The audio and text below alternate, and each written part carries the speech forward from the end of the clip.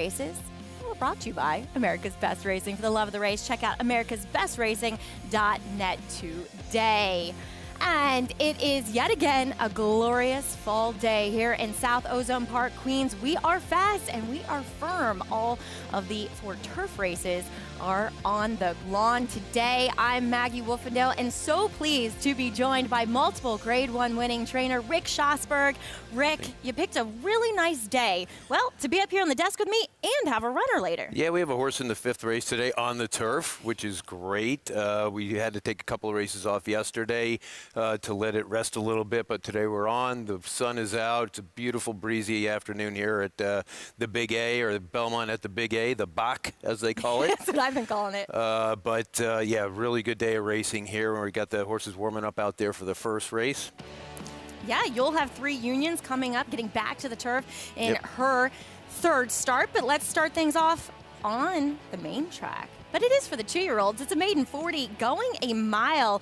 And we'll kick things off with the plain one of the entry. Second and Reed stretching out, getting to a fast track here for Jimmy Ryerson in his 2nd start. Yeah, the horse ran maiden 50 first time out in the slop, coming back on a dry track here, and Trevor McCarthy gets the call here, and the stretch out's probably a good thing for this horse based on pedigree. The other part of the entry, Obscured Clouds, just went by as Winning Connection, another one coming out of that same race.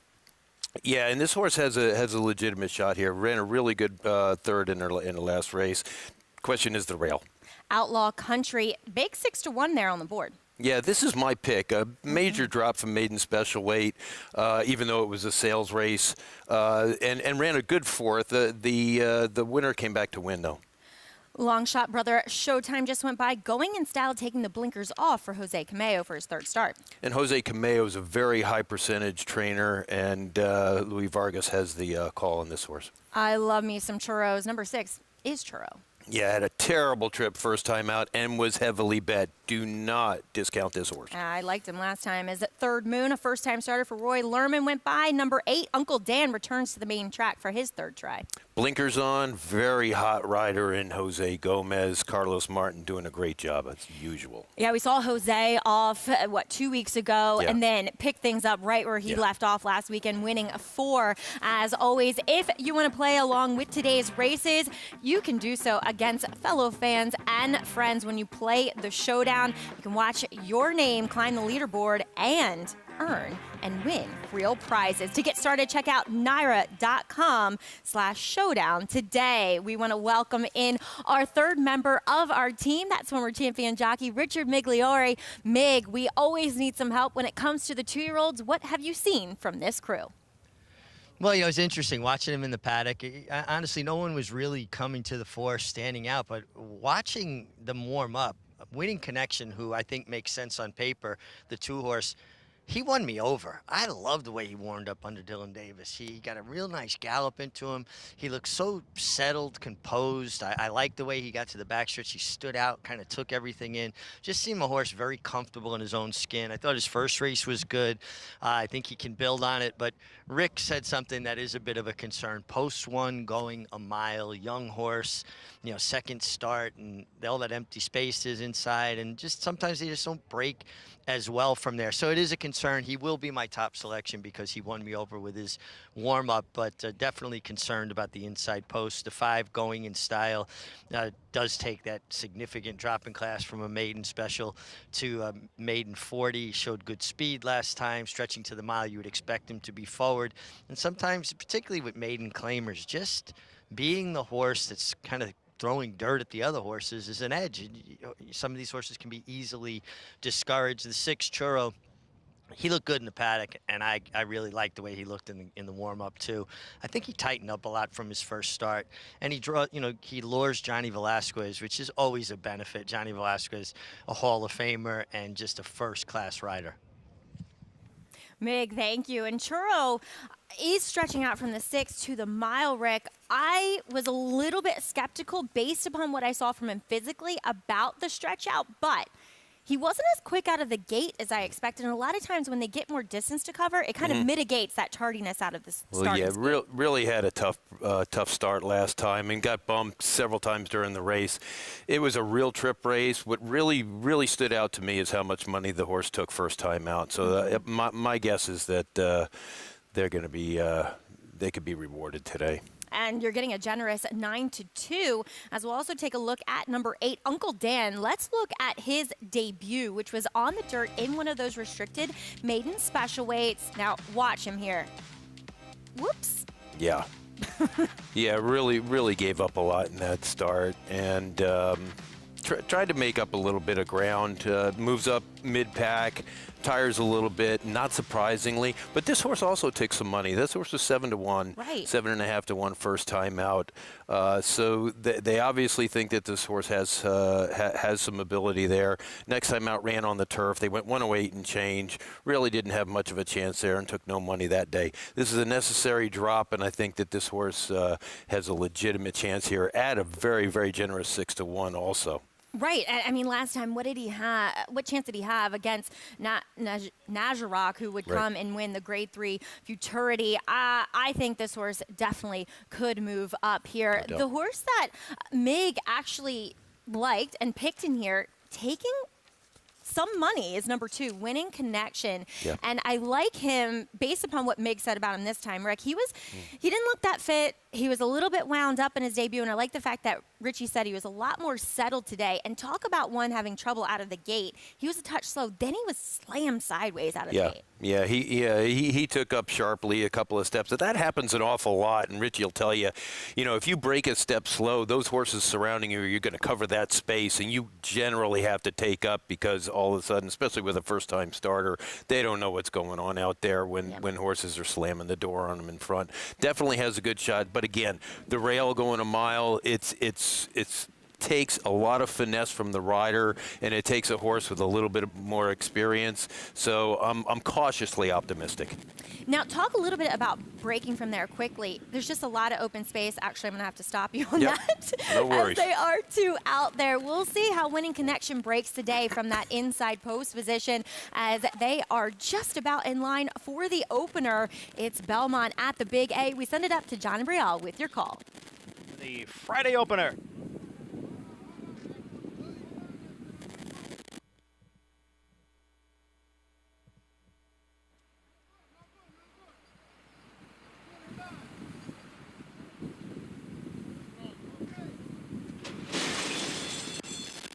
And they're off. Uncle Dan from the extreme outside. Churro now moves on up. And then it's obscured by Clouds, who's racing in 3rd. Outlaw Country is next in 4th. Passed there by Winning Connection, who is gaining down at the rail. Going in Style is next in 6th. Then comes Third Moon in 7th, followed by Brothers Showtime. And Second and Reed is the trailer in 9th as the field races up the Aqueduct backstretch. The opening quarter in 23 and 2/5 seconds. And it's a battle up front. It's Churro on the outside and Winning Connection down at the rail. The two of them are heads apart for the lead. They've got 2 lengths on Uncle Dan, who is in 3rd. Then comes the favorite Going in Style, racing in 4th, 3 lengths off the lead. And on the outside is Obscured by Clouds in 5th. And then Outlaw Country in 6th. They go for the turn. The half mile in 47 and 4. Winning Connection down at the rail. Churro is in between horses. Uncle Dan is on the outside. 3 of them stacked across. And just in behind is Going in Style in 4th. It's a break of a half dozen lengths. Back to Outlaw Country. Second and Reed, who's down at the rail. And on the outside is Third Moon. Now the field comes into the stretch. 3/4 in 1, 14 and 4. And here comes Going in Style now to sweep to the front. Winning Connection continues to battle on down at the rail. It is Going in Style. Winning Connection, a tough customer here, battling back on the inside. It is Going in Style and Winning Connection. They will fight it out to the finish. Going in Style breaks his maiden going a mile. Going in style, the beneficiary of a perfect trip, guided to victory by Jorge Vargas. And Rick, it looks like Jose Cameo could take 2/3 of this early pick 3 as he does send out Tizzy in the Sky, who will be a heavy favorite in the 3rd. Yeah, no doubt about it. This horse had a perfect trip behind some speed, but man, don't take anything away from Winning Connection. The two horse and Dylan Davis really persevered hard. This horse got passed almost by a whole length in the stretch and came back and just dropped by a nose. Dylan won a race for us the other day, very similar to this. We got passed and came on again, but take nothing away from the winner here. And the 3 kind of got to suck up 3rd here with Outlaw Country, but great race for the top 2. Yeah, a long way back to your 3rd place finisher, number 3, Outlaw Country, as we will bring you some winning prices and reactions once we, we'll also talk about the Chelsea Flower in a moment. But this is a horse, Rick, that, the progression of distances just really played favorably into his hands. Last time he went from the 5 to the 7. He's a big son of mastery in here and was beaten by Forbidden Secret, who would return at Keeneland and win quite nicely with a 76 buyer. Yeah, and I agree with you 100% to your point. Gradually stretching out in distance from 5/8 to 7 furlongs, and then finally to the mile distance. Looked like it really set him up well, and a great job. Blinkers off also too. Maybe wanted to settle back off that pace from last time he was caught up in a 22. 3-2 ongoing in style, bred by Claiborne Farm and trained to victory by Jose Cameo. As we'll take a look at our featured race, it is for the 2-year-old fillies going a mile and a 16th on the inner turf course. It's $120,000 Chelsea Flower. And Rick, tax implications. She was a pretty big purchase at Tattersall's. I think they paid like over $350,000 equivalent for her. And they had aspirations to get her into the Breeders' Cup Juvenile Fillies. This is her win, first time out, where she completely dominates a field, including a next-time winner, and stablemate Ligura. Yeah, this was well meant, and they picked a spot where this filly could gain a lot of confidence in her first start, had a perfect trip under Hector Diaz, and then comes back in here, switched to Manny Franco up here in New York. Again, this horse has the rail, mile and a 16th. It's great to be able to save ground, but she had a good trip last time from off the pace, and I think this horse deserves to be even money. But the outside, the smoking eyes, it's in just from the outside there. This horse is going to make her run a little bit too. Now, she's going to try to clear from the outside post, and you would think same tactics involved here as she broke her maiden back here on October 8th. So returning in, just 21 days for this filly. But do you think she's going to be able to do that with the presence of Grand Oak just to her inside, stretching out in distance? Well, to your point, I mean, these horses are coming out of 6.5, 5.5 furlong races. They know they're on the gas pedals right from the gate. But listen, Dylan's a smart rider, and he can stalk from the outside and doesn't necessarily, she's just a baby. She doesn't necessarily have to have the lead, but at least he'll be in the clear. Yeah, so we'll see if Christophe Clement can get another win in the Chelsea Flower. As I said, he has actually won 3 of the last 10 editions, as today's race is proudly brought to you by Claiborne Farm. 100 years of doing the usual unusually well. Don't forget, we have that new wager. It starts in race number 3. Might be a bit of a free square, as I was talking about Tizzy in the Sky. It will be a heavy favorite, and we'll also have that featured 8th race. It is the Chelsea Flower. If you want to play today's races, make sure you do so with a Naira Bets account. If you're not a member, become one today. As always, earn that $200 deposit match bonus, but also a $20, $5 free play when you use promo code CUP25 when you play next weekend's Breeders' Cup World Championships. I always feel, Rick, like it's Christmas when it comes to the Breeders' Cup. Yeah, it's really someday. I just got my hands on the pre-entries here, and it's about 75 pages long with just incredible horses and horsemen and jockeys, and really is an exciting day, and I'll be here Saturday. And a happy winner's circle in today's first race at Belmont at the Big A. Going in Style returns 5-10 for the win over Winning Connection and Outlaw Country. He was ridden and guided to victory today by Jorge Vargas Jr., who is standing by with Richard Migliore. Thank you so much, Maggie. And you were reunited with Going in Style. You actually rode him 5 furlongs his first start, and you rode him with so much confidence stretching to the mile today.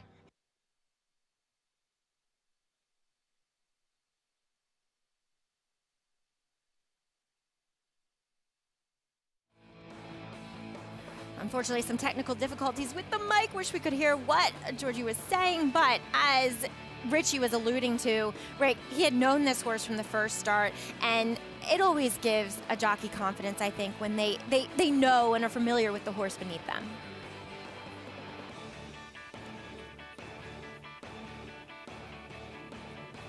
Time when he comes back up from Jersey, and yeah, just the familiarity of knowing the horse's habits and knowing how their mouth feels, it's a great advantage.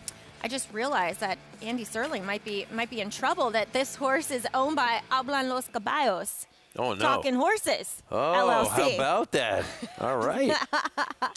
Good segue. Yeah, right. But the son of Mastery graduates here on start number 3. Much more to come on the show, including a stakes pack Saturday as the Kelso. It is one of the featured races coming up, and a showdown between Baby Yoda and the 3-year-old Morello, as both of them getting to the mile here at the Big A. Stay tuned. You're watching America's Day at the Races.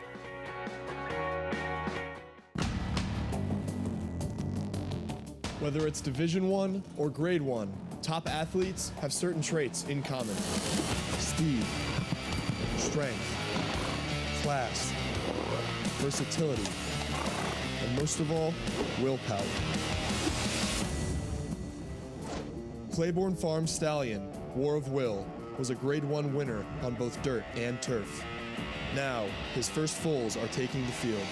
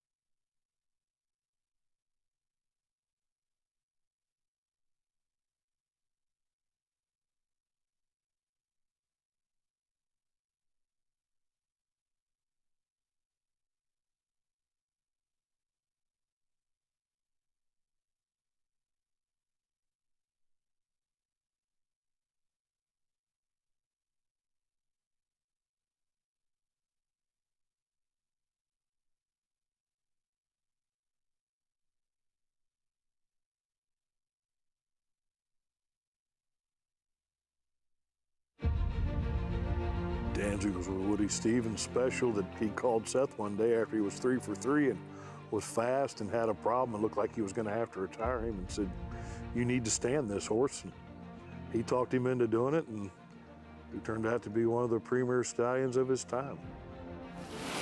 Danzig's one of the legends of Claiborne, and his influence is far and wide throughout the thoroughbred gene pool today. And you'll look through and see a great influence of Danzig, and we're just trying to keep it going here at Claiborne with Silver State, War of Will, and Warfront. So we feel like we're in a great position, especially with War of Will and Silver State, to keep it going.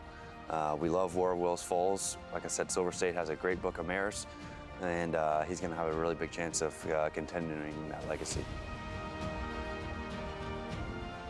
the Danzig line 10 years ago, 15 years ago, people weren't sure what it was going to do.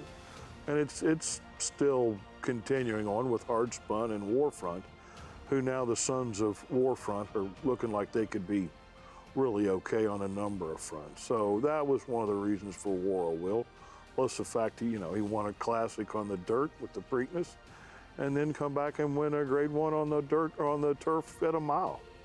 So he's a big, pretty horse. He's gotten well supported, and Mr. Barber's bred a lot of very, very nice mares to him, and the offspring are good so far. The history and prestige runs deep at Claiborne Farm as they bring you our show each and every race day. Welcome back to America's Day at the Races. Maggie Wolfendoe, Rick Schosberg, and Richard Migliori on for you for the early segment as we'll take a look at one of our feature races for tomorrow. But let's jump in our time machine just a year ago when Life is Good. I mean, he made short work of the Kelso field last year. He's really some horse. I mean, here's a horse that's won 9 out of 11 races, and he's going into the Breeders' Cup Classic, winning 3 in a row, and looks like the distance isn't going to be an issue with him. Just look at the way he's crossing the finish line there. It's just like in a gallop in the morning. Now, a lot of people a bit critical of his win last time here at Aqueduct in the Woodward. So are you on that bandwagon, Rick? I'm a no bandwagon criticizing a horse that's won 9 out of 11 races whatsoever. Feel you. So hard to do. Absolutely. I mean, if you look at his last race. I mean, he really just cruised also, and it's a good effort going into the Breeders' Cup. You know, don't criticize anything until there's something to criticize. Exactly. The thing is, he has to face Flightline. I think it's the biggest hurdle he has to Yeah, jump. there's another guy in there called Flightline who's just an absolutely amazing athlete. I mean, you talk about a horse like that, and they've been talking about this in the same breath as Secretariat, but he really has done stuff that's really amazing, this horse, and he has done nothing wrong. He's 5 for 5, and really, he's really taken care of every field he's ever met. And we'll have more on both of those classic contenders. But tomorrow, we are loaded for bear. The Awad, the Kelso, the Bold Ruler, the Pumpkin Pie. But let's take a look at our ABR race of the week. It is the Grade 2 Kelso Handicap, Rick. We're going a mile here. And Baby Yoda, he was becoming kind of this buzz horse last year with many of his sprint race efforts. But Bill Mott, Hall of Famer last time out, in an optional allowance, decided to stretch him out, and he said, maybe this is what I've wanted to do all along. Well, look at the name of his dam. His dam's name is More Than Speed, so he just proved it last time, stretching out to a mile and winning by 10.5 lengths. He's won 4 races this year. Okay, so this horse is going in there with a world of confidence. He's 1 for 1 over the racetrack, and Javier Castellano is aboard again. He was on him last time out. And listen, this horse is a serious contender, and coming off that last race like that, if he doesn't react the other way, this horse is going to be right there. And maybe some people putting some credence into the fact that many actually of these are coming back of somewhat short layoffs, either 21 or 22 days. Does that concern you at all as a trainer? I know Bill Mott expressed slight concern about it. Well, in this day and age, and it's funny because, back in the day, 21 days was a layoff, right? You talk to like Woody Stevens, they ran in the Preakness, the Met Mile, and the Belmont. Right. Like that's they had their prep race in between for the Belmont. Taking him in for psychiatric evaluation these days. But you know what? 21 days. Bill Mott is one of the best horsemen in the country. I've been honored to have been stabled with him when I was a young trainer, and I learned a lot. I learned to shut my mouth and listen a little bit. This is true. Can't do that anymore, though. 21-day layoff for Morello. This is him going back to his Grade 3 Gotham win. Rick, things went awry when he did not get away well in the Grade 2 Wood Memorial. They brought him back, turning him back in the Woody Stevens. Things not quite right. But connections have proven that patience will be rewarded, and he came back and he won nicely down at Laurel back on October 8th. Yeah, it came from off the pace and drew off very nicely. Probably a really good prep race for this with 6 furlongs. You know, he's coming off about the same amount of time as baby Yoda, but he's you know, if you look at his first 3 races, you know, he broke his maiden, the Jimmy Wakefield. He galloped in the Gotham over this track. He's got 4 starts over the Aqueduct track going this distance, and then won 3 of them. Well, looking forward to that Grade 2 Kelso coming up. Kelso, what a venerable racehorse. I mean, he was winning nearly $2 million back in the 1960s, when that was just unheard of. He ran till he was 9. But another Amazing venerable blast from the past. Bold Ruler, as we have the Grade 3 Bold Ruler coming up as well. It's for 3-year-olds and upward, and they're going the 6 furlongs here for this 2022 edition. Now, running Son of a Gun, he's going to step out of age-restricted company for the first time here. This is his start last time, going back to the Gallon Bob. Yeah, Bob. Yeah. What do you think of him, you know, he shows up, he dances every dance, right? But now he's going to have to face some older company. And it's not as if he gets, you know, a significant weight break. No, and this time of year, 3 pounds isn't going to make a whole lot of difference, especially at 6 furlongs. Right. You know, usually that weight will kick in after a mile. But you know, this is a funny track this day. We ran a horse down at Parks this day also. So a lot of horses struggled over the track that day, but this horse ran a game 3rd. He was coming. Louis Saez gave him a good trip, and you know, he's coming back again. Probably he has a little bit of more time. He's had a couple of good, nice, easy works since then. Kendrick Carmouche is back aboard. He knows the horse very well, and he won on him in his past. And I think this horse has a legitimate chance, although he is meeting older horses. He's a cool horse for the late Scott Zimmerman, and I think it's endearing and really, you know, a mighty salute to her late husband, Karen Zimmerman, carrying on the silks in his honor. And this horse, I remember Scott saying to me earlier this year, he may have been the claim of my life. As we'll take a look at Jackson Traveler. He does do a lot of traveling. He is a Maryland bred, so he tries to get down to the old Line State. Yes, quite often. Yes, and Irad picks up the mount on this one for Steve Asmussen. Ran a good second last time out in the Light the Fuse, and prior to that, a good 3rd in the Ben's Cat stakes down there. Before that, won the Maryland Sprint Stake back in May. It does feel as though there could be a good bit of speed in here with the presence of second time in this country, #1 Maras in here. Jackson Traveler isn't slow. Greeley and Ben, the 21 for 36, 8-year-old. It's a really interesting race, and a full field of 10 likely to go postward for that co-featured Grade 3 Bold Ruler. And also there will be a few ungraded stakes on the card as well for the 2-year-old boys on the turf, the Awad, as well as the Pumpkin Pie for the fillies and mares. And then Sunday, Rick. Yeah. It is New York Showcase Day. New York Showcase Day, where we show off what we do here with this incredible breeding program here in New York, probably the best breeding incentive program in the country. And what a great day to show off everybody. The paddock's going to be packed, and the fields are packed, and it's going to be a nice day. And turf racing, dirt racing, long, short, young and old. Can't wait for it. We will always have live coverage of all the stakes action coming up this weekend on America's Day at the Races. But up next, it's race #2 from Belmont at the Big A.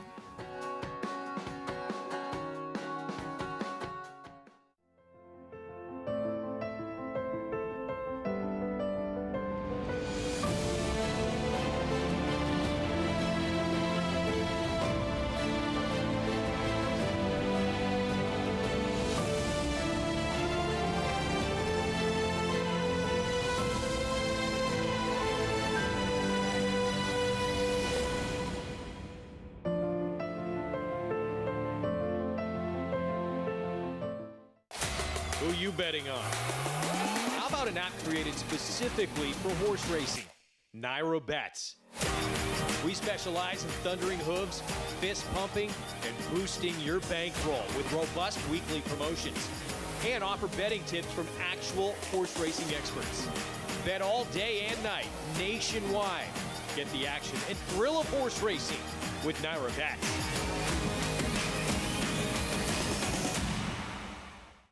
Prolumo is the all-natural, non-medicated, targeted therapy top horsemen choose to reduce bleeding caused by strenuous exercise. We use it for preventative, and also we start horses on it if after a race or after a workout they bleed. The success has been tremendous. Prolumo's active ingredient, Noto ginseng, has proven hemostatic properties. Consult your veterinarian prior to administering. Go natural. Visit Prolumo.com to order today. Launch your thoroughbred ownership experience with Flying Partners Racing, a New York and Florida-based racing partnership with winning percentages over 20% at Belmont, Lone Rock to win, and 25% at Saratoga in 2021. Ice Princess. Limited opportunities available now, with yearling partnerships coming this fall. It is Tell Your Daddy. Meet the Flying Partners team at our open house. Visit flyingpartnersracing.com to learn more. Thanks for tuning in to the program here on FS2. We are proudly brought to you by Runhappy, standing in stall number 1 at legendary Claiborne Farm, the champion sprinter race, medication-free, and was last year's #1 second crop sire by Dirt Earnings. Kicking off the post parade here for race number 2, it is a non-3 for 14. Second off the layoff, the 1A, Mr. Briggs. Yeah, I actually got outshook on this horse back at Saratoga a couple of years ago. And coming off his last race, really a good effort to move forward. First off the claim, fresh gelding for Don't Be Late. Yeah, don't be late, first time gelding, absolutely probably the key to this horse right here. Well, the connection of running Son of a Gun, they send out El Mayor as number 4 is Forever Wicked. Yeah, ran a good race last spring over this track, going a mile. Forestwood Lane, I thought, ran a valiant race last time out. Yeah, we got a rider switch from to Eric Cancel here, and Randy Persaud's had a pretty hot little meet going. Here is your 7-5 favorite, Lord Gatling. I love this horse, very consistent, good closer, always seems to get there, but maybe just needs to get one more push to get the win here. Here's number 7, Majestic Tiger for Gus Rodriguez. Yeah, and this horse ran okay last time, kind of hung there the last part of the race going the same distance, so I would have to say that this horse has to step it up just a little bit, but Javier Castellano's back aboard. If you want to play along with today's races and get all the stats on the horses, trainers, and jockeys, you can download free Equibay's past performances when you visit naira.com/TV schedule to do so, as we need, as always, a little MIG help for this second race. MIG 3-2 on Lord Gatling. He's looking to go 2 for 2 off the Linda Rice claim. Yeah, and you completely understand why he's the favorite, coming off a very big effort last time. I wish I would have seen just a little bit higher energy level from him in the post parade. You know, it just seemed like it took him a little while to really kind of get into the bridle. I thought the 3-horse El Mayor, he really stood out in the paddock to me, and from what I saw, at least when he went by here, I kind of lost him when he got to the backstretch. I just liked the way he framed up. I liked his energy level. I liked the fact that he's dropping down, getting off the grass, switching back to the dirt, and he struck me. And at a decent 7-1, I'm willing to take that chance there on the drop and the surface switch and the way he looked physically. The 4, Forever Wicked, in a day and age when horses don't race that often, this horse is making his 17th start this year. Now his coat looks kind of dry, and he looks like he's a little bit over the top from that perspective. But I will tell you, for a horse that's been running along consistently all year, he carries decent weight. He's not as tucked up as you might think a horse that has raced as often as he had. The 5 Forestwood Lane, he got into the bridle pretty good by the time he got to the backstretch with Trevor McCarthy. I thought his last race was really good, and I think he is very much the horse, at 10-1 that you've got to take a long, hard look at. I'm surprised that he's this price. Same kind of race last time, beaten a half a length. Now, the whole field was basically in the frame there, so maybe you won't think that was a very strong race, but I think he bounced out of that in good order, and he's carrying good weight. And a horse that also comes out of that race, Majestic Tiger, he didn't leave the pony, but he really framed up, and he got on the bridle. And I will tell you, from his coat, that perspective, he really looks the picture of health, and maybe he can find some improvement off of that last effort. Mig, thank you. And Rick and I were just discussing, we're a little bit perplexed by the wagering. We thought Lord Gatling would be the favorite based on that last effort, but it was a race that could have been dressed up by the way that the track was playing that day. But let's take a look back at Lord Gatling's last race. You know, he's down on the rail just, 2 weeks ago. And I think he took advantage of the rail being the place to be.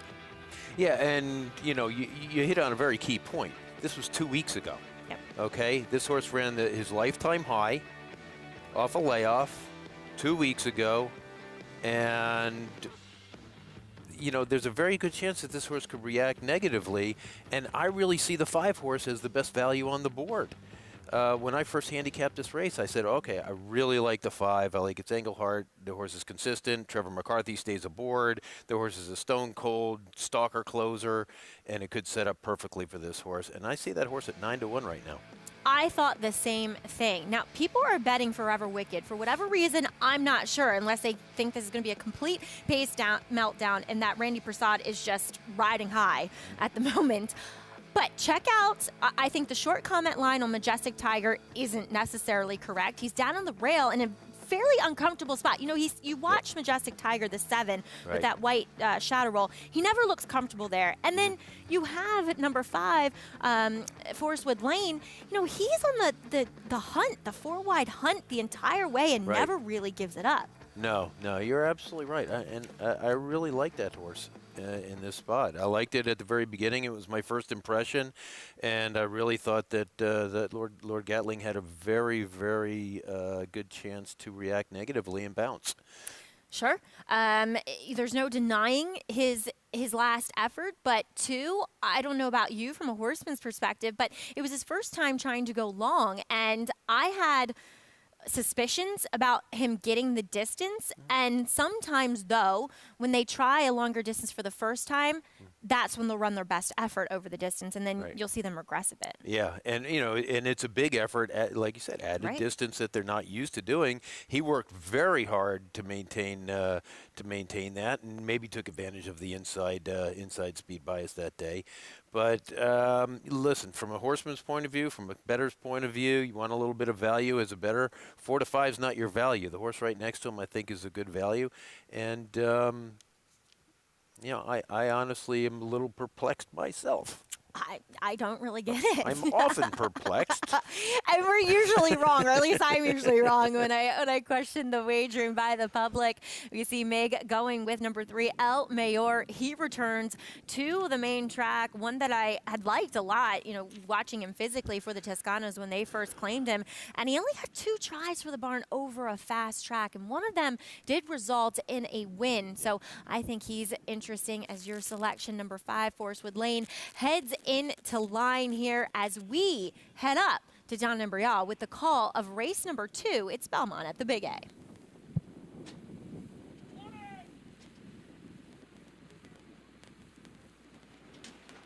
There in the gate.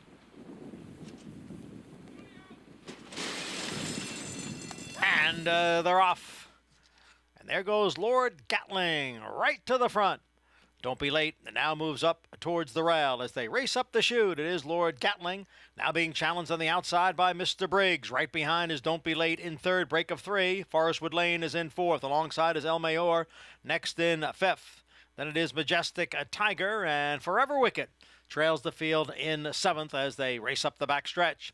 And it is the favorite, Lord Gatling, down at the rail with a narrow lead over Mr. Briggs. The front 2 have opened up almost 3 lengths now on Don't Be Late in 3rd. El Mayor is in 4th, and the opening quarter was run in 23-3. Lord Gatling leads here by a half length. Mr. Briggs on the outside remains in 2nd, 2.5 lengths to Don't Be Late in 3rd as they pass the half-mile pole. It is Lord Gatling by a long neck. Mr. Briggs on the outside in 2nd. Don't Be Late now getting closer in 3rd. El Mayor is next in 4th. Majestic Tiger begins to pick it up on the outside in 5th. Forest Wood Lane is being pulled up. Forest Wood Lane is out of the race. And then it is Forever Wicked. As they come for the top of the stretch, it's Lord Gatling who has the lead. And Don't Be Late has now moved into second. 3/4 in 1:14. Lord Gatling has opened up on the field here. Lord Gatling has a 4-length lead. Don't Be Late next in second. Then it is Majestic Tiger, Forever Wicked on the extreme outside as they come for the 16th pole. Lord Gatling maintaining the lead. Then Don't Be Late and Forever Wicked. It is Lord Gatling to win it at 4-5. Forever Wicked got up for second. Don't Be Late was third. He was wondering about the track a bit, but Lord Gatling goes 2 for 2 off the Linda Rice claim. Took some fresh pressure from Mr. Briggs early on, but didn't seem to matter, right? No, the public was dead on this one, and we were perplexed, and we still are, and that's okay. But this horse ran a really, really good race. Mr. Briggs chased early and then kind of backed off it, and Linda did the right thing with this horse. She claimed him, she dropped him. He won. She dropped him again. He won again. That's the formula for this horse right here. Yep, a pretty chalky start to our early pick 3 and the rest of the card. We'll see if we get any more upsets, but 4-5 on Lord Gatling as he takes them all the way here in race number 2. As we did unfortunately see Forestwood Lane pulled up. If we have any more information, we will pass it along with regards to him. But unofficially, 6-4-2-7 in today's second. It's Belmont at the Big A. Well, as we have hinted at, we've talked quite a bit about the star of the industry. That's Flightline. He arrived earlier this week to the scene of this year's Breeders' Cup at Keeneland, as we'll talk a little bit more about him after this break as he prepares to take on the best of the best in the Breeders' Cup Classic.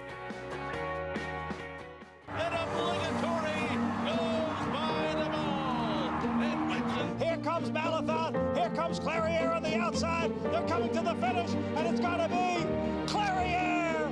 Nest, much the best. She won by better than 10 lengths. Cody's Wish on the outside. Cody's Wish with the upset in the Fargo. Malathaat grabs the lead in deep stretch, and Malathaat has won the Personal Ensign Stakes. Curling, the classic sire.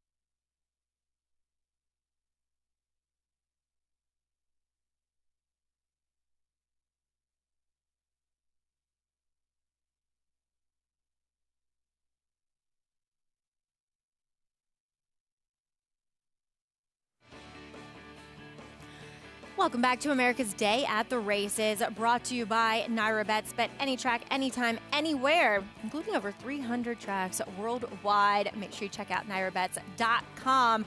As being led into the winner's circle, Lord Gatling for Linda Rice, as Dylan Davis picks up a win here on this Friday card, and he is standing by with Richie. Yeah, thanks, Maggie. And Dylan, you've had success with Lord Gatling before. Rode him today.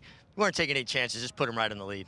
Yeah, Rich, our plan was to go to the lead. We just had a little bit of company, but we were able to shake them off, maybe across that chute and he got real comfortable around the 6th, and then even to the quarter pole, he really had his own way, and fairly easy win. Just a little bit there on the left lead down. He got a little wandering down the stretch, but was able to keep him straight there, and really didn't have much competition for him. Linda did a great job with him today, and thank you for letting me get back aboard. Well, you look like he kind of did swerve out just a little bit when you went after him a little bit left-handed. Yeah, so he was on the left lead there, turning for home, and pulled the left hand there at the 8th pole just so I could see if I could have some more left, and he kind of shied from it. He went out like a few number past, but when I was able to correct him, he threw himself back over to that right lead, and he leveled off after that. Dylan, just talk about the year you've put together. I mean, you're the first-time leading rider, come off of a year last year, won your first Grade 1.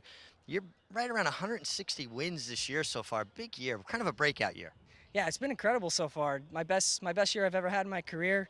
Me and my agent, Mike Migliori, we've put a lot of work into this and sticking it out through New York year-round, and we were able to come out with a title last winter, and we're trying to get it again this year. But everything's really fallen into line this year, and all my hard work has been paying off. It feels great for that, and just always trying to keep on pushing though. We never sit in the back seat. We're always trying to get better and do more. So I'm really happy with the way things are going. Congratulations, keep up the good work, and that's what it is. You got to constantly improve or you're going the wrong way. Who's his agent? Who did he say? I don't know. Some guy named Migliori, Rick. Yes. What the heck? Okay. No, it's great to All in the see, family. Right. See, Mike Migliori, Richie's brother, has the book and has had Dylan Davis's book for several years now. They are hitting on all cylinders here in 2022. Lord Gatling returns 370 to kick off the new middle pick 4, as might get another free square here as a heavy favorite on the outside. Rick currently at 1-9 is number 5, Tizzy in the Sky. Yeah, high speed, high percentage trainer again that we were talking about before. Already has a win on the card. And hot rider Jose Gomez in the saddle. Have you used Jose Gomez a bit? Oh, yeah. Yeah, and we have a couple of races scheduled for him before the end of the year, too. Oh, great. Yep, looking forward to it. You have announced that you're retiring from training, but not from our show. No. By the end of the year, as many other hats that you wear. But, Rick, it's very rare that we see two greats, two horses of a lifetime come together in the same year. And they're not the same breed. One's a thoroughbred, one's a standardbred, as we'll have the story of Bulldog Hanover. That is trotting superstar, as well as our thoroughbred superstar, Flightline, after this break. Eclipse champion Runhappy, the #1 second crop dirt sire of last year, is back and showing a new dimension with winners on turf, dirt, and all weather. A record-breaking sprint champion, Runhappy is also siring winners at all distances, from 7 furlongs to 1.25 miles. A sire whose runners can carry his speed over all distances and all surfaces. Runhappy, price for value, and standing strong at Claiborne Farm.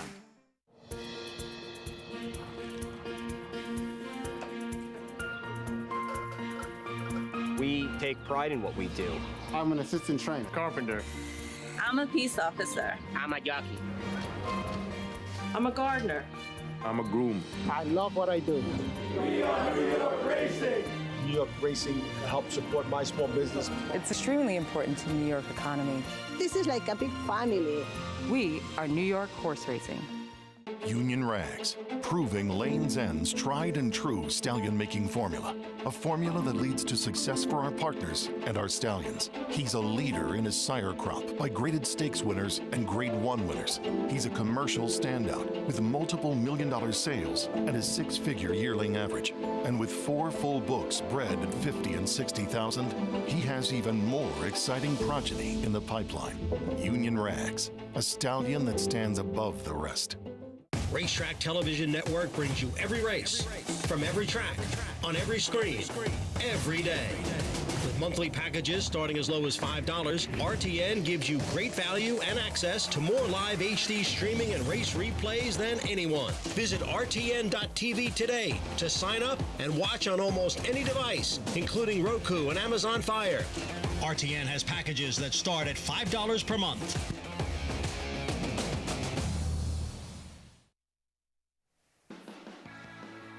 Thanks for tuning in to America's Day at the Races. Halloween, it's right around the corner this Monday, as we are proudly brought to you by America's Best Racing. For the love of the race, check out americasbestracing.net today. Well, not only do we bring you some preliminary Breeders' Cup coverage, we had the Breeders' Crown on our network on FS2 starting at 9 tonight. They, too, have kind of the night of future stars with their young horses. And then tomorrow, they will have the big races and coverage starting there or here on FS2 at 7:30. Well, as I was saying before the break, it's pretty rare that we have two generational horses come together and test the greatest that we have on either breed, whether it's thoroughbred or standardbreds. But this year we have just that. Flightline will try his hand at the Breeders' Cup Classic to remain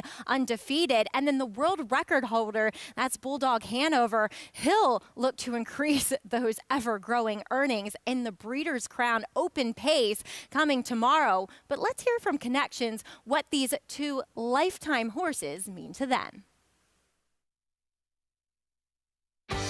Flightline and Bulldog Hanover have captured the hearts and minds of people all over the globe and may just be two of the greatest individuals thoroughbred and standardbred racing have ever witnessed. The following, the social media presence, the tweets going out like, hey, Flightline's going to work on Saturday and he's going to go at this time, and it just spreading like wildfire. And you really start to see it first on the West Coast, but even now nationwide, the greatest naysayers are in awe of Flightline. It's been really amazing to watch this. The last few weeks especially, going to Indiana, the fans were coming out. Had a huge crowd there for that race. Going to Ohio, it was tremendous. I mean, the fans, it was just a steady stream of fans coming to see him in the paddock. Here in Lexington, it's been unbelievable. He's really the people's horse right now. Flightline generated buzz when he was purchased for $1 million as a yearling. The son of Tapp had demonstrated he was worth every penny when he debuted for trainer John Sadler. A potential star here, Flightline, wins by double digits while wrapped up. Flightline continued to soar in his next 4 starts. His final time in the Grade 1 Malibu Stakes was assigned the best speed figure in North America for 2021. Flightline, a superstar, is dominating the Runhappy Malibu, and he's going to turn this into his easiest win yet. It was time for Flightline to log some miles. This resulted in another facile score in the Met Mile over Speaker's Corner and Breeders' Cup Sprint champion Aloha West. On Belmont Stakes Day, we're New Yorkers to have it at our home track. He didn't break well. He had some traffic problems early in the race. It was a race that really showed he could overcome adversity. Everything was going against him, and he still beat Grade 1 horses by open lengths. But his most recent engagement in the Pacific Classic was one of the most scintillating performances in decades. And let's see, Flavion Pratt just shakes the reins at Flightline. And take a good look at this, because you're not going to see this too often, maybe never again. Flightline, 20 lengths clear. Flightline stopped the clock just shy of a track record. His speed figure is the second highest recorded of any thoroughbred on dirt since 1992. Then there is Bulldog Hanover. Like Flightline, his 2022 campaign has been nothing short of brilliant. He is the swiftest standardbred to ever set a hoof on a racetrack and the only horse to ever stop the clock below 1 minute and 46 seconds. Bulldog Hanover, Rocky Road Hanover, and then Tattoo Artist. It's Bulldog Hanover, 1:45 and 4. There it is, the fastest mile in harness racing history. It doesn't get any better than that. Wow! Across the line and the teletimer popped up 45 and 4. I almost did a double take. I was sort of double cheeked it. I was like, That happened? It took a world record equaling mile by Allywag Hanover to snap Bulldog Hanover's win streak. But his reputation was not tarnished in defeat. It's an emotional thing for me. I've just been in it so long, had some great horses, but to get a horse like this at this stage in my career, it's great. All eyes will be on Bulldog Hanover's bid for a breeder's crown. He has, however, already proved he is the horse of a lifetime, as has Flightline.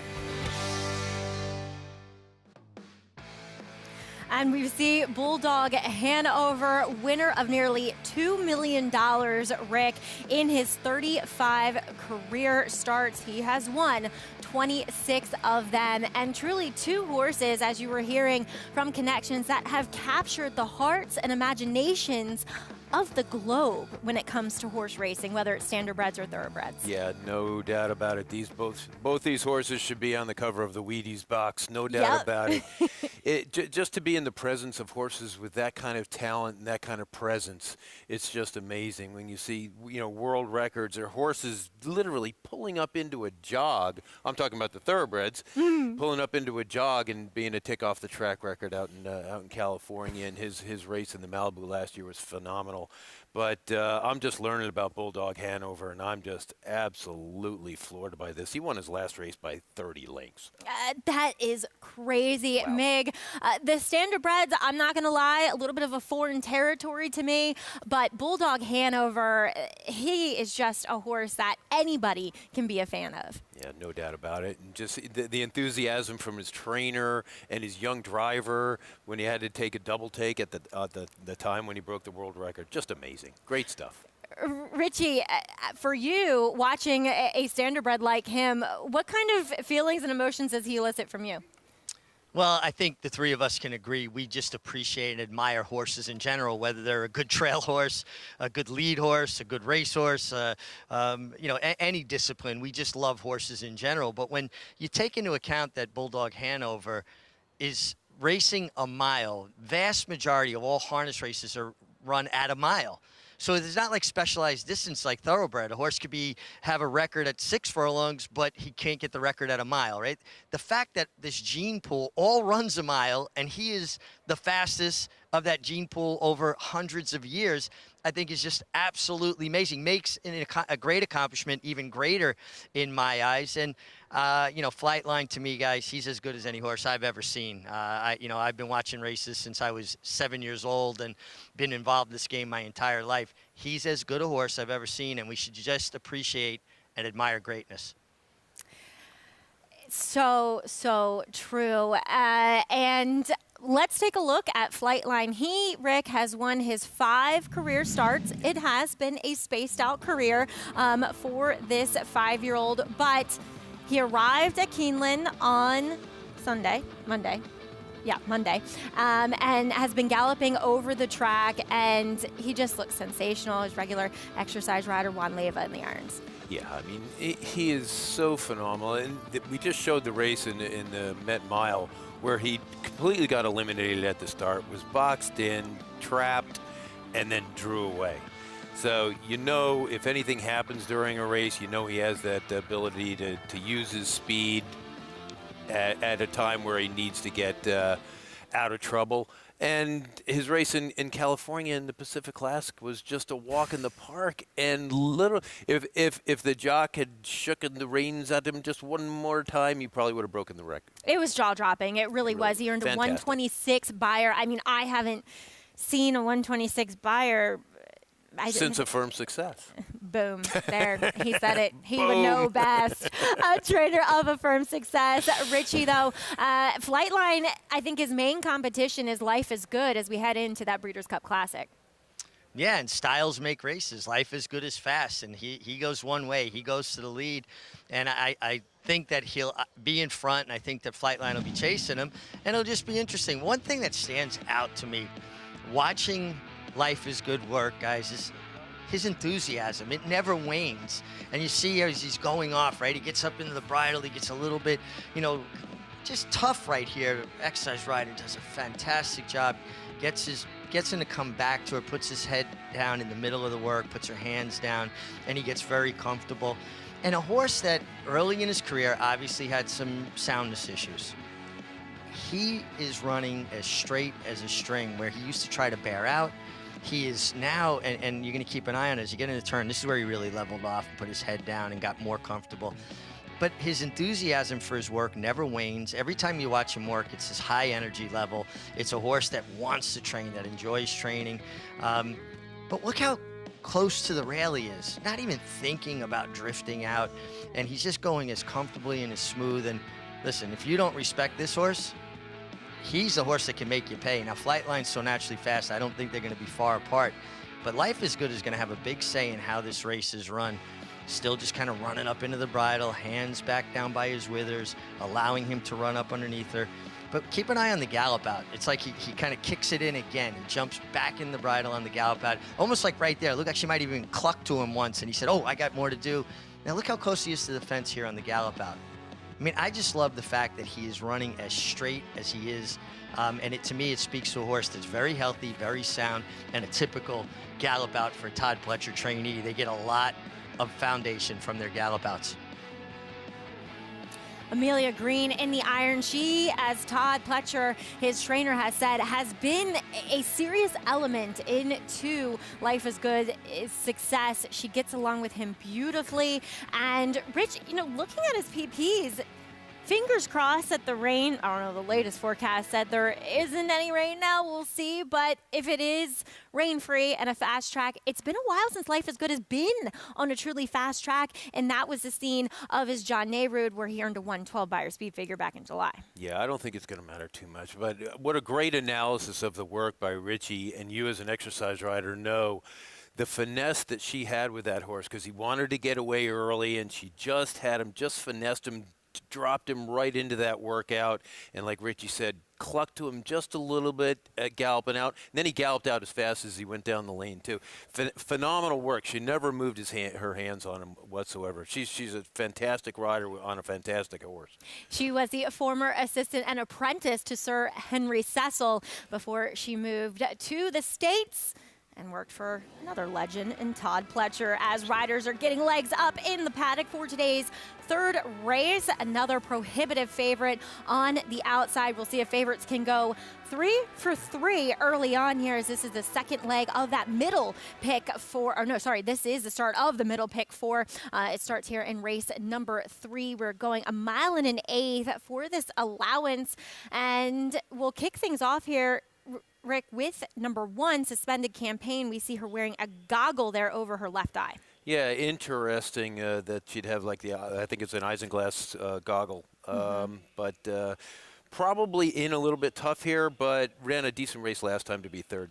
Wasp finally gets back to a fast track as she is the main threat to the favorite. Here's number 3, Vienna Code. Yeah, Vienna Code is Eric Cancel's back aboard, and he's been on her for most of her races, coming out of a New York bred stake race. Dramatic step up in class off the 8-day layoff is number 4, Carrick. Yeah, coming out of a 12.5 where she ran okay. All these horses are pretty much stretching out to 1 1/8 miles, so that might be the difference here, but she's probably in there for a minor share. Speed and the favorite, number 5, Tizzy in the Sky. And well worthy of, I don't know about 1 to 9, but certainly heavy favoritism in this race, coming off a very big score, and look like stretch out is not going to be an issue here. Daughter of Sky Kingdom. She efficiently won her maiden last time out. Joel Rosario has been aboard for all 3 career starts so far, but apprentice Jose Gomez is going to climb aboard, and she'll get the 5 pounds off, as well as more, considering she's a 3-year-old. Here is that maiden score back on September 23rd. Yeah, look how easy she's going here. Had a half a length lead, turning for home, and then just extends under Joel Rosario without any urging whatsoever. Switch to the apprentice here. Again, she gets in really light with a feather here at 115, and don't know if she's even going to need that. You mentioned when we were discussing the weights going back to the bold ruler, and mentioning that it doesn't matter quite as much going shorter, but we're going 9 furlongs here. How much is it going to matter? Yeah, I mean, it certainly makes a difference the further you go, because the horses are fatiguing a little bit more, albeit they are going a little bit slower. But I don't, just looking at it on paper, she looks like the standout here, and she could probably tote the whole 120 here. But they still have to go once around, and there's some other horses here that are going to make her do it. As we will check in with Richie for his thoughts on the current 1-9 favorite. Meg? She's lone speed. I just don't see anybody that can entertain her early on. And you get Jose Gomez, so you're getting a 5-pound break in the weights, riding an apprentice that sees a race well. You know, that's when you're really stealing, get an apprentice, when they're as seasoned as Jose is and ride a very smart race. So he's getting anywhere between 7 and 9 pounds from his rivals on a horse that looks like she just has a huge pace advantage. That's really tough to overcome. The 2, Wasp, came from, you know, further back last time on a sloppy track, has shown speed at times. And if there's going to be an upset, she's the most likely upsetter. Obviously, the board even tells you that. But I really just don't see how they overcome the pace advantage that the 5 Tizzy in the Sky has. I will say this. He needs to leave the gate quietly and allow her to take him to the lead. He can't kind of squeeze her leaving there. He could set her off. And, you know, Joel Rosario's got such kind hands. Horses run up into his hands. So you're going from Joel to an apprentice who's got a lot of ability. But he needs to break very quietly and allow her to assume the lead. Don't force her to the lead. And the 1 suspended campaign, you guys made mention of that, Isinglass Cup. She... you know, obviously being inside with a horse like that, they use that goggle because they probably have a scratched cornea or some sort of ulceration in the eye because of getting kicked back. So just a post 1 for a filly like that, it's just not an ideal situation. But she looks good from a physical perspective, and she actually warmed up really nice under Manny Franco. Meg, thank you. And Rick, how much can horses see out of that goggle? Honestly, I've never asked them, but if they haven't, they haven't told you. They have not told me, but, and I keep asking. No, you know, if she does have and it could be an old injury where it's just, you know, a little bit of cloudiness, and they just want to protect the cover of the cornea, as Richie talked about, a possible ulceration. But you know what? Horses are very adaptable. Mm-hmm. And I have had horses that have had eye injuries in the past, and they don't have full vision, and they tend to. And there's several horses at Uno Ojo. Yeah. Ironically, his name's Uno Ojo. Some of my favorite horses have been one-eyed. Yeah, exactly. Mm-hmm. We had one way back in the day called Edge of Wisdom that Walter Kelly trained, and I was his groom when I was like 11 years old. Don't tell the DOL that. But no, it's they okay. are very adaptable. I participated in that type of labor myself. So. Yeah. But they are very adaptable, and it may not affect her whatsoever. I think what's going to affect her the most is a horse named Tizzy in the Sky. Yeah. Suspended campaign is coming off a bit of a layoff, but right to her outside is the New York bred by American Pharoah, Wasp. Last time out, she was wired by Missy Greer. This was back on October 2nd. It was a very wet racetrack, and I just feel as though it was a little bit tough to be able to maybe make up ground on a mare who was able to do things her own way. And Wasp, she was kind of slow out of the blocks. Yeah, and the race before that, she had been on the lead and tired to third, so maybe they changed the tactics on her because she was fading in her last race before that, and then she was coming on good here for a second. But again, you're chasing lone speed. The horse is going to be out there on her own, relaxed, galloping along with no competition, no stress, and she's got her work cut out for her here. And Flavian knows her very well. He's ridden her the last 4 starts. This is his 5th in a row, and she's been second or third every time. So she's a logical second choice. Well, Linda Rice just jumped. Frog leaped Todd Pletcher into second place in the trainers' standings as he's currently third with 16 wins. We'll see if Wasp can get him back into a tie for second place as we are approaching the end of this meet. Sunday will be closing day here for Belmont at the Big A as we will kind of move over to regular Aqueduct? The regular Aqueduct, yeah. The Big A at the Big A. Yes, as we will check back in with Meg, Meg, did you like riding these short field races? Because it often turns into a rider's race. Yeah, and you've got to think. You've got to figure out ways to maximize your horse's ability, maximize your opportunities. Now, if I'm on Wasp and Flavian Pratt, knowing that your favorite Tizzy in the Sky is very much the horse to beat, even though I wouldn't be intending to try for the lead, I'm going to try to come out running like I want the lead and hopefully, in effect, make Jose Gomez panic a little bit and ask her and hope that it makes Tizzy in the Sky a little rank. If you let her gallop to the lead, which it looks like she should be able to, and prick her ears up and just kind of get very comfortable, you're not going to beat her. But if you come out and make him go, oh, no, someone's going to try to outrun me, I've got to go, suddenly now she's in the bridle. She's not going to come back as kindly. Her ears aren't going to come up.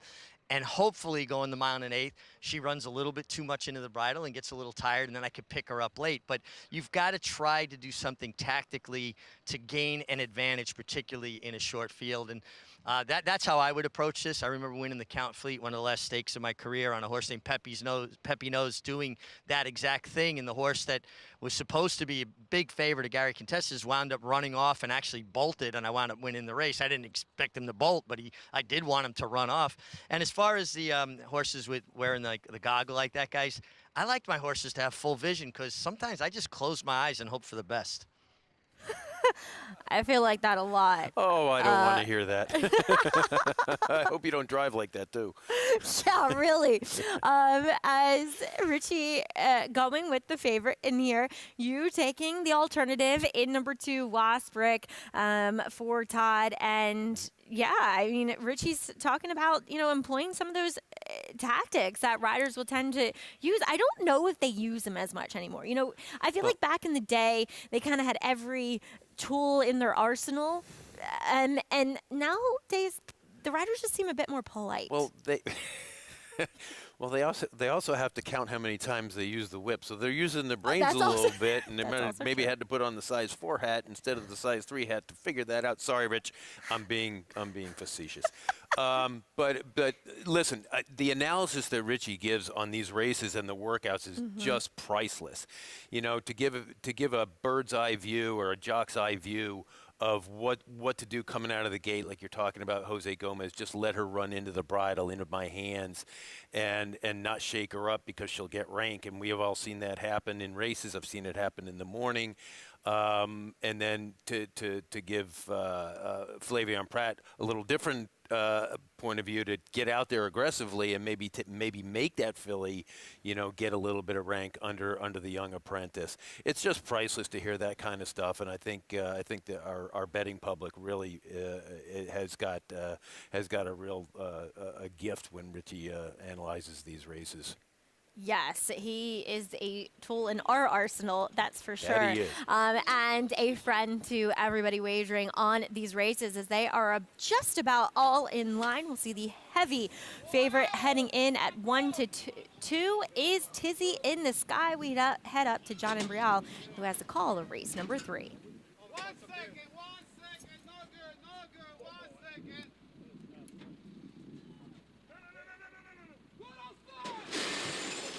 And they're off, and it was a good start for Tizzy in the Sky from the outside post. She wants that lead, and she's got that lead going into the clubhouse turn. Tizzy in the Sky quickly opens up on the field here. Tizzy in the Sky has a 4-length lead as they go around the turn. Vienna Code racing in second. Down at the rail is Suspended Campaign in third. Wasp is alongside, and Carrick trails in fifth. It is Tizzy in the Sky, the heavy favorite here, who leads now by a little more than a length. Vienna Code sits in second through a quarter in 24 and 2/5 seconds. And then it is a Wasp and Suspended Campaign. Those two are right together, third and fourth, and Carrick is at the back. They race midway up the back stretch with Tizzy in the Sky leading here and controlling the pace in front by 2 lengths. Vienna Code second. Suspended Campaign is third by a 1/2 length with Wasp on the outside, and Carrick remains the trailer. 1/2 mile in 49 and 4. Tizzy in the Sky shows the way as they head for the far turn. Tizzy in the Sky, the 1-2 favorite, in front by a length and a half, now by 2. Suspended Campaign coming through down at the rail. Vienna Code is in between horses. Wasp is on the outside. Farther back is Carrick, and they are chasing Tizzy in the Sky to the top of the stretch. 3/4 in 1:15. Tizzy in the Sky has built a 5-length lead. And then it's Wasp, Suspended Campaign, and Vienna Code. Carrick trails. Tizzy in the Sky leads with 3/16 to the finish. Tizzy in the Sky and apprentice Jose Gomez. They've been in front right from the start, and now they have a 7-length lead, 8-length lead, and pouring it on, Tizzy in the Sky. Much the best front-running winner here. Suspended Campaign. The long shot in the field completes the exacta. That was a walk in the park for Tizzy in the Sky, the third consecutive favorite that we've seen on this card. And Jose Gomez, Rick, doling out some pretty tepid fractions. Yeah, he actually came out of the gate a little aggressive and had to grab her a little bit going around the turn, but he got away with some pretty even 12s. And then the second quarter was really slow to almost get a half and 50. And then it was all over there. The 2-horse made a bit of a run, but, you know, our little Isinglass filly on the rail, Suspended Campaign, ran a doggone good race with under Manny Franco. He tried to get up there and get the job done and get a good second. Well, you got some value underneath as we saw number 1 Suspended Campaign go off at 23-1. So 1-2 over 23-1 here in race number 3. Jose Gomez and Jose Cameo, who picks up his second win on this card, and they will find themselves in the winner's circle for Kim Don Racing LLC, as we have more racing to come here on the other side of this break, including the Pick 6.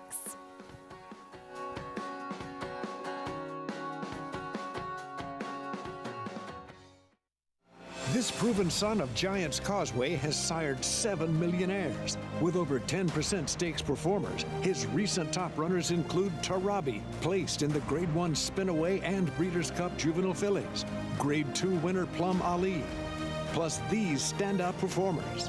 It's a Bushido coming down to the wire in the Ontario Racing Stakes has run them ragged. A proven value sire. First Samurai, standing at Claiborne Farm.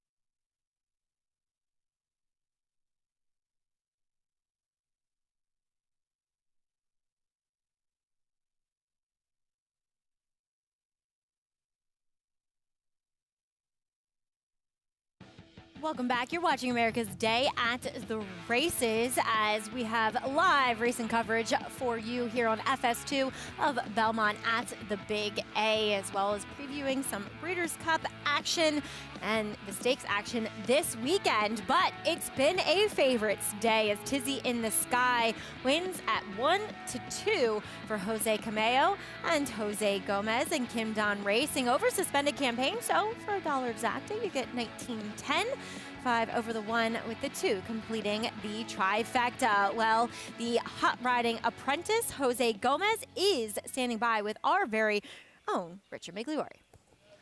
Yeah, Jose Gomez has put together some sensational kind of year, and he has his apprenticeship into next year, so a full year with the bug.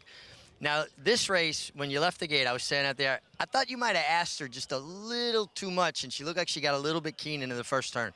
Yeah, I mean, but I just want, because she's a little funny in there, you know. She's kind of at you have to open the front gates with her. I just wanted to make sure she'd come out of there running, you know, because sometimes they might freeze a little bit, want to stay and break a little. Make sure I was out of there good. Now, midway to the first turn, excuse me, you kind of had to get a good hold of her, slow her down a little bit. Looked to me like your saddle moved a little bit. Did it slip? Yeah, it was moving up a little bit, yes, sir. Yeah. And yeah, when it gets like that, you feel a little uncomfortable. But I try to work with her as best as I could and not mess with her too much or not really let her go right away. But it sometimes happens, yeah. Yeah, but once you were able to put your hands down, going to the far turn, it looked like everything got very comfortable. She looked like she won with a lot left. Oh, yeah, she's nice. I was watching her races before, and it always seemed like she was going a little short. You know, she'd come running at the end.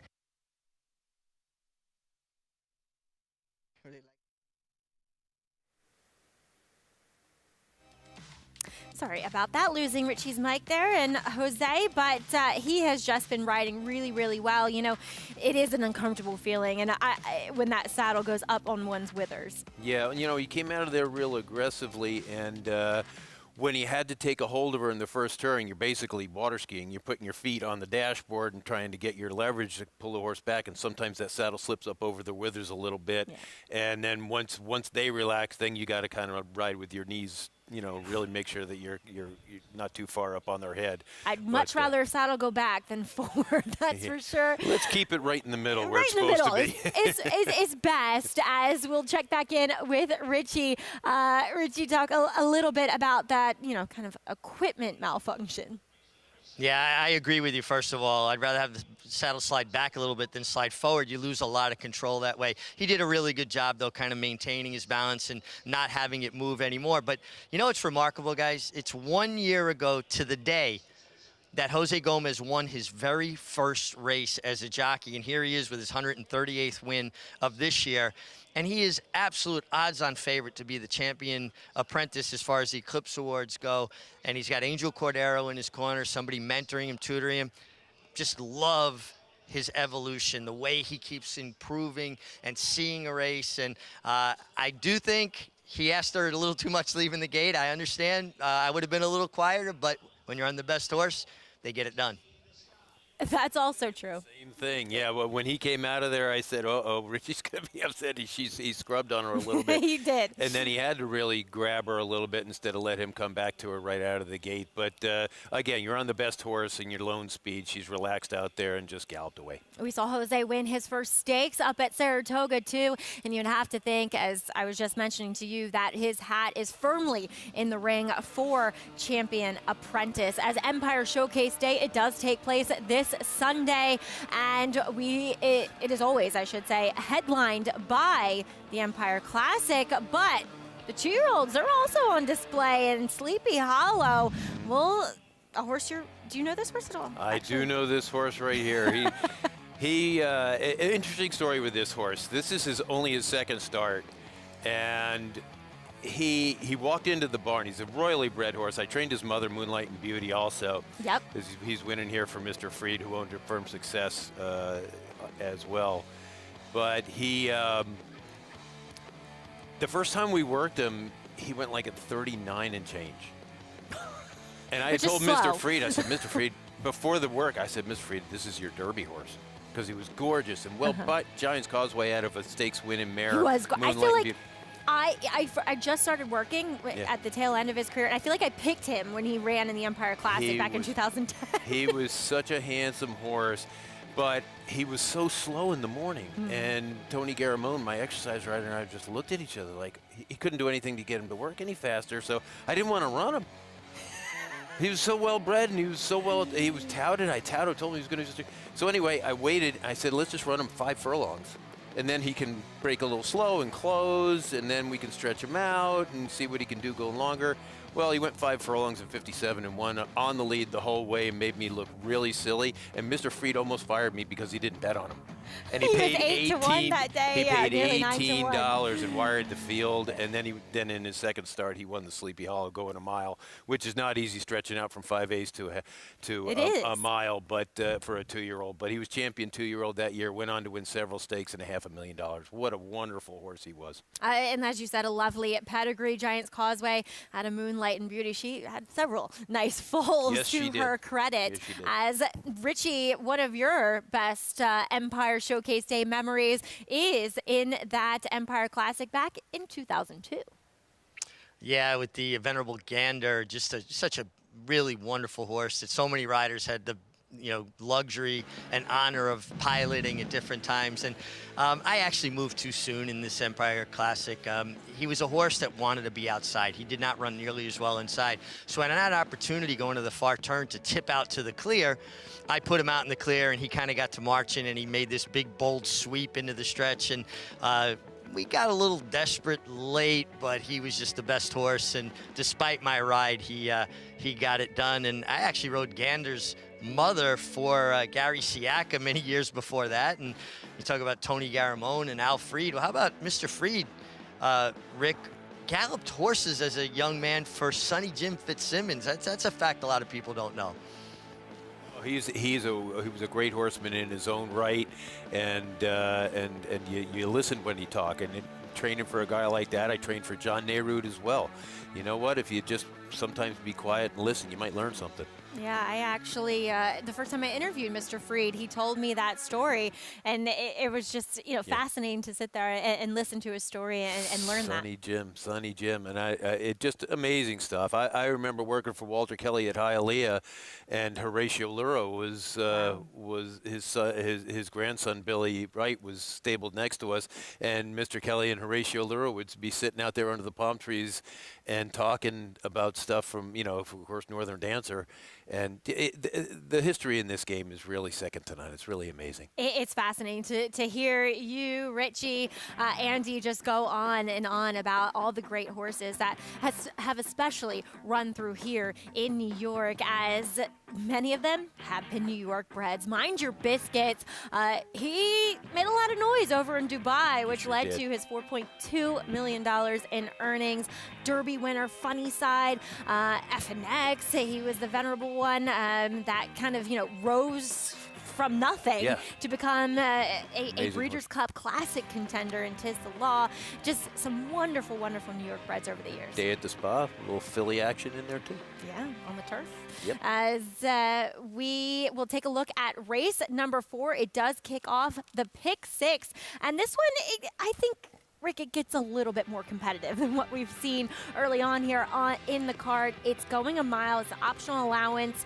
And Silvestri, she is your current 2-to-1 favorite. And she won quite handily and nicely, going the 1 turn 7 furlongs up at Woodbine for her North American debut. Now she'll have her stateside debut for Christophe Clement. Yeah, with Dylan Davis aboard. I got befuddled when I started handicapping this race because I didn't know whether the turf was going to be soft or firm. So I started picking outside horses, then I picked the inside horses, and I probably just messed up the entire thing. Always trust your gut. I've always learned to trust your gut. First instinct. There is Silvestri in the paddock. We'll see how she fares here in her New York debut for Christophe Clement. More to come here on America's Day at the Races.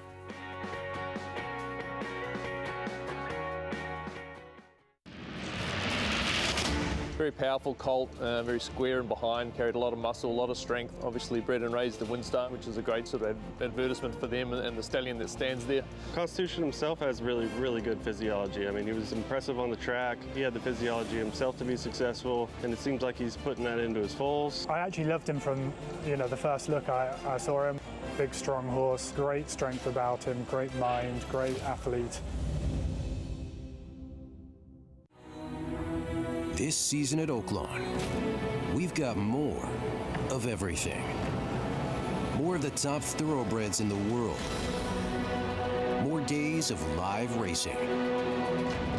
And the largest purses in our history. All at a completely reimagined Oaklawn. Come be a part of this historic season at our Arkansas's only casino resort.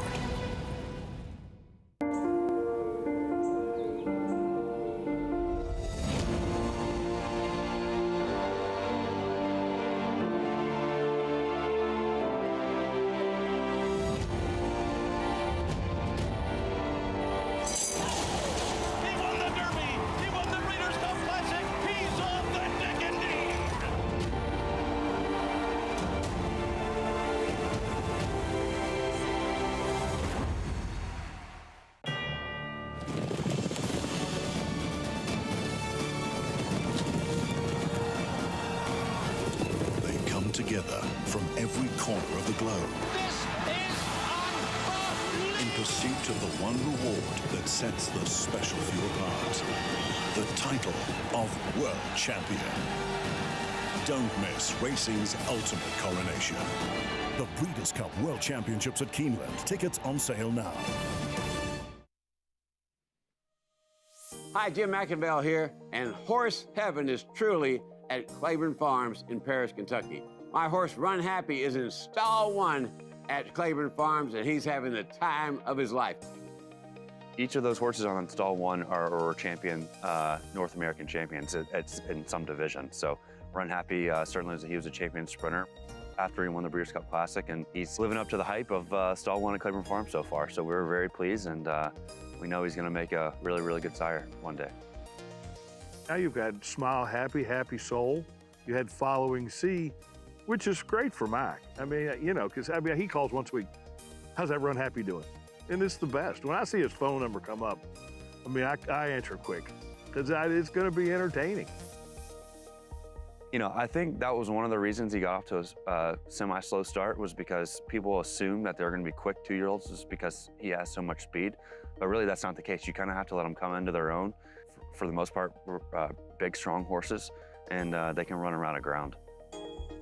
You know, I think everybody expected because he was a sprinter there'd be 2-year-olds, and it didn't have to be that way. And when you see him, you know, he probably, you know, he's not really built like a sprinter, so you could see why he would be 2 turns. I think being a sprinter, people were expecting him to come out and be so very, very precocious and fast, and really we've seen him excel really at longer distances. Smile Happy for one, you know, he won the Kentucky Jockey Club at 2, going 2 turns.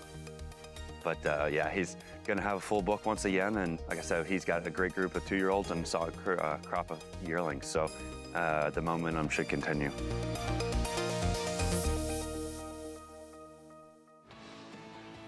Runhappy proudly standing at Claiborne Farm and campaigned by Jim McInville, who, Rick, just one of, you know, the shining lights in this industry. I mean, he puts his money where his mouth is, that's for sure. And he has done an excellent job in marketing Runhappy. Yeah, and not only that, he's very philanthropic to where he lives. His community. I mean, yeah, the community. When they had all the weather issues and the floods and everything like that, he just said, "Come on in, take what you need. I will take care of you." He really is a unique individual and a much loved person in the racing industry, notwithstanding. Not to mention, I love our interviews when we get to have him on the show. Oh, boy. He reminds me of John Malkovich a little bit. He looks like John Malkovich. Yeah, totally. Yeah. As we will check in with our champion jockey, that's Richard Migliotti, standing by for this Race 4 Paddock Report. Maggie, I'm a big fan of inside posts going 2 turns, especially in turf races. So it's all about the inside 3 to me, starting with the 1, Angel Palm. I like her getting back to the mile distance. She's tactical. She has enough speed if nobody goes that she could make the running. She's won that way. She can also sit that coveted pocket trip, depending on what the 5, Merthin Merriment, does, who I think could play out to be the main speed. But you never know what decisions are made once the gates are open. Angel Palm, to me, looks fabulous here in the paddock, and I think she makes a lot of sense, and 4-1 seems like a decent price. At least that's what she was when I looked a few moments ago. Oakhurst, really like the way she looks physically, but I also like her turning back in distance. I think the mile is much better, more suitable distance for her. She stretched out to a mile and 3/16 against Tougher in the Saratoga Invitational, the Saratoga Oaks, excuse me. Then the Virginia Oaks, she was basically hung out wide to nowhere the entire trip. Turning back, she should have a much more comfortable trip and dropping in class. And the 3, Silvestri, comes off a nice win in her North American debut up in Canada. I'm not sure about what she was running against there, but that was off an extended layoff, and she certainly could take another step forward. Yeah, she was facing some more kind of starter allowance types, I feel like, in that allowance race up at Woodbine. Silvestri in here, Rick. But you always, Christophe Clement actually, despite as many European imports as he gets, doesn't have that great of numbers with their first start in North America. So the fact that she won, there's every reason to believe that she could take another step forward as they're having a little bit of trouble just getting the halter off her there. Yeah. Well, I don't know if that's a good thing or a bad thing. If if he's diverting from his paddock, the 3 horses giving us a little bit of trouble. Yeah, in that's the paddock. Silvestri. That's Silvestri. Yeah. It's weird for horses walking up that ramp, I will say, if they haven't done it before. Yeah, and there's a little bounce to it with those Right. with the bricks. So here's Angel Palm. Richie's picked from the inside. And Oakhurst, what was her excuse last time in a very disappointing effort in the Virginia Oaks? Don't know. I'm going to throw her out. I have her actually picked on top. All right. Vote of confidence, making her first start for Michelle Nevin, as it looks like they have gotten Silvestri coerced by the outriding pony. Miguel Gutierrez handing her off to the pony Silvestri. Yeah, and again, if she repeats her last race, she's going to be very tough. She's stretching out from 7/8 to a mile. British bred by American Pharaoh is Lashara. Maybe she can get back to some of her better efforts. Yeah, listen, her race 2 back in the slop wasn't bad, and you go back to the race right before that, she got beat in neck with Jose Ortiz in the saddle going a mile and 1:33. Trevor McCarthy gets the call today. Yeah, by Evie Jets, who's taken her Noble Damsel as Mirtha Merriment. Ooh, interesting rider change to Eric Cancel. Yeah, Carmouche won on her last time. Not sure what the deal is there. Definitely looks like the main speed in here. Number 7, Bramble Bay. She just went by. She could be a pace factor as well, stretching back out from the 5 as number 8 is toned up. Yeah, Bramble Bay I kind of like. She comes from off the pace. She won a stake in her last start down at Monmouth Park.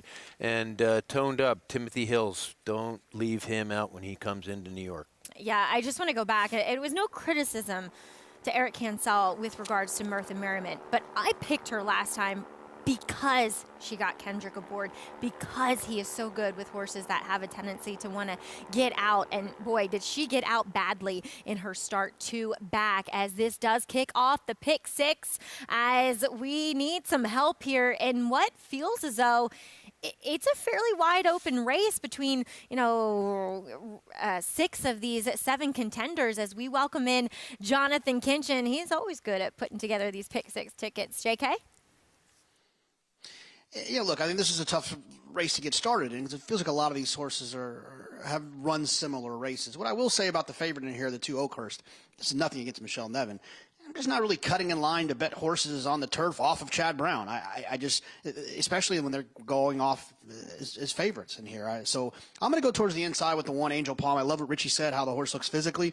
This is a horse that's going to take has some tactical speed, drawn down inside, tactical speed, drawn inside. And one of the best on paper is one of my favorite combinations in turf races, because you know that Angel Palm's going to be able to save some ground on the inside.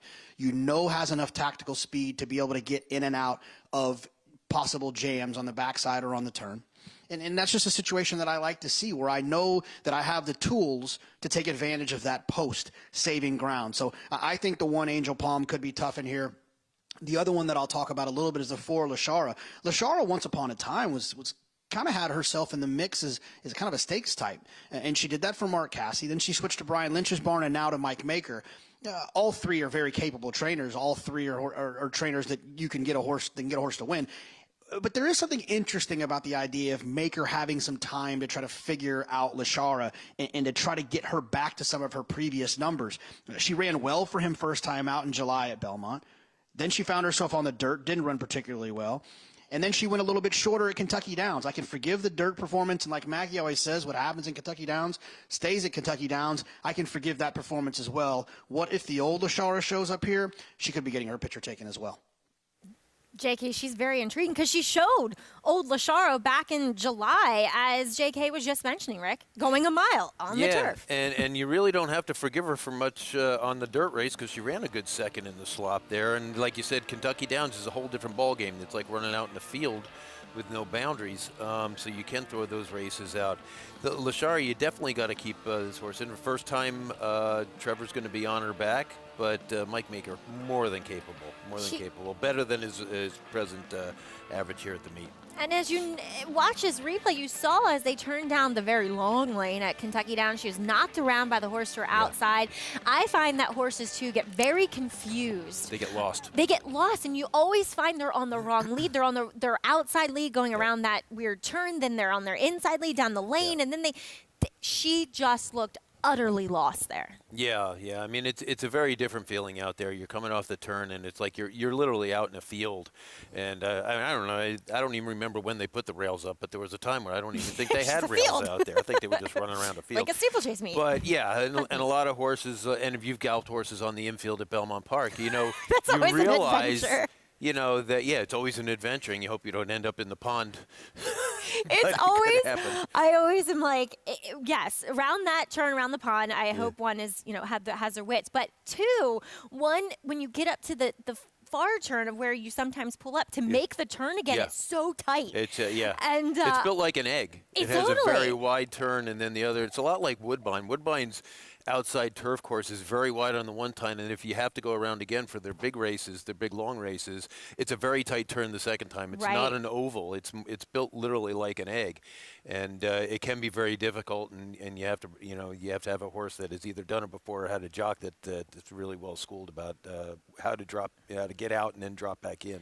My husband always would have, when I come to gallop, which is kind of rare these days, he would always have me leading the charge around that infield gallop, and follow Maggie. Yeah, just follow Maggie. Coffee. Just, and I'd be like, and the last horse, actually Dinah Drive, stakes winner, and he's such a big horse. I'd be like, I would do the lean. Come on, Dinah, make the turn. I know it's sharp for you, buddy. Yep. But anyway, we'll take a look at another horse in here. That is Silvestri, talking about Woodbine. She won. You know what I liked is that she was able to sit close to the pace here, going the 7 furlongs, Rick. And then when they got to the head of the lane, when the rider asked, she had to turn a foot. And then she kept kind of finding. And look, he's tanking here as they reach the quarter pole. And he's going to turn her head loose. She kicks on. And then she almost finds another gear late, too. Yeah, watch how she's throwing those front legs out. It's like she just rebroke. You're exactly right. Your analysis is perfect. And, Jock stays on her here and stays with her. But this was a very impressive win. And the stretch out, I don't think there's going to be a problem to a mile. It's very similar. So, yeah, I mean, if she's not the favorite, she's worthy of being a second choice in here, no doubt about it. She was a little antsy up there in the paddock. She looks to have settled down somewhat. I don't know, maybe Richie has a bit closer view of it. But she had a few dance moves in the paddock, but she looks to be settled with her pony here. Have you ever dealt with French imports? Because from connections I talked to, they can be the toughest to transition to American racing. Yeah, actually, when I was assistant trainer for Tom Skiffington, we used to get a lot of horses from France, mainly, obviously, turf horses. And it took a little while for us to learn about them. Mm-hmm. You didn't want to change too much because if we imported them here, it's because we wanted them here and they had talent. So we didn't want to change too much. So Tommy was a fantastic rider as well. He's a top steeplechase rider. But he had a lot of European gallop boys and gallop girls, so they kind of knew how to deal with them. Some of them had very tender mouths. Yep. Some of them used different kinds of equipment, and some of them they obviously train a whole lot different over there than we do here in the States. Basically, they have more time and they have more space. We have little space and little time to train because we got to be off the track by 10:30. So it's a little bit of a rush job. So to get a European horse to transition to the States takes a lot of talent. Obviously, Christophe Clement knows about training on both sides of the pond. Mig, how is Silvestri acting as we approach the gate, and how much experience have you had riding these European imports? Yeah, it appears to me like she settled down pretty nicely. You know, the biggest thing was it's a little bit of a narrow space coming up that ramp that you guys were talking about, and I just think she was unsure of it. She just seemed a little bit claustrophobic. But, you know, it was always my contention and my principles of riding: get your position going forward, save ground, never take anything away that comes easy. And I believe in warm-ups, and even on very nervous horses. Let them expel some nervous energy, then let them settle in. Rode a French import named Le Saut d'Argent. Was a very difficult rank horse. I would always gallop him off a good 3/8 of a mile, and then he would stand and he would actually catch his breath and walk back to the gate. I do believe in warm-ups. I don't believe in jogging horses to the gate. I think you need to get them to kind of breathe and let out some of that energy. Very true. As she has gone to 2-1 favoritism with Dylan Davis aboard, I think Mig was alluding to the fact that maybe she didn't get that big of a warm-up that he was hoping to see from her, though. Yeah, it's a brilliant point that Richie brings up, and a lot of people see horses like going out and getting a really stiff warm-up. They say, oh, they're going to tire them out. No, they're not. No, they're dead. They're dead fit, and they're doing exactly. They're shaving off a little bit of nervous energy, and they take a breath. The race starts. Their lungs are expanded. It's a very great point that he brings up. Well, we'll see. Contentious field as we kick off the pick 6 here. Belmont at the Big A. John and Brielle has your call of race 4.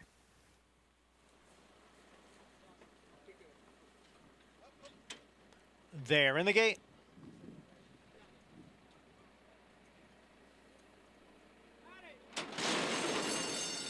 And they're off. Mirth and Merriment and Bramble Bay, and from the inside, Angel Palm. Angel Palm and Mirth and Merriment. And those two are right together. Bramble Bay not far behind in third. Silvestri down on the inside runs in fourth, 2.5 lengths. Back to La Shara in fifth. Then comes Oakhurst, and at the back of the pack is Toned Up in seventh. They round the turn and head for the backstretch. Angel Palm on the inside and Mirth and Merriment on the outside. And they are right together through a quarter in 23 and 4. Bramble Bay sits just off of them in third. And to her inside is Silvestri in fourth, almost 3 lengths. Back to La Shara and then Oakhurst. And the trailer is still Toned Up. As they continue up the backstretch, Mirth and Merriment on the outside and Angel Palm on the inside. The half mile in 48 and 3. The front two are right together. They've got a little more than a length on Bramble Bay, who's third by a head. Silvestri on the inside runs in fourth. Then comes La Shara, followed by Oakhurst, and the trailer is still Toned Up. It is Angel Palm who has the lead now. Mirth and Merriment, Bramble Bay on the outside. Silvestri looking for a way through there. And here comes La Shara gaining ground on the outside. And Oakhurst as the field passes the 8th pole now. It is Bramble Bay and Angel Palm and La Shara on the outside. Bramble Bay and La Shara, the two of them fight it out for the finish, and it is a Friday photo finish between Bramble Bay and La Shara. There may not be happy bettors out there, but one guy who's happy, Rick. Mike Maker, no doubt about it. Yeah, like I said, he isn't having the best meet that he's ever had here. But this is definitely going to be 1-2, one way or the other. So he trains both these horses, and they both ran really, really well here. Bramble Bay at 6-1, I think, just got run down by fellow 6-1 shot La Shara. I think. I'm terrible at these, It's hard to say. One. Outside, inside, outside. Yep. I'm going to go with La Shara. You got it. Yep, no doubt about it. Yeah, that's what it looks like to me also, both with the white blinkers and the white drop nose bands. Yeah. And yellow colors. And but yellow luckily colors. the saddle towels are different. And so. two top owners, Glencrest Farm and Michael Dubb. You know, both those individuals, the Great House family from Glencrest and Michael Dubb, they've done so much for racing, both in here in New York, and then of course the Glencrest in Kentucky. Let's talk briefly about the trip we saw from Silvestri. It looked as though she was a bit headstrong behind horses on the inside early, and Dylan Davis just kind of opted to stay on the inside. Do you think if he would have gotten her out that she would have felt more comfortable? It's a possibility. You know, she was obviously anxious going into the race and maybe being bottled up in there. She just kind of used some of that energy that that she tried to scrub off in her warm-up. But, you know, sometimes, listen, sometimes you're the GOAT and sometimes you're the GOAT. Meaning the GOAT or the greatest of all time. I've wanted to use that line a couple times, you know, because people say, oh, I look like a goat. And I'm like, well, greatest which of all one? time. Right. Or you look like a literal goat. As it is 4-7-1 unofficially here as Lashara, perfectly timed ride by Trevor McCarthy, gets the win for Mike Maker and Glencrest Farm, as we will have official prices as well as reactions here on the other side of this break on America's Day at the Races.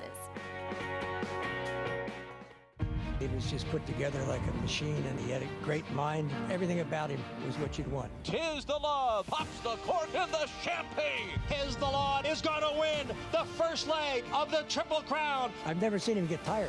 Respect the law, tis the law. His structure is just perfect. His bone is perfect. He's left the others behind. He's going to win the Runhappy Travers. He's everything you would look for in a horse.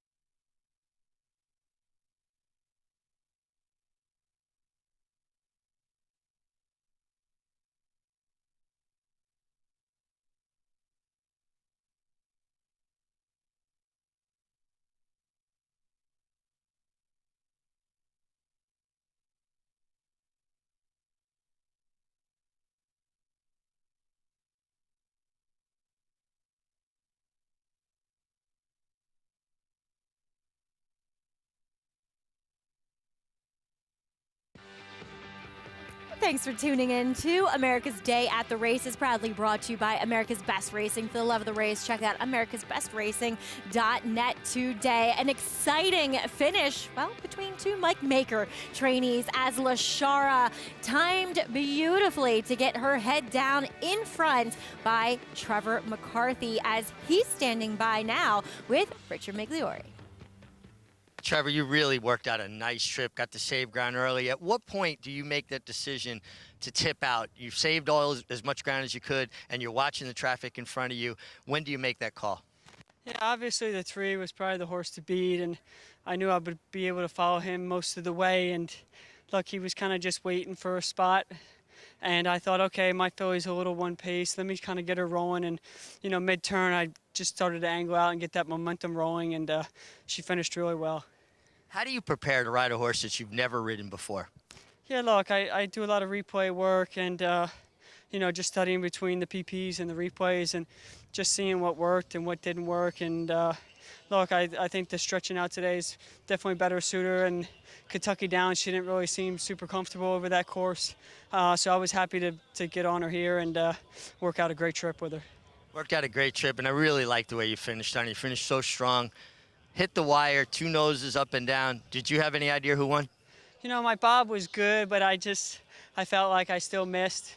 And to see me galloping back on the TV was a big relief, and, you know, it's just really happy. Well, congratulations. Great job. And full disclosure, my son Joseph is Trevor's agent, and I want to say congratulations to my son Joseph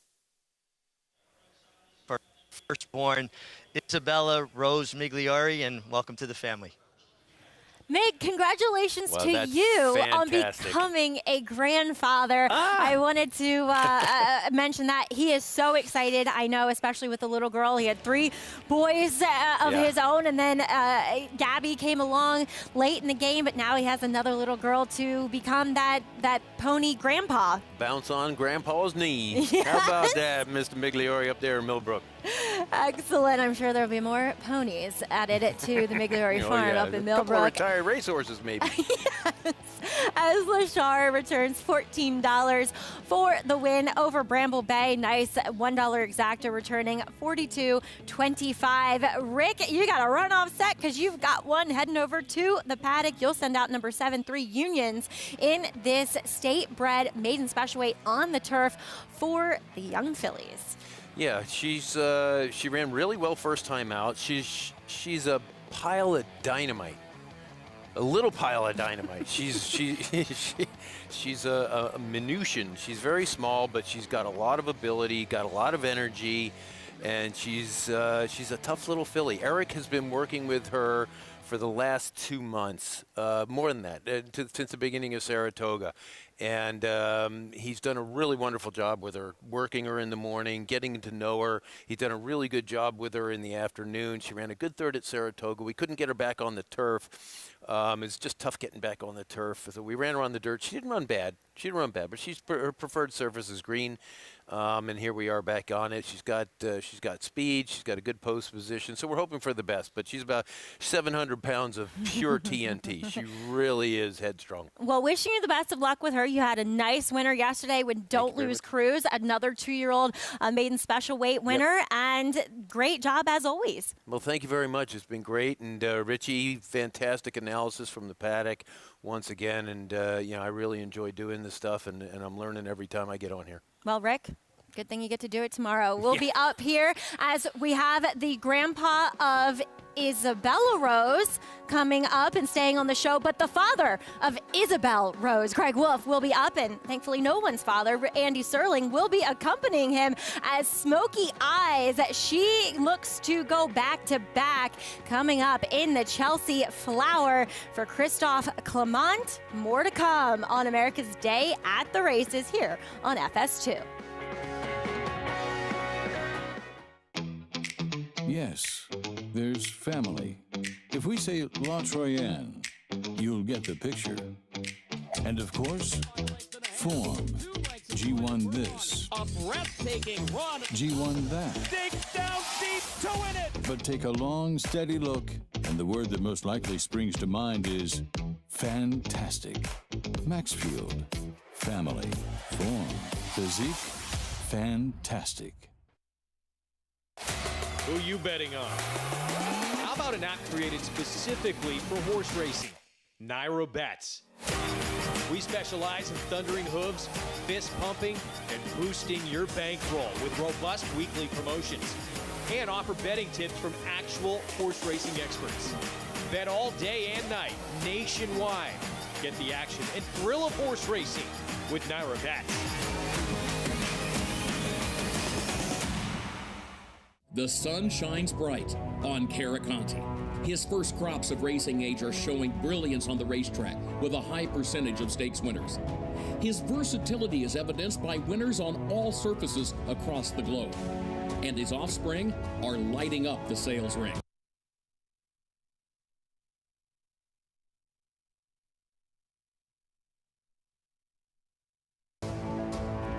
Caraconte, standing at Gainesway. Racetrack Television Network brings you every race, from every track, on every screen, every day. With monthly packages starting as low as $5, RTN gives you great value and access to more live HD streaming and race replays than anyone. Visit RTN.tv today to sign up and watch on almost any device, including Roku and Amazon Fire. RTN has packages that start at $5 per month.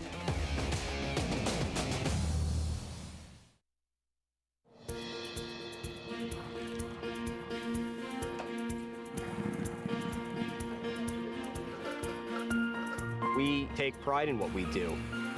For me, it's more of a passion than actual work. I'm an assistant trainer. Carpenter. I'm a peace officer. I'm a jockey. I'm a gardener. I'm a groom. Clocker. Assistant starter. Trainer. ESL teacher. I love what I do. There's so many jobs that come together every day. It's a collective effort that really makes this ball go round. We are New York Racing! I couldn't imagine working anywhere else. For me, riding horses in the morning is the best thing I can do. New York Racing helps support my small business. It's extremely important to the New York economy. Like my dream come true. This is like a big family. We are New York Horse Racing.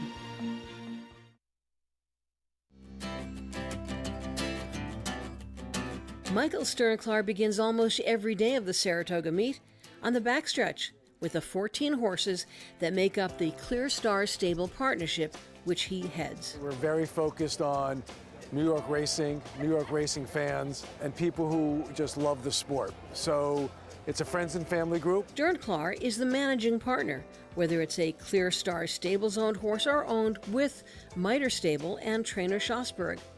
They always buy New York breds. And if you're going to race in New York, the economics clearly favor New York bred ownership, right? And you get to, while New York breds are competitive, it's a lot easier to race against New York breds than open company horses. She almost looked like she took a bad step, but I think she's okay. Those New York breds give the Clear Star Stable members entree to all the perks of ownership. But the successful businessman is a cautious pitchman. When people come to me and ask me about investing, I say to them, if there's $1 that you're giving me that you care about losing, I said, I don't want it. I said, let's not look at this as an investment. Let's look at this as membership to a golf club. And this club trusts trainer Rick Schosberg to always emphasize horse welfare. Unique Unions wins at 3 parts of a lake. That's why Clear Star Stables measures success in win photos and smiles, as well as in earnings.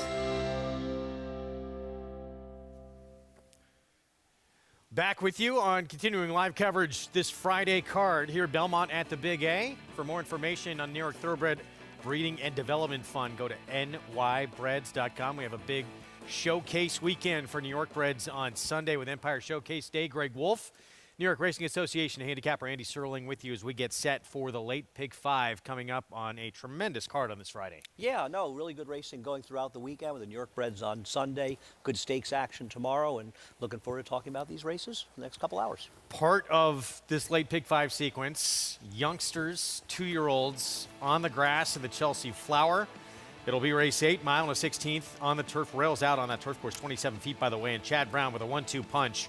Tax Implications and Implicated. Tax Implications debut, Monmouth, back in early September, dominated a group by more than 6 lengths. She was very impressive, and it's a race that the buyer figure was raised substantially after 3 horses came back to run 20 points higher than their initial number.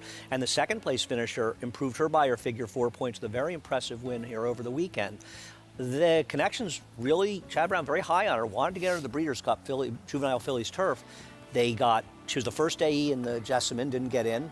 She couldn't get in against the boys, and so this is the second move. And, you know, not going to get in the Breeders' Cup, but if things work out today and they work out in the future, that's the way it goes.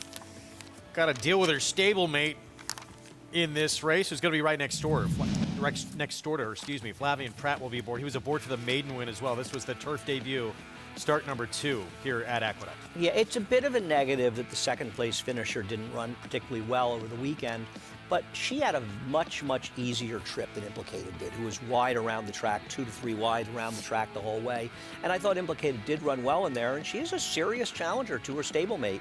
They're the 2 horses to me, unless you're a little interested in the pedigree of the Classy 1. Yeah. Has real pedigree to move forward on the turf. The horse I do not like at all is Smoky Eyes.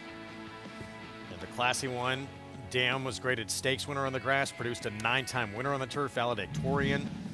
Interesting there for Kelly Breen. Smoky Eyes, New York bred filly for Christophe Clement, who just broke her maiden It was a soft group. She was an odds-on favorite, but she won impressively gate to wire. Well, but it also was the first day that the rails were down in the inner turf, and horses that were able to save ground had a huge advantage. So not only getting the front and centering, not an unfair, it wasn't no crawl, it was an honest pace, but doing it on that gold inside really enhanced her performance. And honestly, I don't think that performance is good enough to beat either tax implications or implicated. That's going to be a tough stretch duel. If they get into a stretch duel, tax implications have been implicated. Yeah, good luck, Johnny I. Christophe Clement's previous wins in this race, last coming with Speak to Me of Summer back in 2019. He's won it 3 times. We'll have a chance for a 4th with Smoky Eyes. Dylan Davis will be aboard the New York bred, obviously with a tough task with that duo for Chad Brown. Yeah, they look tough, but listen, it's tough to get in the Breeders' Cup juvenile turf races. You have to get in those preps and do well. And it's not bad to be able to run in this race. The boys will run in the AWOD tomorrow. I think there's some interesting horses in that race to compare to horses running in the Breeders' Cup. And we'll have a lot of good turf racing next year. You always want to be looking towards the future. All right, that is race 8 on this card. We start this late pick 5. That includes that Chelsea Flower coming up next. Really competitive 6-furlong turf sprint to begin it for New York bred maidens. Right now, Red Butterfly, slight second choice for Horacio de Paz, second time out with Trevor McCarthy. Let's head downstairs to Richard Migliori. Thanks, Greg. And looking at Red Butterfly, one of the things I look for second-time starters who ran well on debut is how they're handling their second start. Are they relaxed? Are they settled? Or did it affect them maybe in a negative way where they get a bit stressed out? Red Butterfly just seems very sensible, handling herself very well. Doesn't look like the first start affected her negatively in any way. She worked out a really good trip on debut, but I think that was part of just how professional she was for a young horse, that she was able to kind of make her move down towards the inside, worked out a good trip. Trevor McCarthy continues to ride well, rode a terrific race in the last to get up to win by a nose. And I think Red Butterfly could even take another step forward off of a good debut. The 5 Bodie's Girl making a nice impression. Dave Donk's horses tend to get better with racing. She came in with a hood, which is usually Dave's way, keeping his horses calm. Hood's off now. And if you go back to her turf debut, she was just unlucky. I mean, she really finished well and had trouble. I thought that, if she can build on that. And then the last race in the dirt kind of dirties her form up. The 6, Maya's Dream, trying the turf for the first time, certainly looks from a physical perspective like a turf horse. Flatter, wider front feet, slacker passings, definitely making a nice impression. The 7-3 Unions filly that will head out first, Rick Schasberg, our colleague and trainer, talked about her, that she's a little bit of a project. She's got cotton in her ears, but she's handling herself well. She's doing everything right. And the 10-3 Girls, good speed on debut. She looks fast. She's just built for speed, and I expect her to be out there winging again.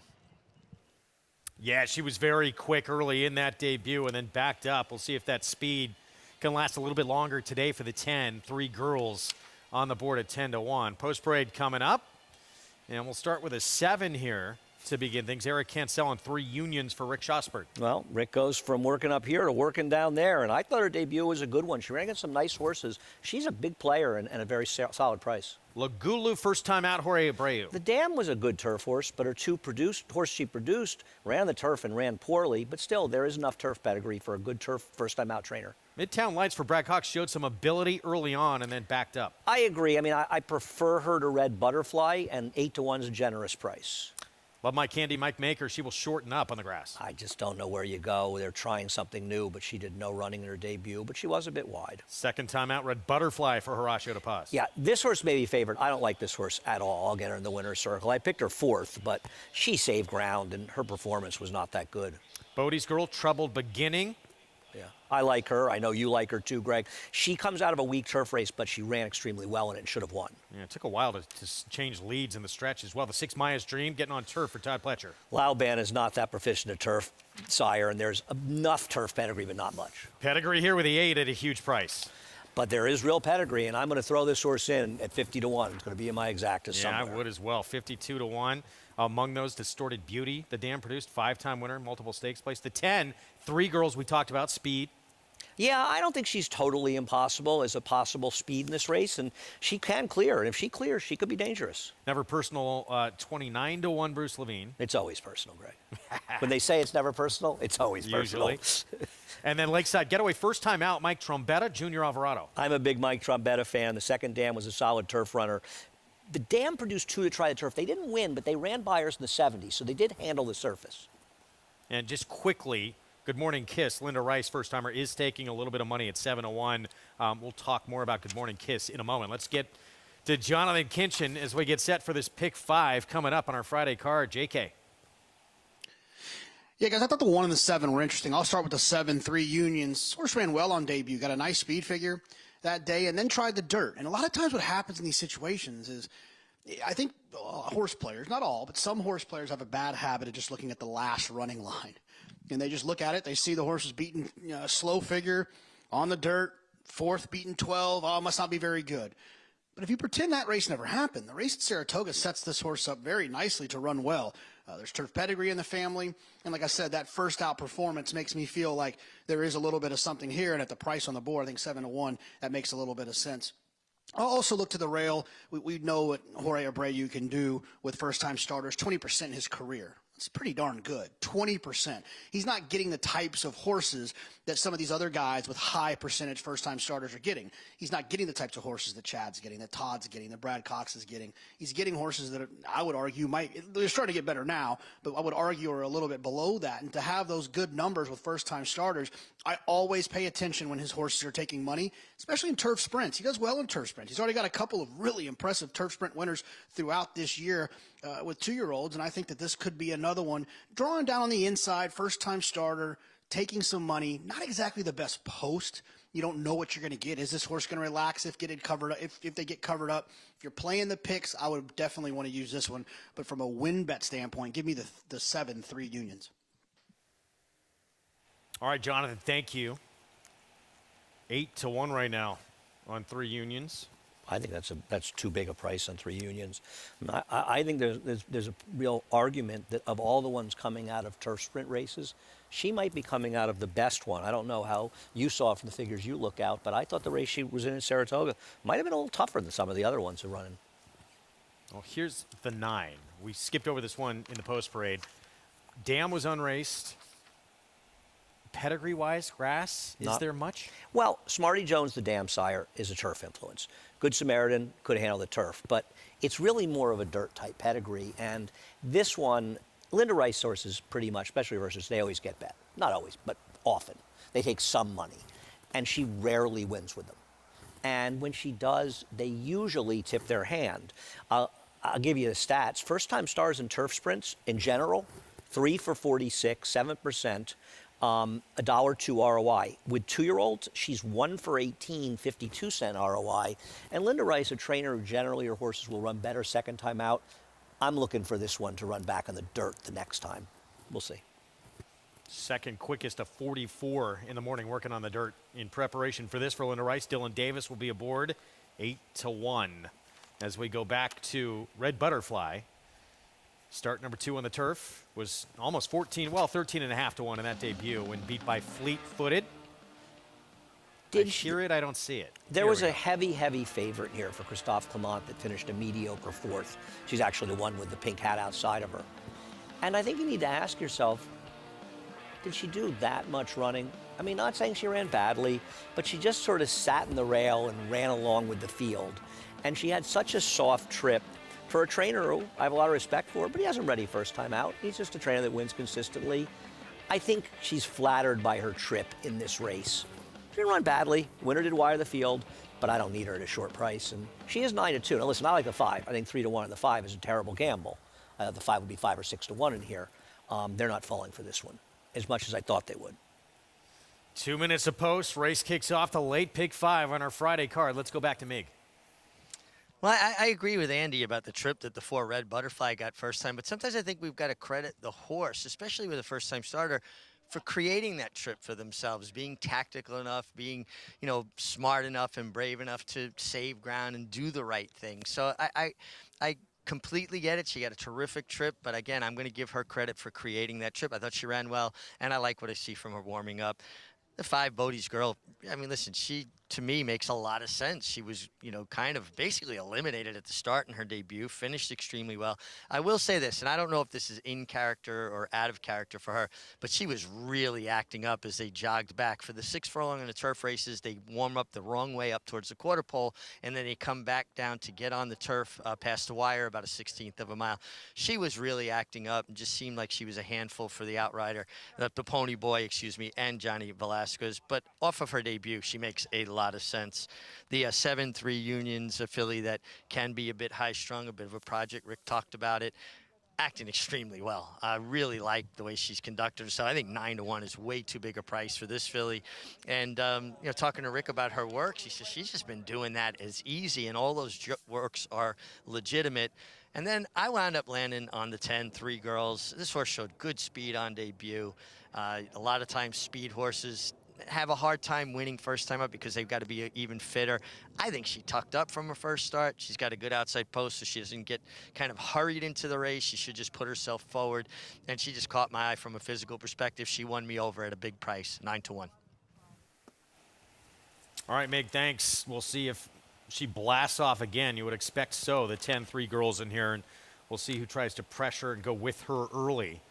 As we look at Bodie's Girl, obviously a better break would greatly improve her chances. The break was not good at all, but she showed a lot of run to make up a lot of ground late. Right, but the break wasn't her breaking slowly. She actually doesn't break that slowly. You're going to see her when we show the head on. She'll get bumped severely, and then she gets cut off. And it sort of took her out of the race. And she ends up way, way back. And she made a huge run to get there. And I was saying earlier, you see that bump she took in the north side? That wasn't her fault. They came in on her and sort of took her out of the race. I actually made money in this race, and I got lucky because this horse who finished third should have won the race. The first 2 finishers were fortunate because she takes a while to get going, as you suggested, Greg, switching leads. Now, I don't know if this was that strong a race, but I'm not sure she shouldn't have won it by a couple of lengths. Still, with that kind of beginning, yeah, to show this rush to finish, and just shows that there's some ability there, you would think. And from this barn, don't you have faith, too, they're going to get better? I would hope so. I mean, Dave Donk's not a trainer that wins with a lot of first-time starters unless they're just really, really good. And I won't be surprised at all when she runs better. I hope she does. And I don't see any reason that she can't be more forward because the break was I'm not saying she was going to show speed in that race, but the break took her out of the race, and it was really not her fault. It was other horses fouling her. Still did not expect her to be co-favorite. I didn't either. She's like the 3rd or 4th choice in doubles. Obviously, the win pool is not as related to double the multi-race bets as it used to be. Now, without CAW money in the win pool, you'll see these much differences. The 4 is a significantly lower price in multi-race bets than the 5. But there's a lot of different stuff going on in this race, and these are fun races. I mean, the thing is, at this point, we might only get one more chance to see these horses run again on the turf with only, you know, roughly a little over a month left of turf racing here. But still a lot of good racing left to come at Aqueduct. Always great here in November. And we talked about the 8 and some pedigree here, 58-1, just left our screen there. So the Dam produced Distorted Beauty, who's a multiple stakes place runner, 5-time winner on the grass. Invading Humor produced, who was a multiple stakes winner on grass. And Mucho Macho Man has thrown some very good turf runners. City Man, who we're going to see over the weekend. Mucho Unusual, multiple graded stakes winner. And the Dam produced one other turf winner as well. Now, both the horses you mentioned were sired by Invasor, who you don't think of as a sire of any substance whatsoever. They were sort of freaks.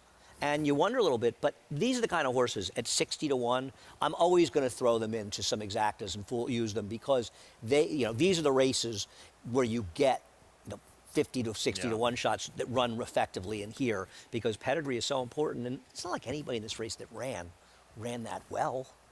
I mean, I don't think we're looking at a race full of future stake horses. Board reflects it is wide open here to start this pick 5. A couple of really tough races in this sequence, and this might be the toughest of them all. The last race, interesting race. We'll talk about that much more. In general, they're all tough. They really are, aren't they? Yeah, that's why we love it. We're set. Pick 5 begins here. Let's go to John Embriel.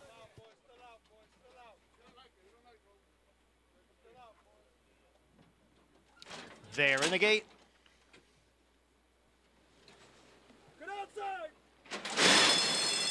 And they're off.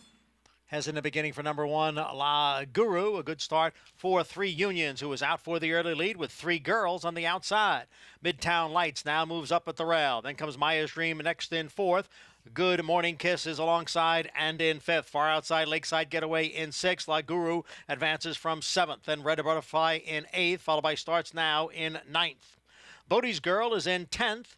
Never Personal runs in 11th. And at the back is Love My Candy in 12th. And the opening quarter went in 22 and 2/5 seconds. It's 3 Unions and 3 girls. They are heads apart, going around the turn and coming for the top of the stretch. On the inside, 3 Unions. On the outside, 3 girls. Midtown Lights. And on the outside, Good Morning Kiss. The field is in the stretch after a half and 45 seconds. 3 Unions and 3 girls, and they continue to battle it out here. Midtown Lights is in 3rd, followed by a Good Morning Kiss. La Guru with a 16th to the finish. And now 3 Unions gets away from 3 girls. And it will be 3 Unions to win by 3. It was tight for second between 3 girls and Midtown Lights.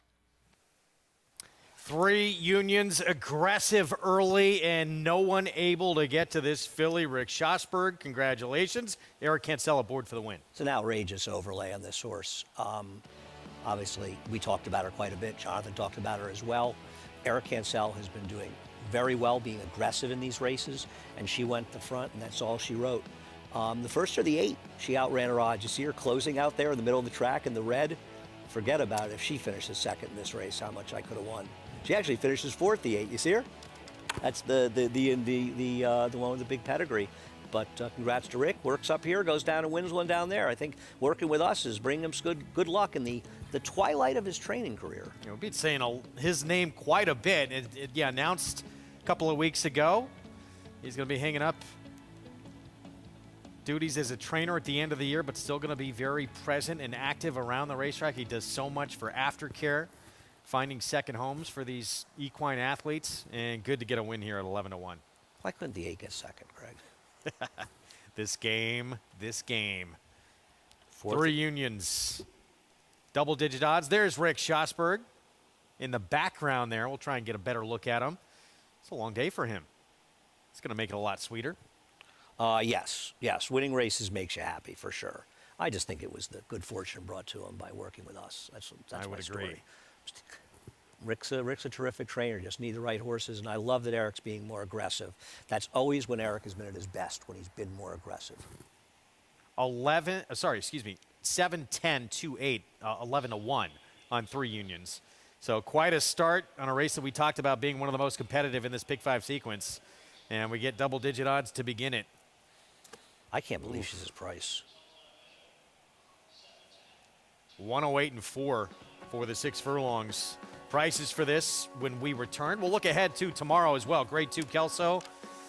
Baby Yoda has tackled some good ones. Jackie's Warrior, Cody's Wish, Flightline. Doesn't have to deal with any of those tomorrow, and that will make him the horse to beat as he looks for the first stakes win of his career in the Grade 2 Kelso. We'll have a preview coming up.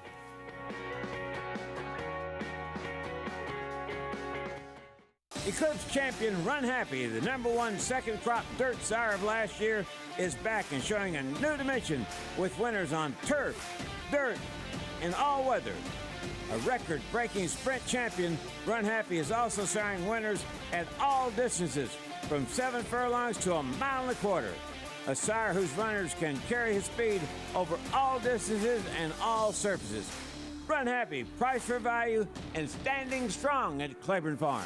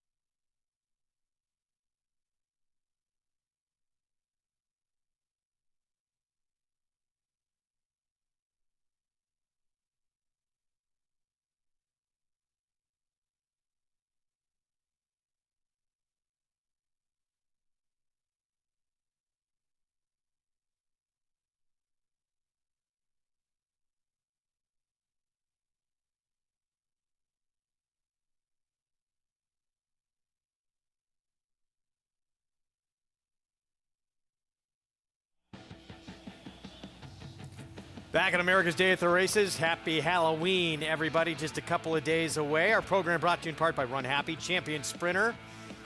He spooked a lot of runners when he lined up in the starting gate. Never lost in his career while sprinting. Now standing legendary stall number 1 at Claiborne Farm. That is a nice crowded winner's circle. Rick Schosberg and company with a win here to kick off the late pick 5 with 3 unions. Yeah, no, wow. Big crowd there for those connections, and been very, very loyal owners with Rick, and nice to see them being rewarded for it. And Eric, I love when I see Eric riding aggressively. When Eric was an apprentice and he rode aggressively, he was a terrific rider, and I always felt that he got away from being aggressive, and he really gets good results when he's more aggressive. 7-10-2. You saw him on the show earlier. Let's hear from him as a winning trainer. Downstairs to Mig. Yeah, I mean, I'm pleased to be joined here with Rick. Great having him on the desk today, and great to be down here in the winner's circle. You talked about how well she trained up to this, and she really acted well today going to the gate. Yeah, she's a pile of dynamite. You know, we call her a little banana head in the barn. She's about 750 pounds of pure TNT, but she did behave herself really well. My crew did a wonderful job, and my riders have been doing a really good job with her in the morning. But yeah, she's been breezing lights out, and we just, you know, the main thing was to get out of the gate good, and she did. And Eric did a wonderful job. She was headed on the turn, kind of like the horse yesterday, very similar to the type of race that Cruz ran yesterday. But 108 and 4 is serious racehorse time over that course. So I'm very pleased. She's a nice filly. We got a bunch of nice little horses, nice 2-year-olds. Well, so, I mean, this begs the question. We love having you work with us at desk, but any second thoughts with these horses running so well? Well, if I ever get into a slump, I'll announce my retirement again. That's what Toby Sheets just said. You should retire more often. So, but listen, the horses are just doing really well right now. They're training well. We're in the right spots, and hopefully it'll keep going. Well, very happy for you, Rick. Congratulations. And, guys, training ranks loss is our gain.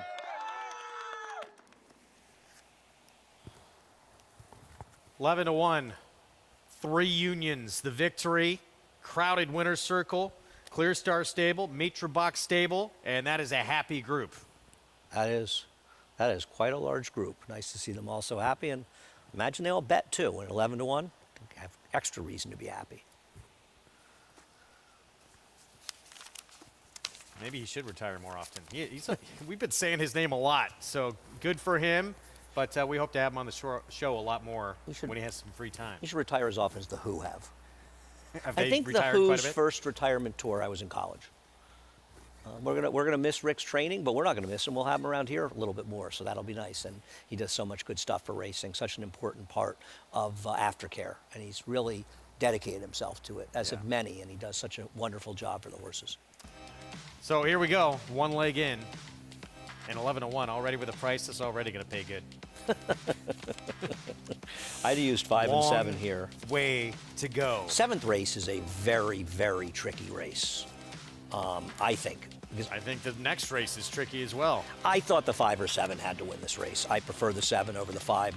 I expect one of them to win in there. The others have just had so many chances. Here it is, 1-turn mile, $25,000 claiming race. It is for non-winners of 2 lifetime. And the 7, Wicked Lady, morning line favorite, is 7 to 5 right now. Our producer just said this is the ABR race of the week. How do they hone in on this one? I mean, I'm not going to argue with them, but you don't see a lot of 25 conditional claimers. Grade 2 Kelso actually is our ABR race of the week. I know you would have voted for the 6. It's a good one. It's competitive. This might be a little better. Morello back, who we both were so intrigued by when he won that Gotham. Looked like a star on the rise. Came back to win off the bench for Steve Asmussen and Laurel. He's got to tackle Baby Yoda, though, who is coming off a dominant win when stretched out to a mile. Bill Mott, a little concerned with the quick comeback. I am, too, and I'm betting against this horse. He ran very well last time. He wasn't right on the rail. The rail was very good. He was in the 2-path the whole way, so he didn't have some great bias-aided victory, and he was extremely impressive. But he is coming back on short resting here, and there are some good horses in here. Empty Tomb, I think, is dangerous to wire the field. I know Morello didn't run a huge number last time, but he blew the brake completely, and you don't want him to come back and run, 100 buyer. And you consider how good he was in the Gotham and getting it together. I think he's a big-time player. Looking forward to that race. Looking forward to a number of the stakes on tomorrow's card. That is going to kick off the pick 6 on our Saturday card. Grade 2, Kelso used to be a prep for the Dirt Mile. Now it's a prep for the Grade 1 Cigar Mile. Turf Mile used to be. We're going to take a timeout. We'll be back. Warfront. On the racetrack, his accomplishments included this victory in the Vanderbilt at Saratoga. It will be Warfront to win it by 2.5 lengths. Now this son of Danzig ranks among the world's elite sires. With over 100 stakes winners, Warfront's progeny includes some of the world's most talented runners, both at home and abroad. Ranked #1 by percentage of lifetime stakes winners, graded stakes winners, and Grade 1 winners. Warfront, standing at Claiborne Farm. You don't have to be a multi-millionaire to get into this game. You can have a few $1,000s and have fun with it. But with the bonds, you're actually going to win. I've had the opportunity to win multiple races. In fact, this year I won 2 times in one day, which is almost unheard of to be able to do. This is going to happen with them. You will get into the winner's circle in Saratoga. You will walk that horse in, and you will stand there, look at the crowd, and the bonds will take you there and get you into that winner's circle. And it won't cost you a lot of money.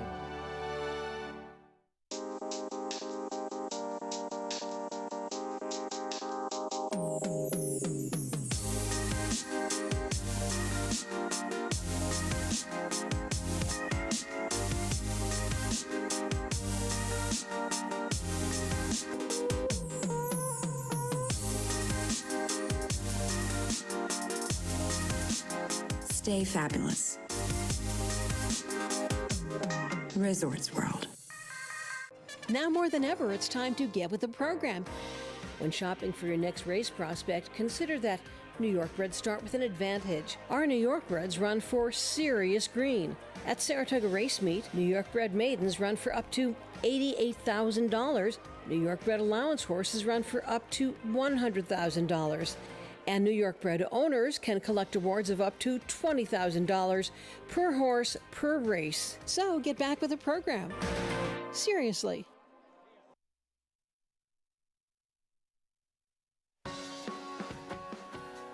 Back with you on America's Day at the Races on FS2. Welcome to those just joining us as well on Valley Sports SoCal and San Diego. Joining us just in time for the start of this late pick 4 on our Friday card here at Belmont at the Big A. Greg Wolf, New York Racing Association handicapper, Andy Serling. We're going to begin with a condition claiming race.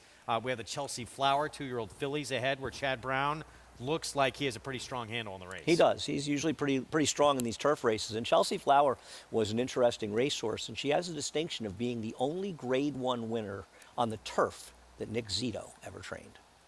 How about that? Yeah, she won the Flower Bowl when Nick had her. She had a number of trainers. Jose Martin had her maybe originally. Well, I remember breaking her maiden first time out of Saratoga at a big price.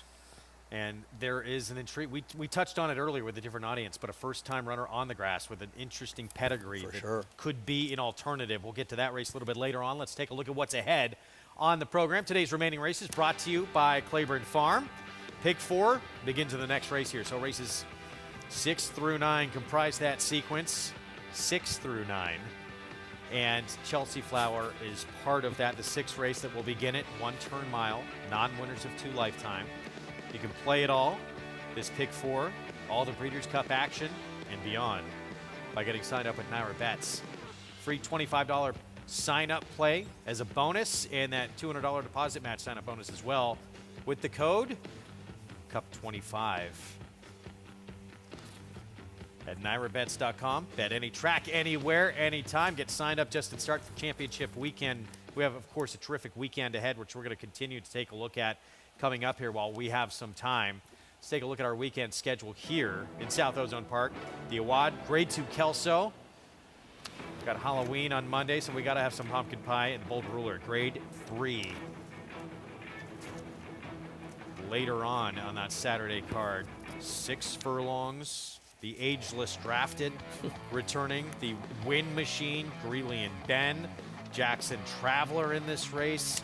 And, you know, Jackson Traveler for Steve Asmussen, a Rat Ortiz Jr. will ride. Obviously has speed in his corner. He's been first or second in 13 of his 18 starts. But there is other speed in this race, particularly the horse in the rail. And I wonder, this is his Maryland Sprint win. But he was able to control in the front end, and I think there's an argument looking at him since this race. This race was May 21st on Preakness Day. I think his form's declining a little bit, and others may have more upside. I think one of the coolest horses that ran in New York and the area this year is running Son of a Gun. And it would be really great to see him get a win like this late in the year. But it's not going to be easy. But he has really kept some good company. Yeah, just to wrap up on Jackson Traveler, that race we showed you, and that was, as you said, back in May. Yeah. That's probably the best race he ever ran in his life. I agree, and I think there was a bit of an argument, at least in the sprints, that saving ground, being the inside speed, was a bit advantageous, especially early in the card. I just wonder if his form has declined a little bit, and I think there's some horses whose form is maybe getting better coming into this race. It's a very, very tricky race. There are a lot of good players. The number 3 horse, whose name is escaping me right now, I think is a very interesting horse, whose recent form has really improved. Factored in? Yeah, out of town. And running son of a gun, you mentioned quickly, I mean, he's faced Jack Christopher, Gunite, right. Charge It. Some monsters in here. As for Greeley and Ben, he knows how to find the winner's circle. When he faced Drafted, though, he just missed in the Mr. Prospector. Drafted has had some big moments, most notably that grade 3 toboggan. Yeah, he's run well here at Aqueduct. I mean, not that he has some exceptional record here. I think what's going to help Draft in this race is he's been in so many sprint races, including his last race, the Vosburg, that had absolutely no speed. And I think you're going to see an honest pace in this race. As far as Greeley and Ben, I mean, he's a horse you can never knock. He's put together an amazing record, and he has run effectively versus stakes quality horse in his career. But I think in his recent form, he might be a little bit over his head in this race. But I am an... Go ahead. Well, he went to David Jacobs' barn. Yeah. And he initially, at Saratoga, he tried to get him in 3 separate times, initially for 16,000. Yeah, sometimes it's hard to figure exactly why David's entering where, but he ultimately ran and did win. Upset, actually, a heavy favorite. I'm not a Greeley and Ben fan in this race. Now, who I'm going to take, I actually have not decided yet who to take. Running Son of a Gun, Drafted Dangerous, Factored In, you talked about a little bit. And I thought Luis Saez gave Running Son of a Gun a terrific ride. This is his last race, the Gallant Bob. And you'll note that steadied turn comment in the paper. It's not wholly inaccurate, but it actually was more of a beneficial move by Luis. If you look right in here, you're going to see him sort of steady. But he doesn't really steady and lose position. He's out in the far outside. I think Luis realized, I got to do something here. I'm going to get caught out in the middle of the racetrack. And I think more what he did was try to get him to slow down for a split second so he could get in there and cut the corner the way he did. I thought this was a beautiful ride by Luis Saez. And so frequently, Greg, people miss the best rides because the best rides are also rans. Horses that run 3rd and 4th, they got exceptional rides. Now, I'm not saying that he doesn't fit in this quality, but by making the move that Luis did, he gave him a chance to have a chance in the race as opposed to getting caught out in the middle of nowhere. Did hamper him a little bit, though, right? Oh, no, I think it did hamper him, but I think it helped him in the long run. I think overall it was sort of a bit of a wash. I'm not saying there's anything wrong with the comment of steadied, but there are different kinds of steadied. He sort of stayed briefly because Luis wanted to get him to the inside. He realized he had to do something to get him there. No standout in that race makes it a great betting race. It is really, really fun race. 10 horses signed up. Listen, the speed horse in the rail is not impossible in there, though I wonder, can he get out of the gate that sharply? And if he doesn't from the rail, it's going to be tough. And I think this pace could get a little hot. That's race 9, Saturday card. We hope you join us over the weekend. Back to today's action and back to the Lake Pick 4 that begins in this race coming up. Again, $25,000 claiming race. Non-winners at 2 life, 1 turn mile, and that's the horse to beat right now, Wicked Lady, whose dirt form has been pretty good for the level. 6-5 favorite right now as the riders come out. Let's head downstairs. Sorry, we're going to keep it. Well, they're downstairs now. We're going to stay upstairs, I was though. going to throw it to Mig. That was premature. No, that's okay. Eddie Barker off the claim. Eddie Barker has terrific numbers off the claim. 11 for 47, 23%, positive ROI. You don't see Eddie claim that often. I was surprised he has almost 10 claims a year, to be honest with you, just over 9 claims a year. He quietly does very well with them. Now, I'm surprised she's this big a favorite over this 5, but David Argona, the blind maker, made her 8-5, so I don't think he's surprised. Now, even money. Is the even money a reflection that they don't want any part of the 5 here? Holiday Jazz, who I think was the horse that looked to take the more money, because you look at Handle the Truth, comes out of a race where she lost a horse that came back and ran big, but she's 1 for 24 lifetime, 1 for 37 for Gagliano. And these are horses that are the 3rd and 4th choices in here. Whereas you have horses like the 7 and Holiday Jazz that between them are 2 for 14. So let's go back to Gagliano for a minute. Finished ahead of, and that doesn't necessarily mean anything, Wicked Lady last time Well, it out. means she finished ahead of her. just picking up pieces? That's what I think. See, I think Wicked Lady did the dirty work against Know It All Audrey, who came back with a good second and a win here yesterday, and she was picking up the pieces. I'll be very surprised. And the other thing is, Gagliano is 1 for 37 with 11 thirds, whereas Wicked Lady is 1 for 6 with 3 thirds. She's a horse that just hasn't had many chances to fail. Owner's bank account, it means something, too. It definitely does. Yeah, wow, even money. Wicked Lady. It's a little short, but I'm not against her. Gagliano, that second last time out, figures-wise, too. I thought was a player in this race. 4-1 right now. Dylan Davis will be aboard. And here comes our post-breed Sweet Maeve, 18-1, the biggest price on the board. I mean, she's going to have to improve on Finger Lakes form, and they rarely do that moving from Finger One Lakes. 1 for 9. The win, that was the only time this filly hit the board. Handle the Truth. Omar Hernandez Moreno rides. True Empress, who beat her last time, came back with an upset win moving up, improved her by her 21 points. But does that mean that you're going to see improvement from Handle the Truth, who's 1 for 24? Stretch out, too, to a mile from sprinting. Keen Dancer, 14-1. She's a little tough to make at 1 for 16. Seems a little on the slow side. Here's Gagliano, was a distant second last start. Yeah, I mean, I can understand the argument for her. She has run figures that make sense, but at 1 for 37, tough for me to take her. Holiday Jazz, 2-1 morning line, 7-2 right now. Yeah, she is chilly. She's the reason that the 7 is even money, because it's not sort of 7 taking money, it's her not taking money. Our girl Faith at 11-1. She's a little bit dressed up because she has decent figs in turf races. Her dirt races are too slow. And Wicked Lady, even money, horse to beat with Manny Franco. I thought she ran well against a better horse last time. She did the dirty work chasing up front. And once again, Eddie Barker doesn't claim many, but he does well with the ones he claims. Reminder, coming up this weekend, Naira Bet Saturday contests. We added $2,000 to the prize pool this week. That's reason enough to play. Register now to win cash prizes and seats into the following week's $300 contest. Registration ends today, 5 Eastern. $300 buy-in to get involved at naira.com/contest. Good luck to everybody who's going to be playing this weekend. So pick 4 begins here. Let's go to Jonathan for more. How do you see this race, JK? Yeah, I'm going to pick the 5, but I'll start with the 7, kind of what my negative thoughts are with the 7. The 7, 2 starts back, ran for $25,000. George Weaver claimed that day for $25,000. Then the horse shows up for $16,000 for George. Doesn't run particularly well. For me, that's just kind of a negative sign. Now he has the horse back in for a tag. Hopefully, I'm assuming they want to lose the horse at this point. Who knows? Or maybe they like the horse. I just at the price, I'm just not crazy about it. I'm going to go with the 5 Holiday Jazz. This is a horse that Rudy had the horse last time, took money last time, had a wide trip all the way around there. And I think with trainers like Rudy Rodriguez that are typically high percentage guys that can move horses up off the claim, I'll give him a couple shots. He claimed the horse for 16, ran for 30, and keeping up at that level, not necessarily the drop here. So I'm going to give the 5 Holiday Jazz another chance, mostly because of the price, but I'm also just kind of against the 7 Wicked Lady. All right, JK, thank you. 7-2 on Holiday Jazz here. Rudy Rodriguez. That is chilly, though, for a filly that was 2-1, morning line. How about the fact that right now she's a bigger price than Gagliano? That's astounding. And sometimes it's meaningful. I don't like Holiday Jazz. I picked her second. I vastly prefer the 7, and I think she's the second likeliest winner here. But I think she's a horse that kind of falls apart the more you look at her.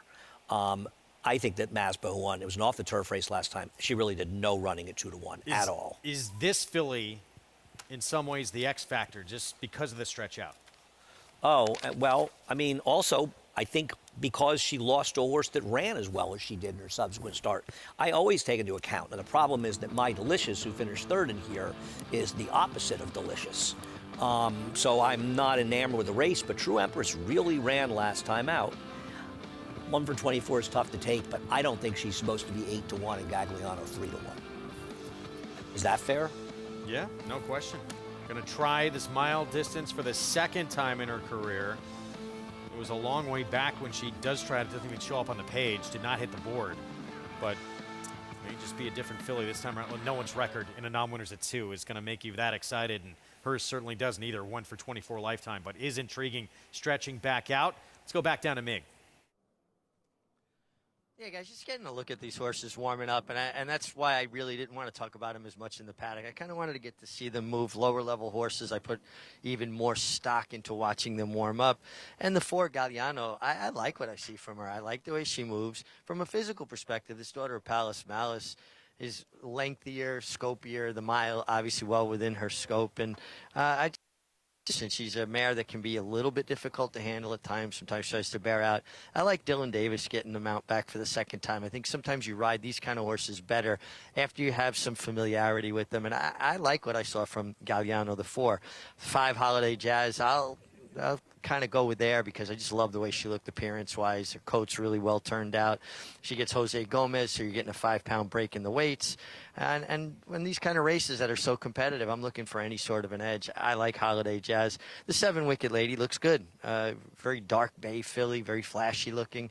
I just wonder, looking at her from a physical perspective, if she really wants all of a mile and at a very short price.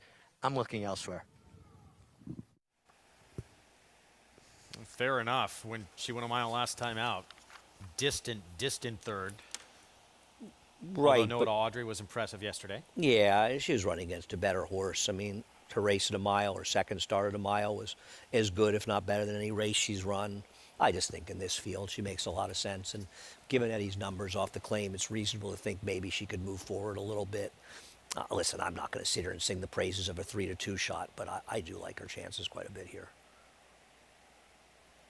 So 8-5. At least she's floating up the right way if you like her. She was as short as even money.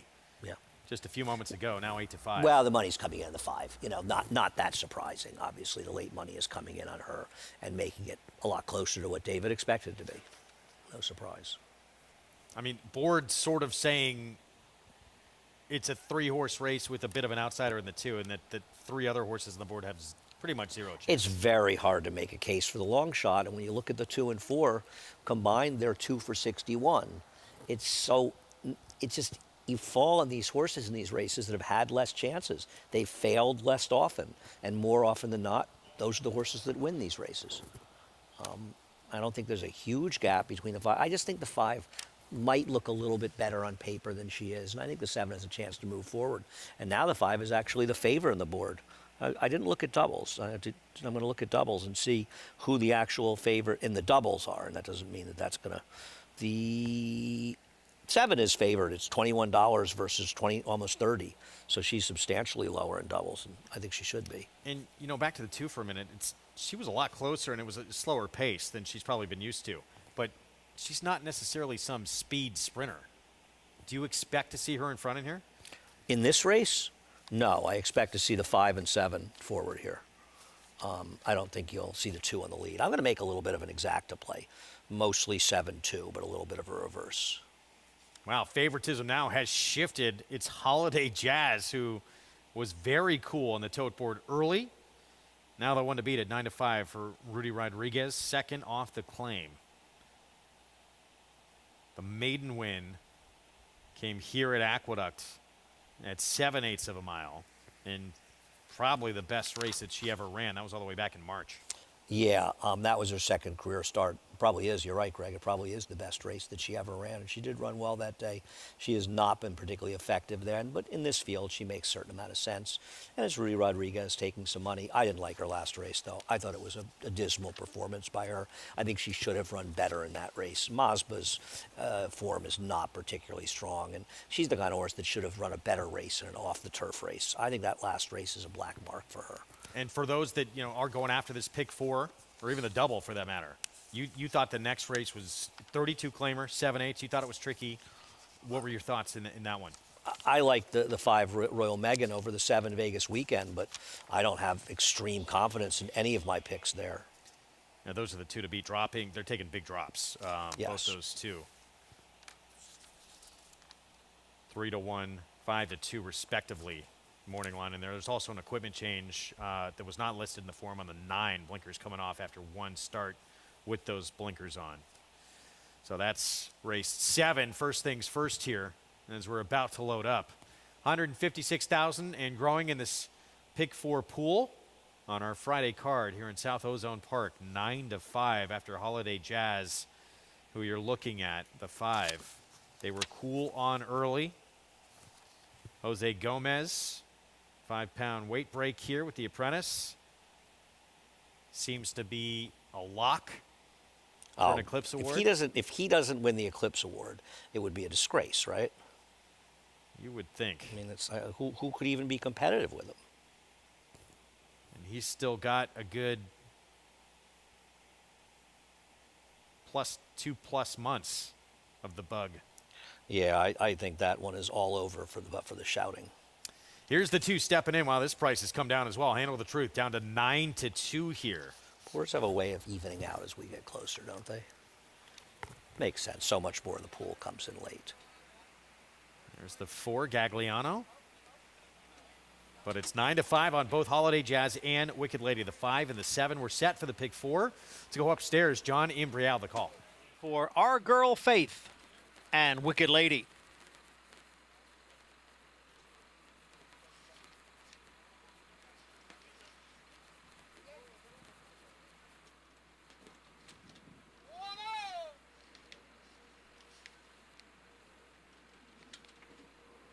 They're all in. And they're off. Bit of a bobble there at the start for number 4, Galliano. Wicked Lady from the outside. Holiday Jazz now comes on through. Holiday Jazz grabs the lead. Wicked Lady runs in second. And then it's the trio of Our Girl Faith, Sweet Maeve, and Handle the Truth. A break of 2.5 lengths to Galliano, 2.5 more to Keen Dancer, who trails the field in 7th. As the field heads up the backstretch, Holiday Jazz is the leader here by a length. Wicked Lady is second by a half length, and Sweet Maeve is down at the rail in third, and the opening quarter was running 23-4. Galliano now gains on the outside into 4th. Our Girl Faith is in 5th. The 2 trailers are Handle the Truth and Keen Dancer. The leader is Holiday Jazz in front by a length, with Wicked Lady in second.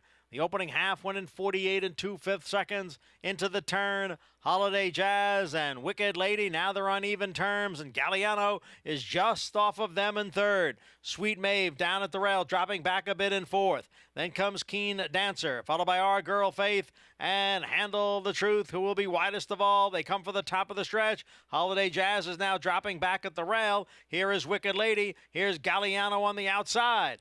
As they head for home now, it is Wicked Lady and Galliano. Galliano now takes the lead. Wicked Lady is back running in second, a furlong to the finish, and Galliano steps away here. It's Galliano in front by 3. Wicked Lady runs in second. It is Galliano, and it's a double for Dylan today. Galliano, much the best, won by a half dozen lengths. Wicked Lady was second, photo for third between Keen Dancer and Our Girl Faith. Galliano winds up winning by a wide margin here to pick up just the 2nd win in 38 career starts. It's unusual to see a 1-for-37 horse that's the 3rd choice in a race win as effectively as she did. Now, obviously, Holiday Jazz can't run it all anymore, but this is a surprising win. She didn't even get out of the gate, and she blew the field out. And Oscar Barrera is having a very good year, probably his best year as a trainer. 7-2 in the end, and this margin. I'm stunned. Horses, these kind of records, they just don't go by like that. 7 or 8? Yeah, this is unusual. Yeah, it's a surprising effort. Wow, puts away Wicked Lady. No, this is probably 5 lengths better than any race that she's ever run in her career. Not sure how it happened, but she really ran today. Huge it's an unusual thing to see. Effort, 5-year-old mare, daughter of a Belmont winner, Palace Malice. 4-7-3-6, 43 to 1 shot in 3rd, 16 to 1 shot in 4th. Yeah, Holiday Jazz was dreadful in there. As was the 2, by the way. She didn't do any running at all either. Handle the Truth. I think Wicked Lady ran a race. I just don't know where this race came from this horse. Some performance. 7-2, we'll have the prices when we come back. This kicks off the pick 4, 11 to 1, 7-2 start to the pick 5. We'll be back with more right after this. We'll get to the 7th when we return. Too much Galliano in the 6th.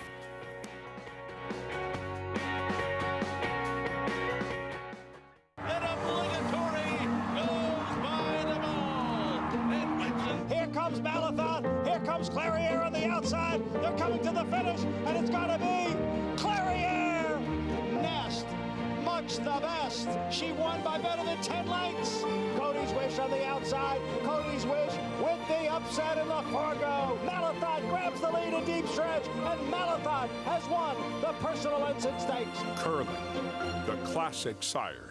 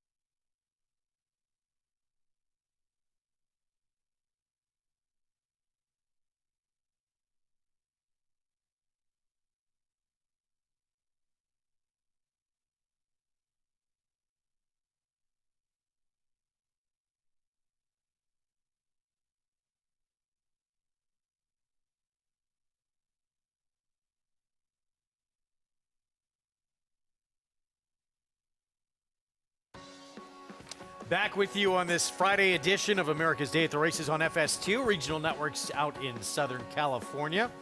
Good to have you with us. Program brought to you in part by America's Best Racing. For the love of the race, visit americasbestracing.net today. Underway in the late pick 4, Galliano, 7-2 in here by about 7 or 8 lengths. So something. Dylan I'm not Davis. shocked she won, but I'm shocked the way she won. Oscar Barrera and Gagliano Stables winning connections. Go downstairs to Mig. Thanks, Greg. And I'm here with the owner, Jay Galliano, who's Galliano, your family namesake, got it done. Family namesake, and what's interesting, believe it or not, Richard, is that I didn't name her. 2 years ago, some friends of ours saw her racing out of Ohio. A wonderful gentleman by the name of David Castellanova owned Galliano.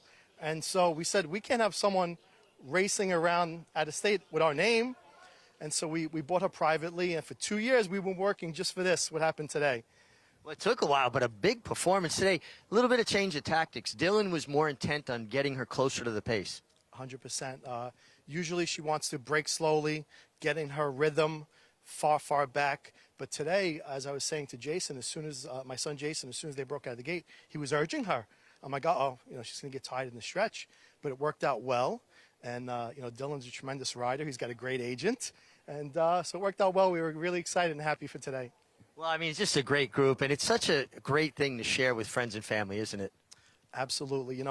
I've lived this my whole entire life. My father started all this in the 70s. And I'm third generation. And I wanted my children to live and have this excitement, the adrenaline that occurs when a horse comes down the stretch, and that's why we're doing it today for the kids. Well, fantastic. Congratulations. Good to see everybody here enjoying themselves. Guys, Galliano, she broke through in a big way today.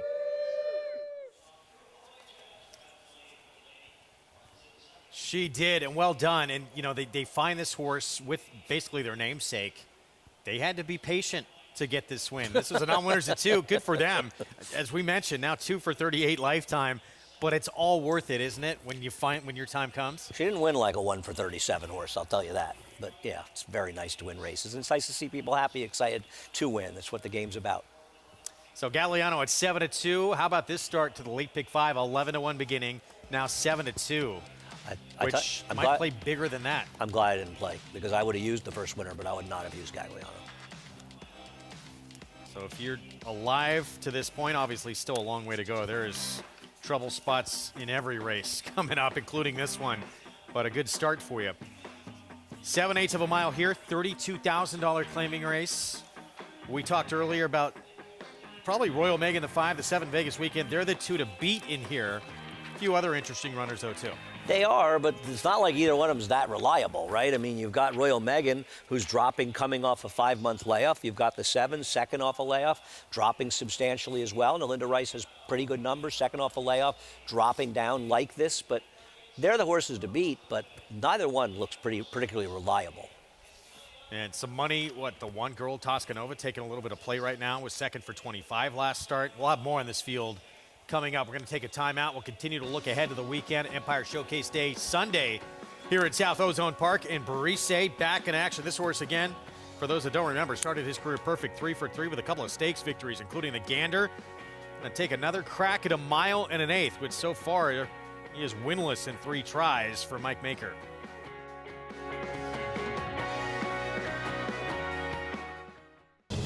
It's 1,000 words fighting back, coming down to the finish. If a picture is worth 1,000 words, this is one stunning picture. 1,000 words just in front. 1,000 words wins the Robert B. Lewis. Honoree P is full out now, second on the outside. And they're coming down to the line, and 1,000 words has done it.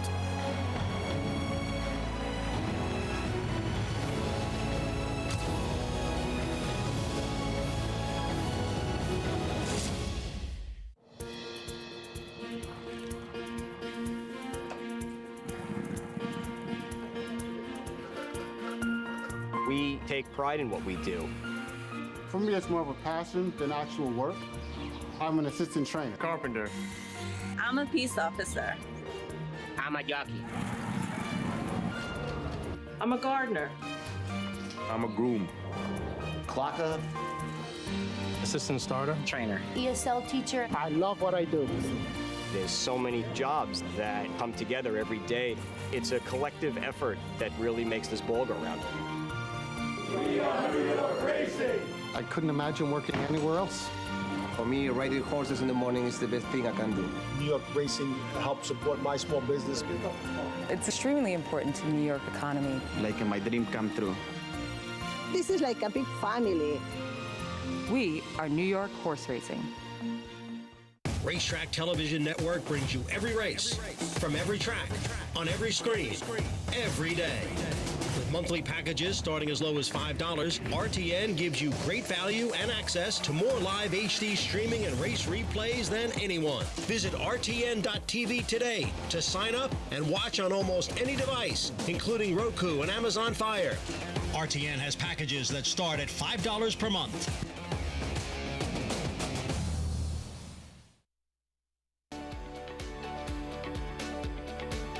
Sequel, New York is a beautiful 223-acre farm in Hudson, New York, which is in Columbia County. They are particularly proud of their 6 Kentucky-style barns on the farm and the fact that they're birthplace of Tiz the Law, who won the 2020 Belmont Stakes. Was 1 minute, 46 and 2/5 seconds. Sequel, New York stands 4 stallions, Freud, whom they refer to as the King of New York because he's been leading sire so many years, and Honest Mischief, a son of Into Mischief that they hope becomes the next King of New York. They also stand very useful stallions Mission Impassable and Union Jackson. The goal of Sequel, New York is to help breeders make money in the sales ring and on the racetrack. For more information on the New York Thoroughbred Breeding and Development Fund, you can head to nybreds.com. We say it all the time. It pays to be a New York bred. We're going to see evidence of that coming up on Empire Showcase Day on Sunday. And the crown jewel of that afternoon, the Empire Classic in Barise, bred in part by Sequel Thoroughbreds, who you just heard about. Barise started out his career with a couple of stakes win, 3 for 3. And they tried him in the Wood Memorial, didn't work out, but he didn't run that badly. He didn't run that badly on the Ohio Derby as well. Got back against the New York breds here and was a decisive winner up at Finger Lakes. And I think the difference for Barise in Sunday's race is in his next start in the Albany, he felt he couldn't let the horse in the rail, the horse in the rail, Montebello. He didn't want to let him get loose, so he had to keep him honest, and it ended up sort of falling apart and setting up for our friend Rick Schosberger, scored a nice upset victory that day. In this Empire Classic, there's an abundance of speed, so I think they can let him relax a little bit and get the trip that he wants. I like his chances. Yeah, Seafoam, Dr. Blue. Dr. Blue's got to go, doesn't he? Montebello's got to go. I mean, it feels like they have to be a little pace. You never know, though. So Barise, we'll see. Is it his day? 3-year-old tackling older company for the first time in his career. It's odd that Bankett chose to run in the Hudson at 6.5 furlongs instead of running in this Empire Classic. The Empire Classic did not come up that tough a race, and I wonder if they kind of misjudged. It's a little weird that they're cutting him back for that race. Not to say he can't win the Hudson, but I think he might have looked better in a bigger pot in the Empire Classic. It's odd that he's not in there, right? Yeah. It almost feels like I was handing up the race. I'm thinking, did they enter in the wrong race? Try and get the story behind that. Yeah, it's weird. It's just strange. Sunday. Yeah. I needed him for all of it. He was the only dirt horse, I believe, in a race taken off the turf, Saratoga. But they were running him back in, a week's time, I believe. Was it a short? And he got beat. I don't think he was coming back on that short a rest. It was a very short rest, yeah. Maybe it wasn't a week, but it was short rest. Yeah, it's in my bag. I'm not going to go look. Regardless, he was bad in that race. He was bad in that race. And Something Like It Hot Brown had more dirt credentials than people thought. Though, unlike what our friend Tom Amos thought, they went back to the turf with him, and it worked out pretty well. He won $1 million race that wasn't $1 million in his next start. Why are you beating up on Tom? I got to beat up on Tom. Tom. Something no one remembers. I remember. Of course you do. You're taking notes. Oh, yeah. 7th race coming up, 32 claiming race, 7/8 of a mile. Maybe the horse to beat, Royal Megan. The 5 in here, Jose Ortiz, Fernando Abreu. Like the 7, they're equally taking very big drops in class. I'm surprised the 5's a big favorite, aren't you? I mean, it's very early, and that may change. Once again, I should always look at the doubles, but I'm surprised there's that big a discrepancy right now between these two. It's going to even out. Let's head downstairs to Mig. Yeah, guys, an interesting group, and, I certainly hold the right to change my opinions after I watch them gallop off in the post parade. But the one-horse girls of Toscanova making a real nice impression. First time off the Cantermachi claim, comes from a good barn, Charlie Baker. I talk about it all the time. Just because you like the way a horse looks coming off the claim doesn't mean it's an indictment of the former connection. Sometimes horses just, a little change in routine, little change in scenery, certainly maybe a little tinkering with how they train, and it agrees with a particular horse. This filly looks really good. She's got a great coat on her, very well turned out. The 4-horse Blue Paint, the other Cantermachi, coming off of a bit of a freshening since August. Man, she's carrying perfect weight. I mean, she really could not look any better. She looks fit, but carrying good, strong weight. Like the way she's turned out as well. And then the 5-horse Royal Megan hasn't been seen since May. Makes a lot of sense. She looks very fit. Coat just maybe a little bit long, but she was up in Saratoga until very recently. Her second to last work before this was on the Saratoga training track, and anybody knows from anywhere north of the city on up, it's been a little bit cooler at night, and these horses' winter coats start coming in just a touch early. All right, Mick, thank you. We're going to get to the post parade just a little bit. 14 minutes away from this 7th race on the card. It continues to be Royal Megan, the 2-1 favorite. Classic. Is it Flightline and everybody else? He has been training sharp. He is being talked about like a generational type of horse. Really for everything he's done in his career, but mostly because of his last start. The Pacific Classic was just out of this world. Yeah, I mean, I think this is one of those races where, you remember where you were. Yeah. Yeah, I remember. I mean, this was late. It was run around 9 o'clock, and I was sitting at the bar, actually. And I put the race on, watching my phone, and the bartender said to me, "What are you watching?" Because my jaw was dropping, watching it. It was awe-inspiring. First of all, shame on him or her for not knowing Flightline was running. At Saratoga? Yeah, it's one of the things. You find the right place, and it's not all about racing. Having said that, and he's going to be tough to beat. I'm not knocking him. It's a very different scenario in this race with Life is Good in there than it was in the Pacific Classic. Maybe. Well, no, from a pace standpoint. Yeah. From the dynamics. I'm not saying that I think Life is Good is going to beat him. I think it sets up very differently. He's not going to be able to open up that way against this field. Well, overcame those issues after steadying early in that mile. Didn't hamper him at all in that race. Got to show up and do it again, though. And even Steve Asmussen said it to that point. Look, he's won more races than anyone on this continent. He said he's been beaten with a ton of odds-on favorites. You have to show up and do it again, and you got to take that mindset going in to face him. When you're facing odds-on favorites as a trainer, especially in a big race, it's daunting. When you run them as a trainer, it's much, much more pressure. On the other hand, you'd like to run a 2 or 3 to 5 shot in multi-million-dollar races every day of your life. Yes, but all of it is just filled with pressure, isn't it? Right. Well, I mean, the loss hurts a lot more, right? If you lose a race like that, it's extra hard because you're supposed to win, and it's disappointing. Listen, I think that Epicenter and Taba are unusually good horses. Now, whether or not they're good enough, especially at this point in their careers, to beat Flightline, even if he gets softened up by Life is Good, that's a big, big question. But these are not run-of-the-mill good 3-year-olds. Epicenter and Taba, to me, are both very, very good horses. Yeah, very good. And still, Taba's had time to catch up. And he had numbers, I look at the fastest numbers of any 3-year-old going into the Derby. It was too much too soon for him. Still, even though he's had time to catch up, is it still too soon for him to be at that kind of level? Is he still playing catch up? Yeah, he may be playing catch up his entire career against a horse like, whether he's ever going to get good enough. Because I think the one thing at Flightline, forget about his Pacific Classic. You mentioned the Met. He had legitimate trouble at 2 spots in important times in that race, and it just didn't seem to matter to him. So it's not like every race he's been in has been a complete cakewalk. And most of their cakewalks because he's just too good. Yeah. That type of horse, 126 Beyer speed figure in that Pacific Classic win, won by 19 1/4 lengths. We are 11 minutes away from the 7th race here coming up. I want to remind you can earn a $20 bonus today by playing with Naira Bets. Bet $100 each at Belmont, at the Big A, and at Keeneland today. And you'll get that $20 bonus in your account whether you win or lose. You do have to opt in, so don't forget that. Go to NairaBets.com, opt in, and get that bonus in your account. 7th race, here we go. There's the 2-1 still favorite, Royal Megan, who dropping class off since late May as well for Fernando Abreu. Yeah.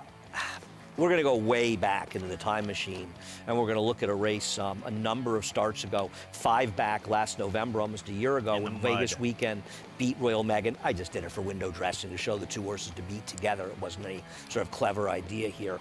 I will say the Royal Megan's had excuses. She was 4 to 5 wide around the track last time on a Super Gold Rail day against better horses. She's a little edgy, wire, better horse than she is. And I just think that she has run very well in her races, but she's still a horse coming off a 5-month layoff for a trainer who, to be fair, is 8 for 103 this year, 103, and is a short price. So intangibles aren't very terrific for her. And it's not like 7/8, even though it's come against tougher, has been her best.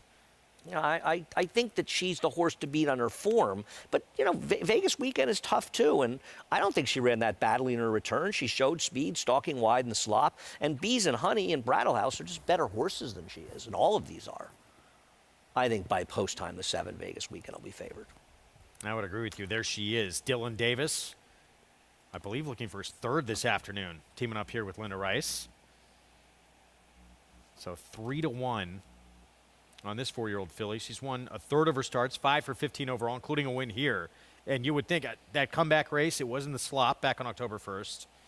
It was against much better, and it was her first race since February. So every right to need it, and you would think going to get a lot better. I mean, it's not much of a stat, but second off 6 to 12-month layoffs for Linda Rice on the dirt, making a 50% drop. She's 4 for 7 with 5 hitting the board. So they've been short prices, but they're winning. And the ROI is 333. So, yeah, they're $6 horses, but they're winning more than half the time. It is a small sample, however. Not really much of a stat. Dylan with 2 is mentioned. See if he can get his 3rd on Vegas Weekend, who may wind up being favorite by post time. We're going to begin with Eric Cancel, Girl of Toscanova, just claimed Mercant Cantor Masi, Robert Amendola. Yeah, she's getting bet like they feel that she's live. My problem is her last figure makes her contentious, but I think it's a number that's completely unreliable, and her other races do not. Lucky Peridot going to shorten up from 1 mile and 1/8 last start. Yeah, she looks like she's a little better on other surfaces to me. Blue Paint shortens up slightly as well. Why is she 3 times the price of her uncoupled stablemate? I think she has a chance in her here. Parks numbers fit right in. Do they translate here is the question. Yep. But that price is not a bad idea to try to find out. Favorite went by? Yeah, we've discussed her. Dame Cinco blinkers off. You like her a lot more than I do. I just thought she ran against inferior horses, but I'm not going to argue. She has at times run fast enough to contend. Vegas weekend, Linda Rice, Dylan Davis. I think she's supposed to be favored. I wonder if by post time she will be. Jerusalema, Flavian Pratt, Kelly Breen. Yeah, I just didn't think she was good enough overall, looking at her form. And 8-1, Respect My Candor. Some decent dirt form, was on turf last start. I'm using this horse, a private purchase, I guess, from California, coming in here. Chris Inglehart's kind of live, and this horse has dirt races that give her a chance, even though she hasn't won on the surface. 7 minutes away from this 7th on the card. JK, Royal Megan, what do you think? 2-1 favorite. Yeah, I'm against in here. That's a long layoff, 154 days. This horse has never run particularly well off of long layoffs. A couple of wins around 45 days, but just never really run all that well off of a long break. And then coming back in here just feels like this horse is completely overbet. It's taking a lot of money. You want to take into consideration, but I'm going to try to beat this horse in here with the 7 Vegas weekend. Vegas weekend came back and caught an extremely sloppy racetrack. I mean, there was standing water on the racetrack. The race kind of fell apart. This horse was forward, came in off of a break since February. I think Vegas Weekend is going to take another step forward. And if Vegas Weekend can take another step forward, I think that horse will win this race and is a much more attractive price considering the circumstances than the 5 Royal Megan. All right, Jonathan, thank you. 6 minutes away from the 7th coming up as we look at Vegas Weekend. And those odds are starting to even out here. Not surprised they are, right? I mean, it just feels like there was a surprising discrepancy. And we saw it in the last race how the odds evened out so much more as we got closer to the race. She is the slight favorite in the double in pick 3, the 7. Microscopic, I agree. But I did pick the 5 in this race. I think overall she's best. But I also thought that she'd be a bigger price than the 7. So I kind of misjudged that. I didn't look at the morning line to see if David thought they'd be about the same. He probably did. Take a look at the morning line is. He had them 3-1 and 5-2, so he saw it pretty much how it is playing out. So Royal Megan, again, look, we talked about off since late May. Some sharp works getting ready for this comeback. Yeah, I mean, you wonder. I don't know if they're doing any workout reports at this time of the year. She's been up in Saratoga, actually. She's training up there. Just came down to New York last week as they're closing things up in Saratoga. A little chilly. I was there last week. It was a little chilly. When does the snow come there? Listen, we've had snow. We've had snowstorms in New York now. You can get snow in April, in October for sure, but usually it doesn't come until December or so. But you can get some, and you'll get some in November. I mean, a little bit. That's why this lunacy from people who don't understand Saratoga. They could run the Breeders' Cup there. You know, it was 60 degrees there the other day. And it's like, yeah, and I was there a week and a half ago, and it was 48 was the high for 3 straight days. The other problem. It's perfect weather for horses. Right, the horses love it. The other problem is there's many problems. One is, it's fine if it peaks at 60 at 1 in the afternoon. What happens at 3 o'clock when the sun's getting ready to go down and you're trying to run the big races? Also, Saratoga is built for the summer. Half the crowd's out in the backyard picnicking, right? And they're not going to want to be out there picnicking in 40-degree weather or 50-degree weather in October or November. 4 minutes to post here in the 7th. Let's go back to Mig. Andy, I was up in Saratoga in 1988 watching the Breeders' Cup that Personal Ensign won, and it snowed over 1.5 feet. I wasn't hurt. I wasn't riding, and I'm looking outside as the snow piled up, and I was snowed in. So, yeah, good point. Very difficult to have a Breeders' Cup under those kind of conditions. Now let's get back to today. The 6, Dame Cinco. I really like what I saw from her warming up. I mean, just a tremendous energy level. Bowed her head, galloped off, really got into the bridle. She's going to be my top selection purely on appearance. I love what I saw. Very well turned out for trainer Amira Shishakli. Takes the blinkers off. Getting the 7 furlongs Vegas weekend makes a lot of sense. Nice appearance on the racetrack. Warmed up nicely under Dylan Davis. And she makes a lot of sense on paper. And then the 8 horse, another horse that just really made a nice impression. I don't know what happened last time going to mile and 8th in the slop, but I like the turn back in distance for her. She lures Flavian Pratt for Kelly Breen, and she just couldn't look healthier. So I'm going to the 6, but I think the race is kind of centered a little bit more towards the outside flow. All right, Meg, thank you. 9-1 from on Dame Cinco the 6. Kate Davis getting an opportunity here. You're rooting for all. Katie can ride, by the way. I mean, I say the one, and don't see it as a knock. She just hasn't ridden that much. She had the kid. She wasn't riding. Katie's always been an okay rider. We just saw her come back from a long time off. Yeah, no, I don't. Katie's not a Katie. Was never been a bad rider. Meanwhile, here's Jerusalema. Kelly Breen, second off the claim. What caught my eye with her, and I don't like her, is that she was claimed by Jimmy Riccio, who's a very sharp claiming owner. The problem I have is, look at the trainer that they claimed this horse from. This is a trainer that this year has made 479 starts and is winning at a 28% win average. Not sure that's the kind of trainer you want to claim from, is it? Maybe not. You know, you look and you see, claim at Parks, and listen, Jimmy's very sharp. He doesn't claim that much lately, so I take notice because he claimed it, and I wish I could make a case for this horse, but I can't. Horse won for 25 at Laurel, and A other than Charlestown, that was in the slot, put together back-to-back wins. Right. 4 for 14 lifetime. It just seems a little bit slow to me. I'm with you. And it's hard to imagine she's supposed to improve being claimed from a 28% trainer, but stranger things have happened. Gagliano just won by 8 lengths. So minute to post here coming up in this 32 claiming race. And now finally, favoritism shifting to the 7. It's like we look at Royal Megan. Sisyphus pushing the boulder up the hill to getting her to be like favored it, right? here. Right, yeah. I mean, it's no question that the race goes through the 5 and the 7. Would you agree? It does, but they both are question mark horses, and I picked them first 1-2. I picked them race 5-7, so I'm not. But I don't have any problem. I don't like the 6, but you and Richie like the 6. I don't have a problem with somebody making a case for somebody else in this race because both the 5 and 7 are potentially kind of horses that aren't going to show up and run that well. And, we even talked to some buried dirt form with the 9. Yeah. Who's 10-1, who has only been on dirt a few starts. I made a small pick 3 play to get some action. The 2 horses, I picked 1-2 in the last race, and I used all of the 4, 5, 7, and 9 to start this out. Though I don't think, I think one of the horses in the last race I used is going to be a little lower in his morning line. I think I know who you're referring to. Yeah. It's an ongoing discussion that you and I were having. I had it with David Aragona a few days ago as well. These are very hard races to make lines for. You want to knock lines, you can look at the line that David made here, and he just about hit it on the head with almost all the horses. Dame Cinco is the only one that's significantly lower. The 1 he made 9-2, right? The 3 10-1, the 4 12-1, the 5 3-1, the 7 2-1, right? 10-1 on the 8, 6-1 on the 9. I mean, he's pretty good. It's a pretty accurate line great job. for an 8-horse field. Here's Blue Paint about to load up for Mercant Cantromasi. We said this one interesting. If that Parks form can translate here to New York, figures-wise, fits. I'm not sure why 3 times the price of the other Cantromasi, but we'll find out, I guess. There's Royal Megan. Let's go upstairs. John Imbrial, the call. Here's a 7th from Belmont at the Big 8. There in the gate.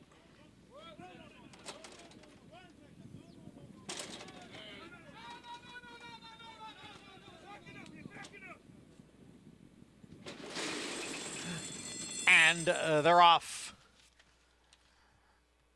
Looked like an awkward beginning there for Dame Cinco. Out first is Respect Mike Kander with Royal Megan racing in second, steadying just a bit there, joined on the outside by Jerusalema.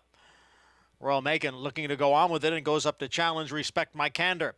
And then Jerusalema sitting off of them in third with Vegas Weekend next in fourth. Girl of Toscanova down at the rail in fifth. Blue Paint's on the outside in sixth. It's 5 lengths back to Lucky Peridot and Dame Cinco. The opening quarter mile in 23 and 4. Respect My Candor leads here by a neck with Royal Megan on the outside in second as the field goes around the far turn. Respect My Candor and Royal Megan, they're right together. They've got 2 lengths now on Vegas Weekend in third.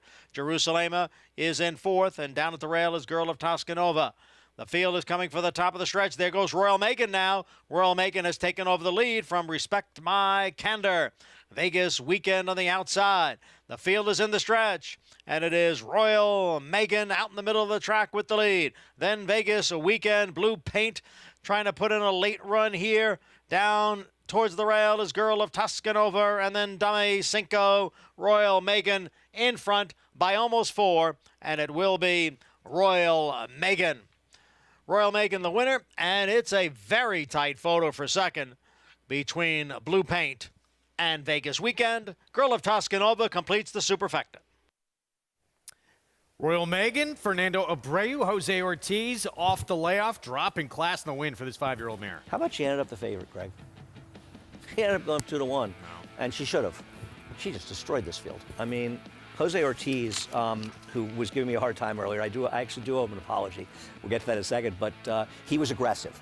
He did not want to let the 9 get away. He wanted his position with this horse being forward. He put her in the race, and he rode her like he knew she was the best horse. I was kind of giving him a hard time yesterday when he had a lone speed and it dead heated. And I said, they're crawling. He was the lone speed, was he in front? And Jose said, sometimes you got to ride to instructions. He did dead heat for the win. He said, I still got the win. I said, sort of.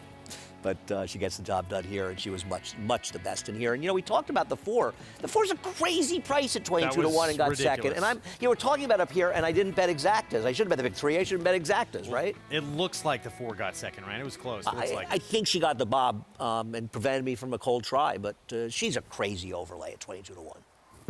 Poor beginning from the 6 you heard from John Imbrial. Yeah. Royal Megan, though, impressive here in victory. This was a joke. And let's get a look here for a second. Between the 4 and 7. Ooh. I don't know. I thought the 5 got the 4 got the bob. That's very close. Ooh. That almost looks like that dead heat yesterday. Or 2 to 1. The 4 was second. 4 was second. And it was the 4. Never in question. I don't know why you guys showed that. You guys tried to make us look bad. 5-4, 7-1. Favorite at 2-1 with 22-1 underneath. Can still make money with favorites winning. We're going to take a timeout. When we return, another edition of My Favorite Race. David Donk talks about a race that was a big one for him early on in his career. We'll be back.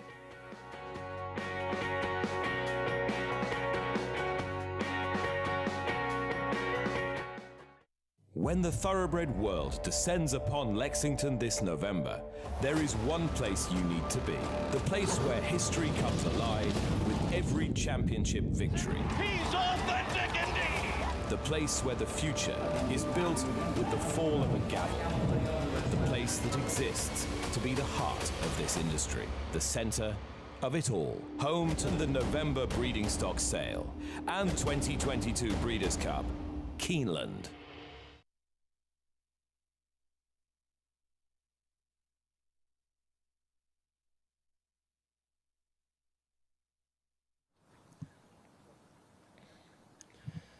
Check 1, 2, 3, 4, 5, 6, 7, 8, 9, 10. I did not hear myself.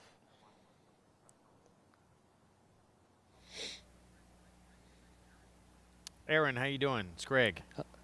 Hey, Greg. Good. Nice to meet you. How are you? Oh, doing well, thanks. Right on.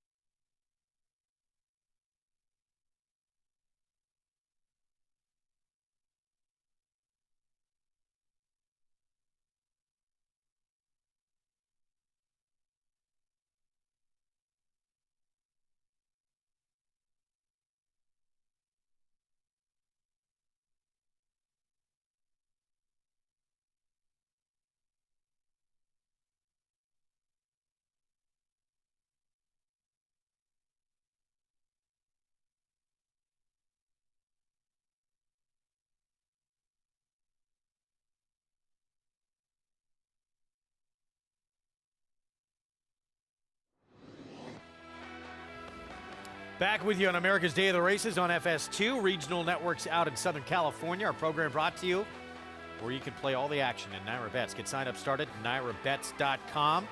Race 7 goes to Royal Megan. Impressive against this group here. Off the layoff, hadn't raced since late May. I mean, this horse, Jose rode her with such confidence, and she was much the best. And with 22 underneath by a whisker, $28 exacta with the favorite on top. Let's head downstairs to Mig. Thanks, Greg. And Jose, you just looked like a winner every step. She was traveling beautifully in the bridle. Yeah, she broke well. Manny was faster than me early on. I just sit second, and she was taking me every step of the way. It appears to me that the kickback has been really tough on the dirt for the horses today. Has that been your experience today? And how much of an advantage is to be drawn just outside of the speed like that? It's always good to have speed and control the race. You know, some kind of horses are tougher than other ones, and you know, with this kind, sometimes the bare minimum they get distracted. So the kickback has been tough today, and I think it's gonna continue to do so. Well, you're having a really good meet, but let's talk a little bit about Breeders' Cup. How is your lineup coming together for Breeders' Cup? And is there one horse you're most excited about riding? Well, lineup has come up good. We're lining up some good horses. Riga Glory is one of them. She's tough. She's going to face the boys, but she's tough as a nail. I love her. And maybe, sadly, will be our last ride together. But I think she have a good shot. Jack Christopher is the other horse that I'm very, very excited about because I think the race is salty. Jackie Whiter in there and some other horses. And I think if he wins as a trio, he will stand out and probably will be champion sprinter. Absolutely. Well, best of luck. Wishing you luck down there as well. And guys, it's part of the cycle, right? In the winter, we're looking towards the spring for the Derby, the Classics, the Belmont. Then we're looking for Saratoga, and now the Breeders' Cup, and then it'll start all over again. And that young man with Mig, maybe one of the best weekends of anybody at last year's Breeders' Cup. He rode out of this world. Jose's a terrific rider. There's no doubt about it. And we were talking a little bit this morning, actually, in the jocks room for quite a while. And we were talking about his Breeders' Cup Mountain, going through some of the races and who he had, talking about some of the races. But you're right. I mean, and it's not the first big Breeders' Cup. I feel like the year with Good Magic, when he won the Juvenile, I feel like he had a very big year that year as well. Just a very good rider. Regal Glory, beyond that, tackling the boys, Breeders' Cup Mile on turf. There's a big shot in there. Absolutely. Big shot. And then Jack Christopher, Jackie's Warrior, that duel in the sprint. We were talking about Jack Christopher, and I said, I don't understand why all these people were talking about him as though he's not a 6-furlong horse. What's to say he isn't? He's 1 for 1 at 6 furlong. In his debut, he ran a fast race. And as he said to me, he said, Jackie's Warrior is going to be faster early, but he's not going to be that far in front of me. It's going to be fun to watch. Yep. I agree. I think the sprint this year has come up stronger than it has in a while. It's the first time in a while where I feel like it's a very competitive race. Even the fillies run well. Kamari. Or the mare, I should say. Surprising. She's going against in that spot with those two monsters. Late pick 5 follow along, 11-1 start. 7-2, that's probably going to play a little bit bigger than that with Galliano and then Royal Megan. First favorite winning in the sequence. Yeah. Time for our Spendthrift Farm 2-year-old race of the day, and it is a good one. The Chelsea Flower, mile and a 16th on the turf. Our 2-year-old race of the day. Spendthrift Farm, of course, home of North America's 3-time reigning general champion sire, Into Mischief. Chad Brown, he's got the inside 2. Tax implications 4-5, and implicated coming off a win here at Aqueduct. Yeah, 4-5 seems a little. I mean, David made the horse even money, but it does seem a bit on the low side in the sense that it's not as though the horse is that overwhelmingly fast, but the 76 buyer is too good for these. But as you say, Chad Brown's biggest competition is Chad Brown. Seems like it is. Here coming up in this stakes race ahead. Let's take a look ahead to the weekend. We've previewed both these races, the big ones. Kelso, Bold Ruler, the Awad, part of that lineup as well. A couple of graded stakes, though, on the card. It's going to be a fun Saturday. We hope you join us here on America's Day at the Races. Well, he may not be a household name nationally, but to those who follow the New York circuit, David Donk is among the most respected trainers in this game. One of the biggest wins early on in his career was unexpected, which led to some awkward moments in the immediate aftermath in this edition of My Favorite Race.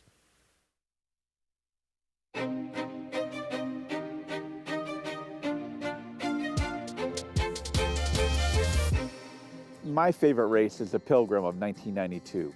I'm going to run Dr. Elfus. It's with Eddie Maple.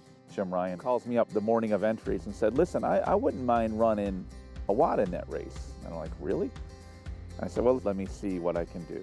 You know, I remember having lunch with Mr. Drago. He said to me, I'd rather not be in an entry with another horse in a race. And I said, well, Alan, listen, he's still a maiden, you know, trying to get a check, just trying to get a piece of it. I don't think he beats your horse. And they're off. Dr. Alfuz comes out running and gets directly to the lead. Dr. Elfus is just cruising on the lead here with Eddie. this point, you know, I think I've got a great shot to win it with Dr. Alfoos, but at the same time, Awad's running a big race. Moving toward the top of the stretch, it's still Dr. Alfoos who turns for home. And his mate Awad is right there. They're 1-2 now as the field turns for home.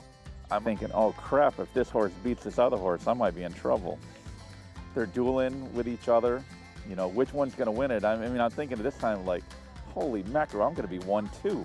Dr. Alfoos determined at the rail. Awad resolute on the outside, and Awad prevails by a determined head.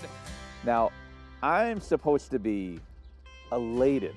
I'm walking downstairs thinking, I can't believe I just ran 1-2 in a stake, and I might have blown an owner over this.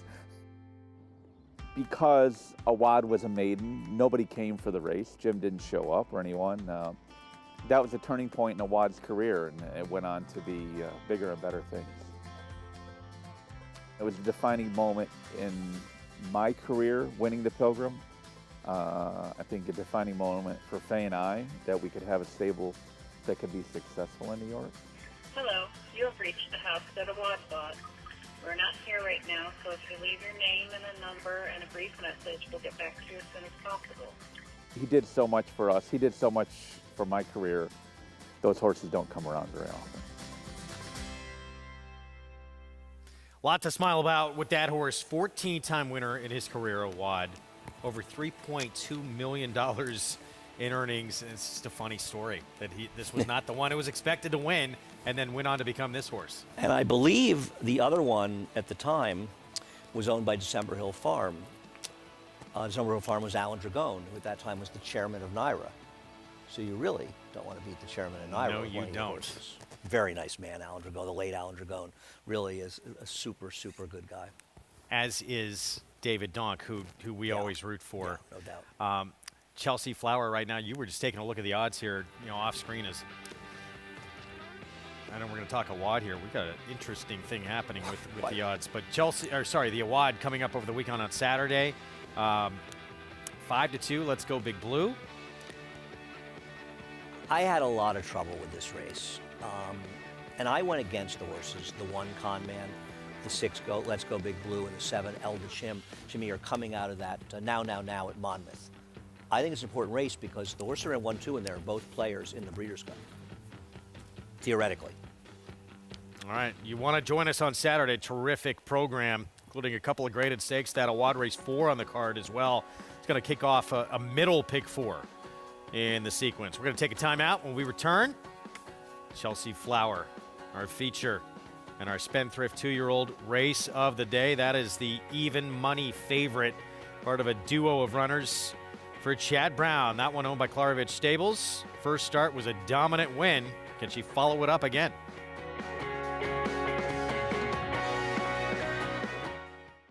Spun to Run. In the Breeders' Cup Dirt Mile, he defeated a loaded field that included multiple Grade 1 winners Omaha Beach and Improbable. His brilliant speed figures were among the fastest of any 3-year-old at a mile or more. And he hails from the legendary Danzig sire line. Multiple graded stakes winner, millionaire, Breeders' Cup champion, Spun to Run, standing at Gainesway. Who you betting on? How about an app created specifically for horse racing? NYRA Bets.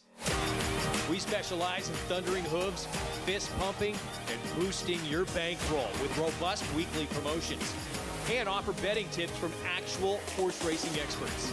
Bet all day and night, nationwide.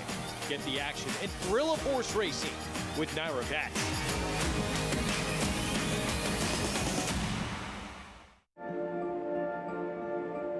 City of Light, a multiple Grade 1 winner with $5.6 million in earnings. Winner of the Grade 1 Malibu, the Grade 1 Triple Bend, the Grade 1 Breeders' Cup Dirt Mile, posting a 110 buyer, and the Grade 1 Pegasus World Cup, posting a 112 buyer. The best son to date of leading stallion Quality Road. City of Light stands to continue his sire's legacy at Lane's End. RaceLens is the most in-depth product in horse racing, with unique features found nowhere else. True odds, predictive analysis, and pace projection. RaceLens. It will change the way you follow horse racing and take your game to the next level.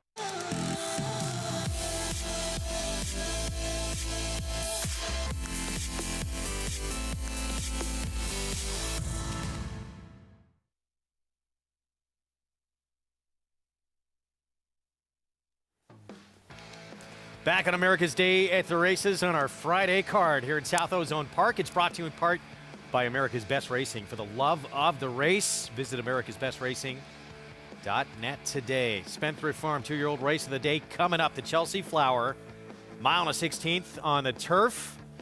And even money on this filly right here. One start. It came in Monmouth for trainer Chad Brown. She was much the best that day. Yeah, it's frustrating for the connections because they really felt that she was a horse that could win the Breeders' Cup Juvenile Fillies Turf and not to even get a chance to get into one of the prep races. It's tough. And she was the first AE in Jessamine and just couldn't get into any other races. Here it is. She winds up winning this race by 6 3/4 lengths. To do that in your debut, obviously you have a world of talent. So you can see why Chad Brown thought that. I remember Frank Miramati, the track announcer, texting me after the race and saying, Chad Brown is at least a monster in here, and she ran very, very well. And for people who are looking and saying, well, I mean, how much could he have thought of her? He ran her at Monmouth. No, that's just silly, because look at the date. It was between Saratoga and an Aqueduct, or Belmont at the Big A, excuse me, and they wanted to get a race into her, try to break her maiden so they could get to the stake races a month later to hopefully get the Breeders' Cup. Short price right now, and stakes debut here in start number 2. Let's head downstairs. Back with us, Maggie Wolfendale. Yeah, we'll start with tax implications from the inside, and she is just as impressive in the flesh as what she was in that debut. Just a really nicely put together filly by an Irish stallion that I'm not that familiar with in Memas, as he was a bit more of a sprinting type, and you can kind of see that pulling through with her. But again, you know, obviously she's accomplished at a longer distance, winning at a mile by 6 3/4 lengths first time out, but just a big walk to her. She's really beautifully balanced and well muscled, carries a lot of conditionings, a lot more than many of her other foes in here. She's a bit of a standout. I hate to pile on a short price favorite, but she really kind of lives up to the backing with her presence here in the paddock. As we'll take a look at Chad's other horse, that's number 2, Implicated. It's funny, I really liked her first time out and noted that she was such a good mover. And a lot of times when they're really good movers, it translates well to the turf because it's just a much more forgiving surface, and it allows that fluidity of one stride to really be, you know, accentuated. So, and you can see it. She's just got a beautiful walk to her as well. She looks good here, but she looks about the same as what she did first time out. There's really been not much change in her physically or mentally.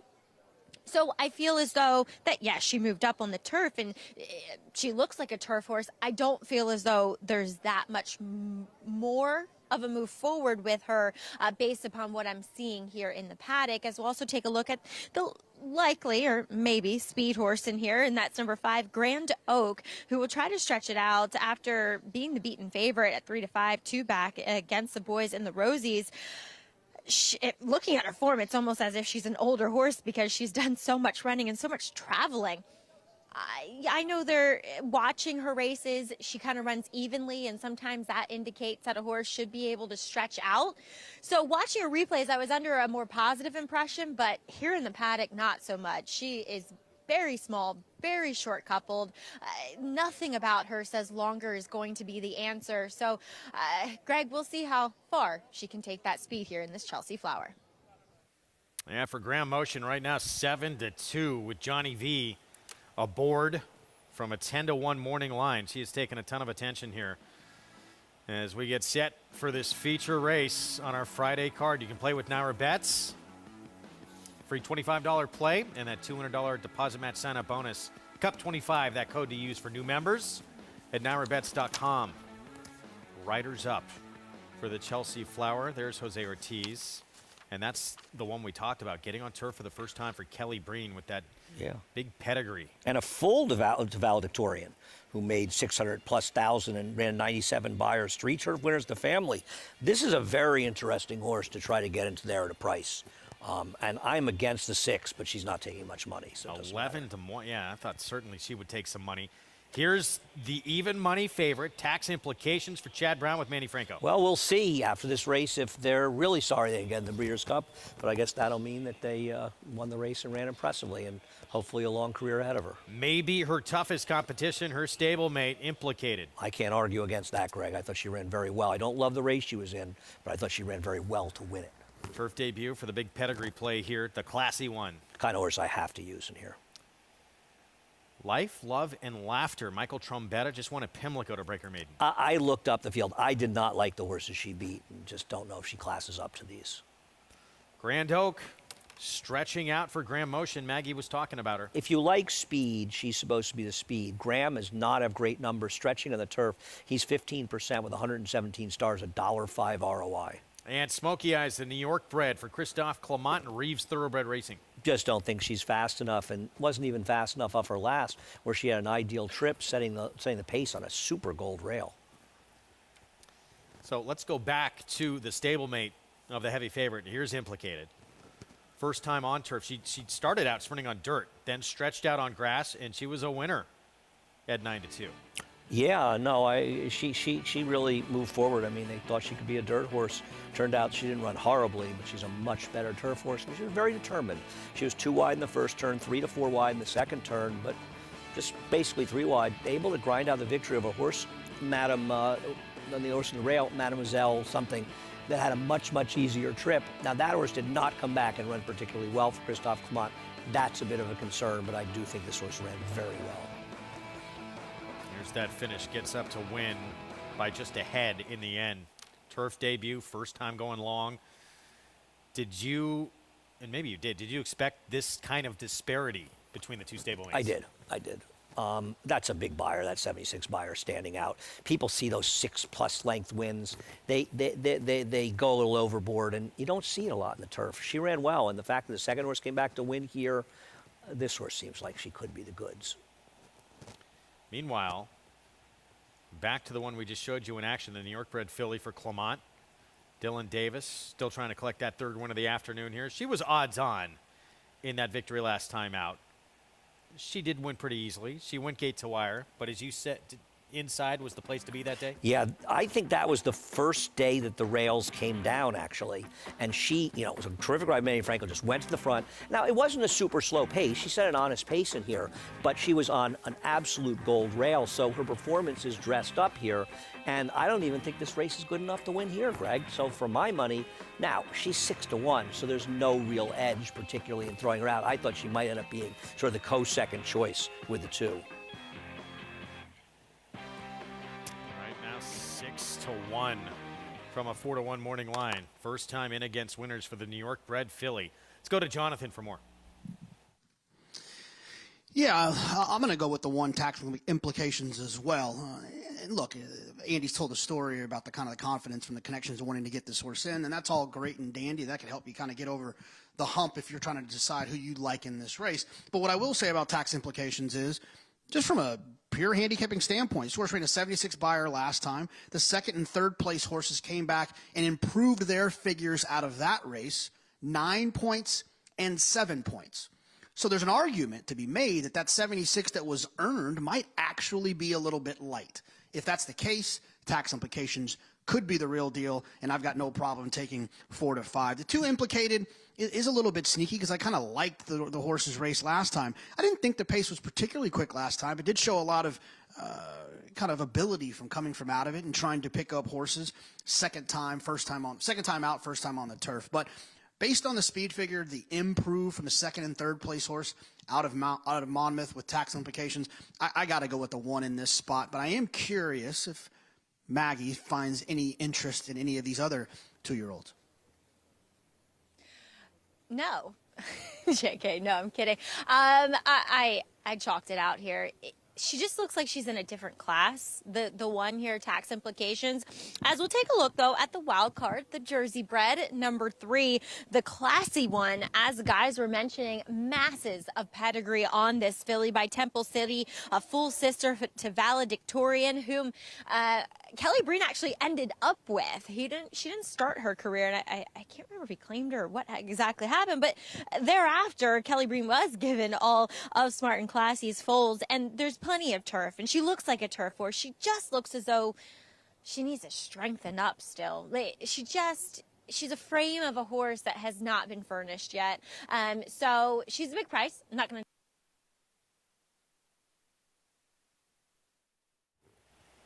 Apologies, there are some technical difficulties. We'll see if we can get Maggie back to finish up her thoughts there as we get a look at the classy one. So physically, maybe leaving a little something to be desired here for the turf debut. And it looks like we have her back. Let's head back to Maggie. Right here with you. Greg.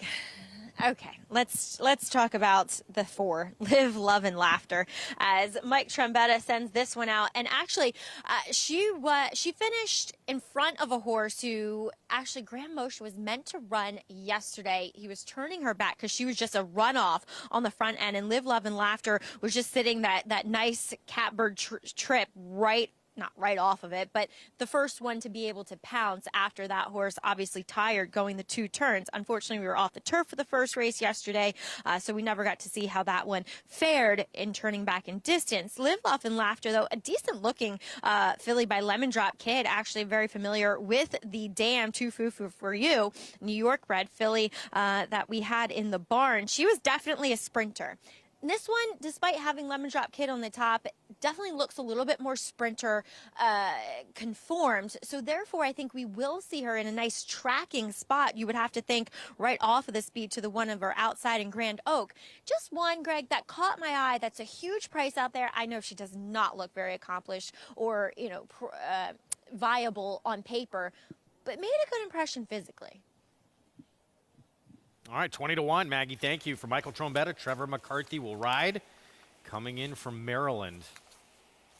We'll see if she can take a move forward. She would need it, but young 2-year-olds, improving start by start, why not? Absolutely, and Mike's a terrific trainer. Big price if you like her, so.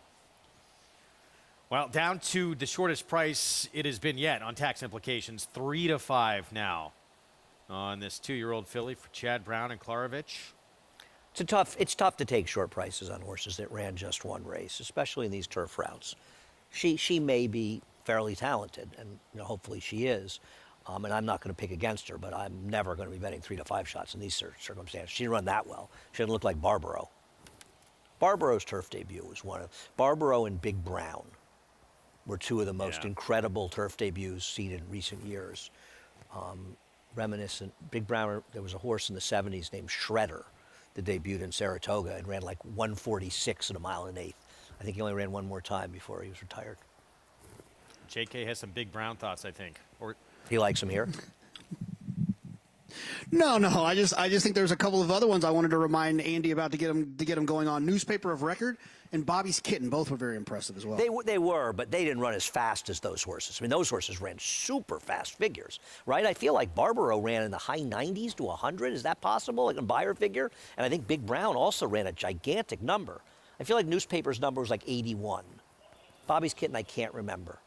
And then Big Brown, he won the Derby from the far outside post, 20 right? post. They could have given him the 80 post, and he would have won the race. That was quite a race. Yeah, he was a very good horse. That was not a very strong 3-year-old crop, but he was quite a horse. Spendthrift Farm 2-year-old race of the day here coming up in the Chelsea Flower, 1.16 on the turf. And odds on, Tax Implications had designs on the Breeders' Cup, did not work out. And that's okay. Maybe bigger things ahead as a 3-year-old. Listen, you never know what's going to happen. Maybe she won't win here, and it will be a moot point. Or is it a mute point? It's one of my pet peeves. I know. Everyone gets that wrong, I think. Either is acceptable. That one and lose, L-O-O-S-E. That's another one of my favorites. See them all on Twitter. And as far as, being drawn inside, you're fine saving ground from the outset, right? Oh, yeah, it's a good post. I mean, you look for May to be a bit aggressive to get his position. She's not likely to be in front. The 5 Grand Oak should be in front. I imagine Dylan will try to be a bit aggressive with Smoky Eyes, but the 5 Grand Oak should be faster. We'll see what Life, Love, and Laughter does as well with Trevor. First time beyond 6.5 furlongs. Yeah, for the 5 Grand Oak, who that price has floated up. We saw her down to 7-2 at one point. She is up to 6-1 right now, the 5 for Grand Motion. Yeah, I was not a particular fan of her chances, but she hasn't run badly in some of her races. Marilyn Shipper stepping in. Life, Love, and Laughter, our Spendthrift Farm 2-year-old race of the day. The Chelsea Flower, Chad Brown duo of Tax Implications and Implicated. Breaking from the inside 2 posts, the 2 to beat. Let's go upstairs. Johnny and Brielle, the call. And they're off. And from the outside, it is a Smoky Eyes out for the lead, quickly clearing the field and in front. Implicated is down at the rail. Life, Love, and Laughter in between horses, and on the outside, it is a Grand Oak. Then it's a break of 3. Back to the favorite Tax Implications. And at the back of the 6-horse field is the Classy One. They go into the clubhouse turn with Smoky Eyes showing the way here by a length and a half. Life, Love, and Laughter runs in second. Implicated is down at the rail, and alongside is Grand Oak in fourth. A break of 3, Tax Implications, and 4 more to the Classy One.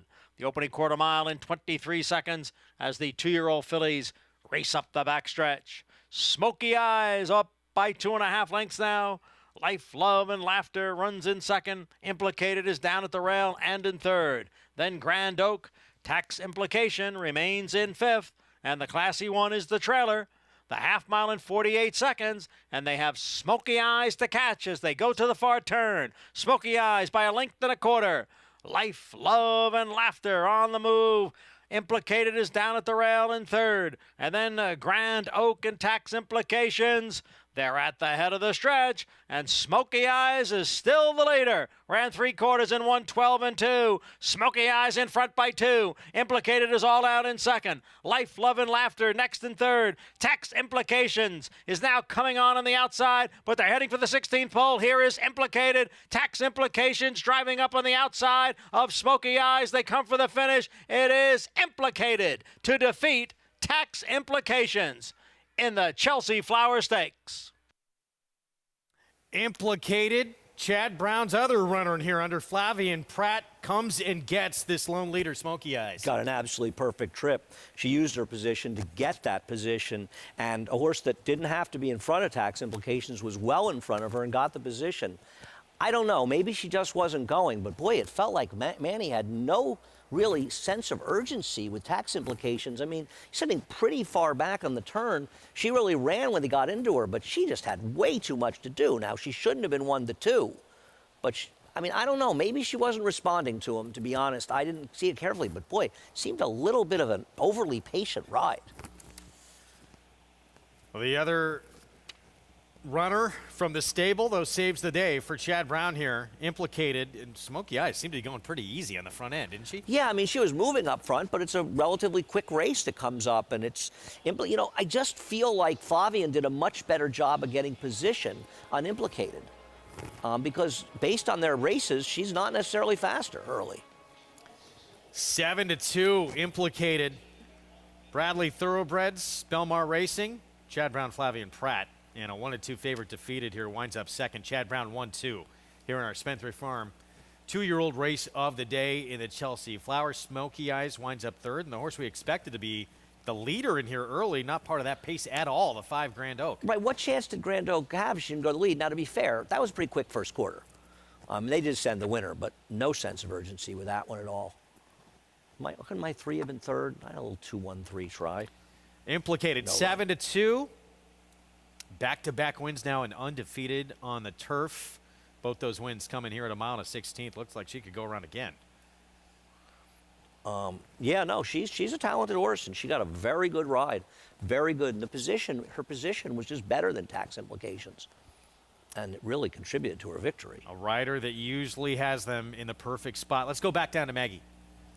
Well, I think something that did not help Tax Implications was her propensity to lug in horribly down the lane. Now, Manny Franco was asking her around the turn. She wasn't responding. Once she got clear and in the straight, she ran on, but he could not, thoroughly ride her because she was lugging in so badly. His inside left rein was completely loose, and he just had both hands on the outside right rein. And I really think that was her biggest downfall, and why her stablemate won this race, too. Having more forward position also helps, as you guys mentioned, Greg.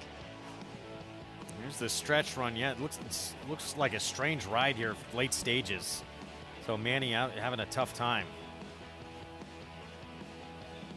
We'll see if Chad Brown can sort those issues out with obviously a talented filly. Winds up second best today, though. His other runner gets this win in the feature. Implicated. We'll have the prices when we come back. 2-1, 6-4 finish. We have the Nightcap still ahead on our Friday coverage.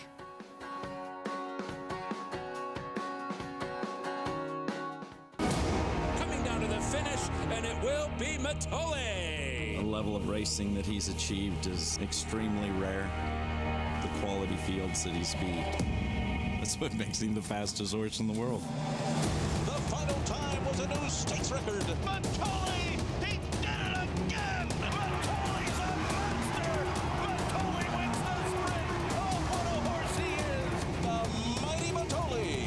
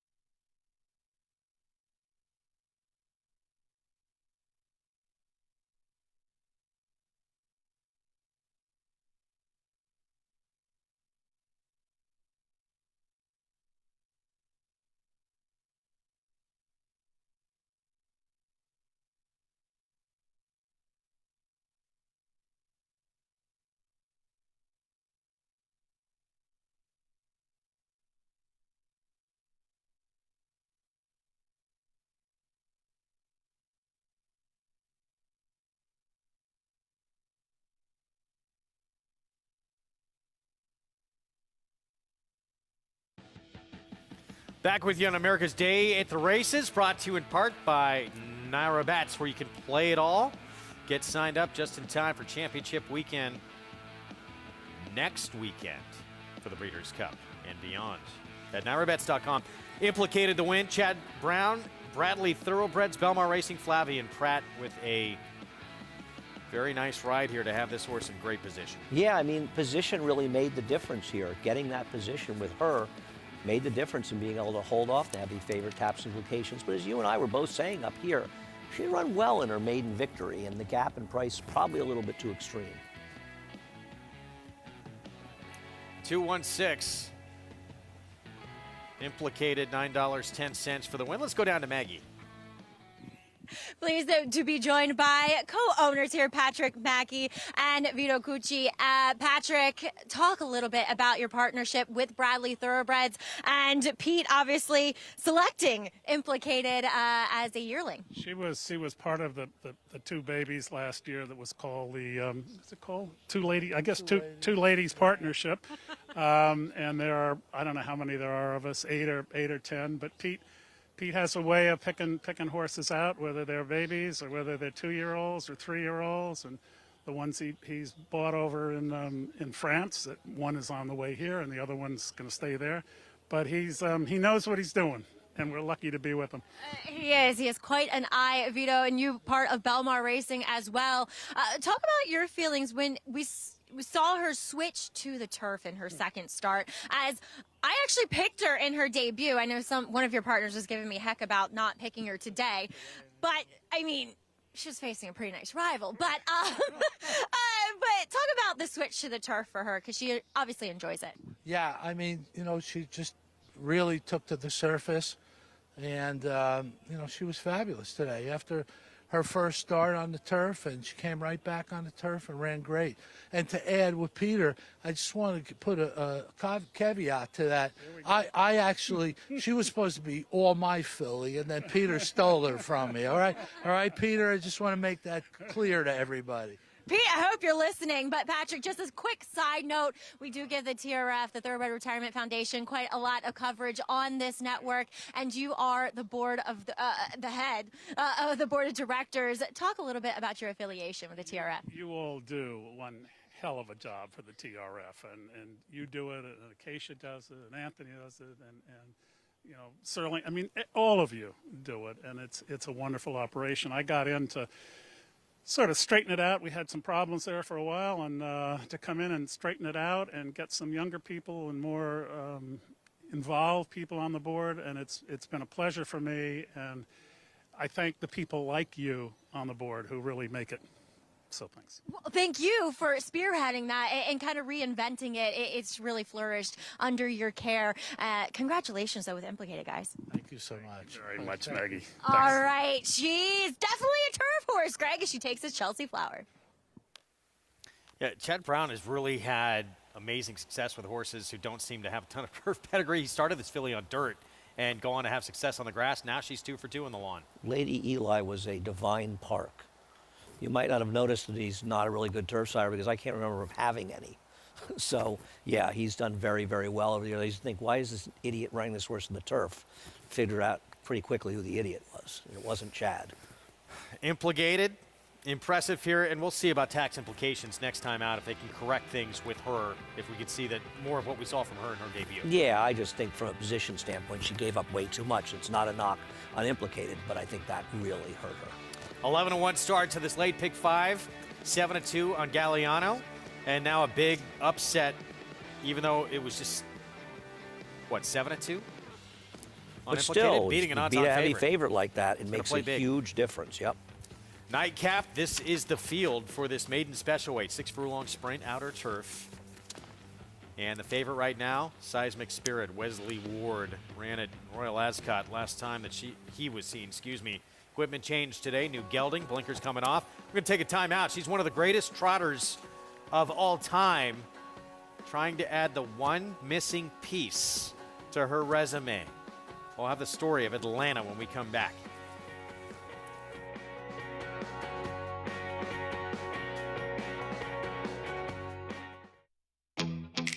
Yes, there's family. If we say La Troyenne, you'll get the picture. And of course, form.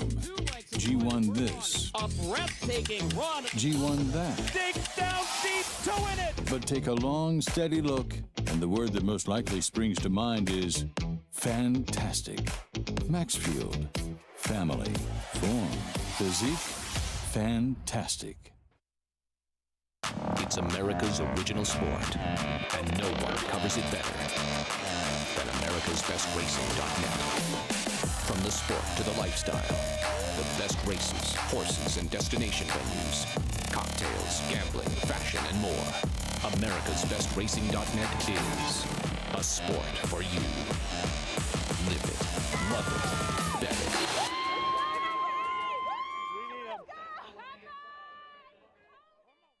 How do you become the gold standard in racing partnerships? One partner, one horse, one victory at a time. Flightline, 20 lengths clear. Congratulations to all our partners who have made West Point the gold standard for the last 3 decades.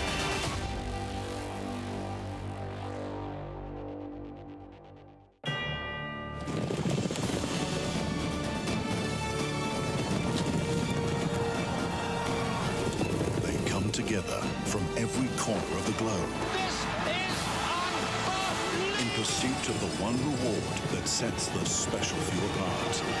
The title of World Champion. Don't miss racing's ultimate coronation. The Breeders' Cup World Championships at Keeneland. Tickets on sale now.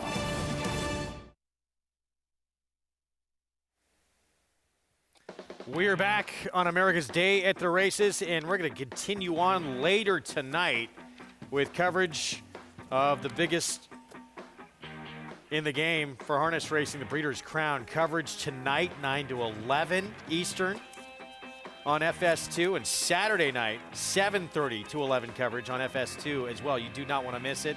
Bulldog Hanover, world record holder, going to be in action tomorrow night, and tonight, one of the greats of all time will be in action. She is, without question, one of the greatest trotting mares in the history of the sport. And Saturday's outcome, win or lose, Connections say will not change that. But it would end a frustrating history in the Breeders' Crown that includes 2 runner-up finishes for Atlanta and a chance to add the one missing piece to an incredible resume.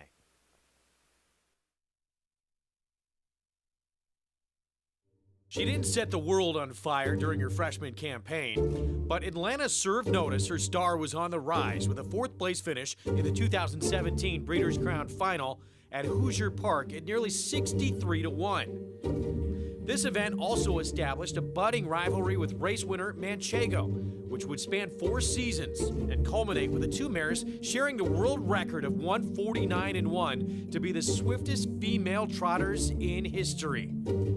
Atlanta, however, etched her name in the record books as a sophomore when she became the first filly in 22 years to capture the $1 million Hamiltonian Stakes over males.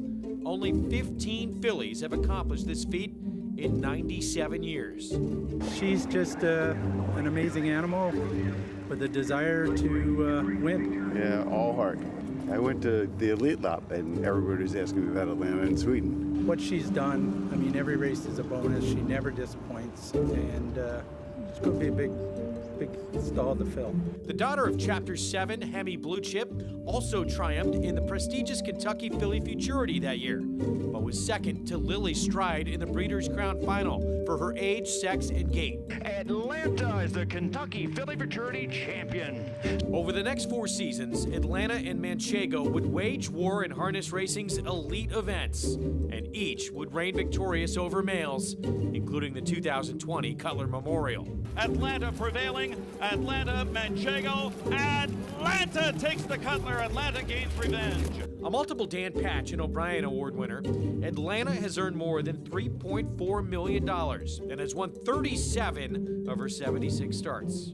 Her nearly 24 Grand Circuit victories include the All-A-Ridge Mare Trot and 2 editions of the Armbro Flight. And Atlanta, second last year. This year she wins. It's Atlanta on the Maple Leaf Trot by 4. The 4th richest female trotter of all time has beat the boys in the Maple Leaf Trot, All-A-Ridge Open Trot, Dayton Derby, the Graduate Series Final, and the Charlie Hill Memorial. I think a quick turn of foot, is really what made her. I think she can put herself in the right spot when she needs to be, and doing it for years too. She's 5-6 years at the top level and battling the best, and she's always there in the hunt. Atlanta, the 2018 Trotter of the Year, will commence her 2nd career as a broodmare in November. The 7-year-old mare has enjoyed a spectacular career, but the one thing missing from her resume is a Breeders' Crown triumph. Will her 5th appearance in this event be the charm and complete a legendary career? She's the most pleasing horse that you will ever have. Atlanta does whatever you ask from her. She will, she tries her heart out. She's very efficient gated, but the biggest thing is she just, whatever you want from her, she will do. Time will tell. It all comes down to the crown. It is going to be a good one. You don't want to miss it. One of the greats of all time. And, connections actually of Bella Bellini believe they might have the best trotter in the country as well right now. Bella Bellini, she has beat Atlanta. She has beat males on a couple occasions, Hamiltonian Maturity and the Caesar's Trot. And when Doves Cry in this field also, who has beat Atlanta this year, it's a good group. Looking forward, have to check some of these races out. And a horse named for a Prince song. How can you not like that? Yeah, that's one of When Doves Cry, who beat Atlanta this year. She's 5-2 Morning Lion, but Atlanta, the one to beat. One of the all-time greats. We look forward to it. Nightcap from Belmont at the Big A. When we come back, in one of the many contenders in a wide open finale, Waiko Wesley Ward, Jose Ortiz will be aboard, coming out of a race against winners, although it was a maiden that won that race.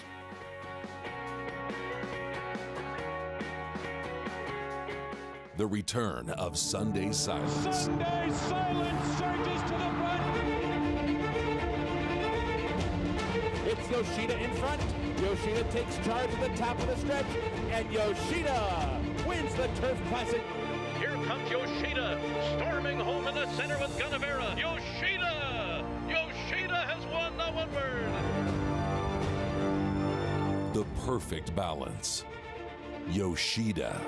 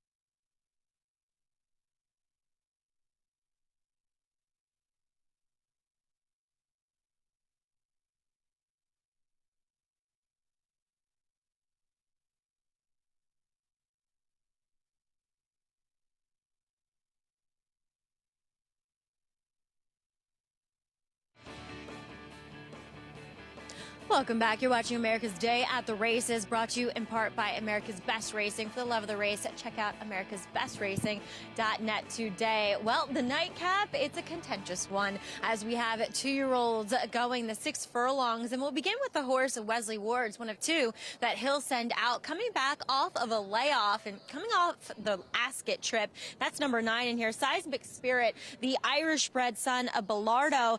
And while Wesley has great numbers doing this, and this guy returns as a gelding, I can't say that I'm that convinced here. Now, I like the fact that he sticks at the 6 furlongs on the turf, and he's fine, and he showed good speed in that debut race, but he just could look a bit more fit. But then again, I find myself saying that oftentimes with Wesley Ward first-time starters or layoff runners, and they do tend to run better than what I think they will. As we'll move on to number 4 in here, that is Rutherford. I wasn't in the paddock for that debut, but it feels like a bit of a loaded debut behind Najarok, who would come back and win the Grade 3 Futurity. It's a very good-looking son of More Than Ready, kind of your typical More Than Ready, that dark bay, a very athletic and well-balanced. Like I said, I don't know what he looked like first time, but I really like what I'm seeing from him second time around here. Couldn't come up with much of an excuse, but maybe he just needed it. Number 5 won an award, a son of Oscar Performance, and there's definitely some pedigree. The dam was a good turf sprinter. He's a half to Venetian Harbor, graded stakes winner on the turf, but also multiple graded stakes winner sprinting on the dirt. Big, massive animal, as you come to expect from these Colts Neck / Jorge Duarte trainees. He just looks like he needs a start. He's sharp, though. He could be forwardly placed here in this debut, Greg. All right, Maggie, thank you. The one went by Waiko Wesley Ward as well. Coming out of a race against winners was 3rd. But that was a Ducky Downs. His prior race is not that strong. I think he's dubious as one of the favorites. The rail to Montepulciano cutting back. I like this horse. Now, he's worked well and never run to it in the racetrack, but he was involved in a very fast pace going long in his debut. I'll give him a shot cutting back. Not a prayer went by. Dan was a multiple stakes winner sprinting on dirt. It's too easy a joke for that one, right? 7-1 Rutherford. Listen, it's a generous price if you like him. I didn't love his debut. I just don't think he did much running, but he did lose to a good horse. Intriguing firster here, won an award. Yeah, I think he's very, very dangerous in here, and Maggie had some nice things to say. He's got plenty of pedigree, this horse. Dan produced Venetian Harbor, Grade 2 winner on the turf. Ordinary, 35-1. This one just doesn't have any pedigree. Did not work that well at the Ocala sale. Unknown Agenda, 9-1. Well, it's Todd Pletcher. If you like him, you got Todd Pletcher and Pratt, but there's not a turf pedigree. Dan was unraced, first foal to race. Disturbed debuting, firster by Connect. Yeah, there's also no pedigree for this one. Good name, though. Here's the favorite, Wesley Ward, Seismic Spirit. Yeah, I mean, this horse lost to a horse, Calacandy, is actually a lot of stuff for the World Series, owned by Alex Bregman. And that horse got hurt in his next start, but one horse came back out of the race to run well. We'll get back to the 10, who was just beat by a horse going to the Breeders' Cup, and then Practically Mine, first timer. Here's the 12-3-0. Yeah, I mean, it's a big price if you like him. I just think he ran inferior races. 13-1 outside for Fernando Abreu. Back to Deccan Prince. Dylan Davis for Mike Maker was third behind Nazarok for Grand Motion. Yeah, who's going to actually try to stretch out in the Breeders' Cup. Not going to run in the Breeders' Cup Sprint. Going to run going long, and got a good trip when he won the Futurity, and he's a nice-looking horse. I just didn't think he did much running, but it was an improved effort, that's for sure. 6 minutes away, our finale on this Friday card. Here, Belmont at the Big A. We'll have it for you when we come back. Stick with us. More on America's Day at the Races here on FS2 when we come back.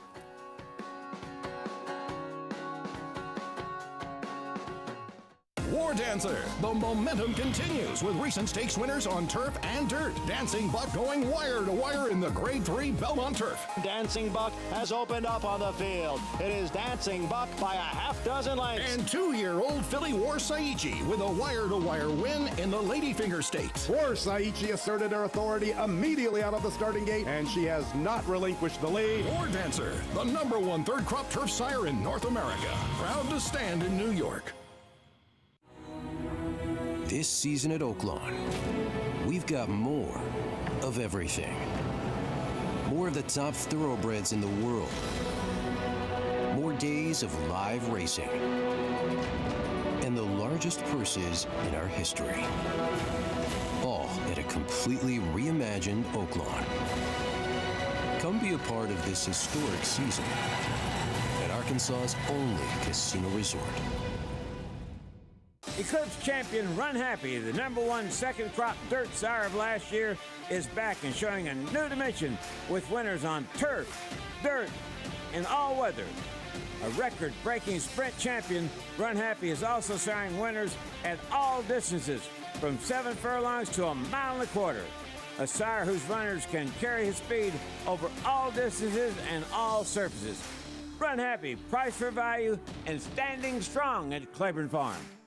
Racetrack Television Network brings you every race, from every track, on every screen, every day.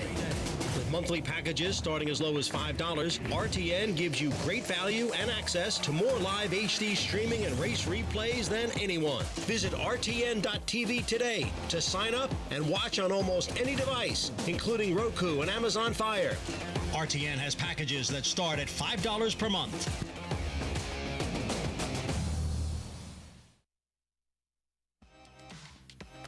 Back with you on America's Day at the Races on our FS2 coverage. It is brought to you in part by Hill and Dale at Alapa. We have the Nightcap coming up on our Friday afternoon card. 6 furlongs in the outer turf in this maiden special with everybody looking for that first win on the resume, including this first-timer here. Dan was a multiple stakes place sprinter on the turf and produced Venetian Harbor as well. It was pretty talented. Let's go to Jonathan for more. Yeah, Venetian Harbor was very impressive on the dirt, but she also had some really nice turf races. On debut, Venetian Harbor almost won first out on the turf sprinting. Then she came back after some of her dirt exploits and ended up winning a stake going 6.5 on the turf. So won an award, the 5, is actually by a turf stallion. Venetian Harbor was by Munnings. You like to think the 5 should run well. Venetian Harbor was very good as a young horse.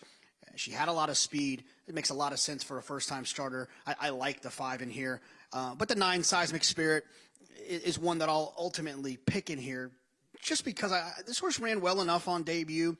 at Churchill, then went on to Ask It probably a lot too soon, comes back as a gelding here, drawn towards the outside of the majority of the other main competitions with Wesley Ward horses that are expected to pop away from there. I felt like the 9 Seismic Spirit was the one you wanted in here, but I wanted to make sure I talked about the 5 a little bit.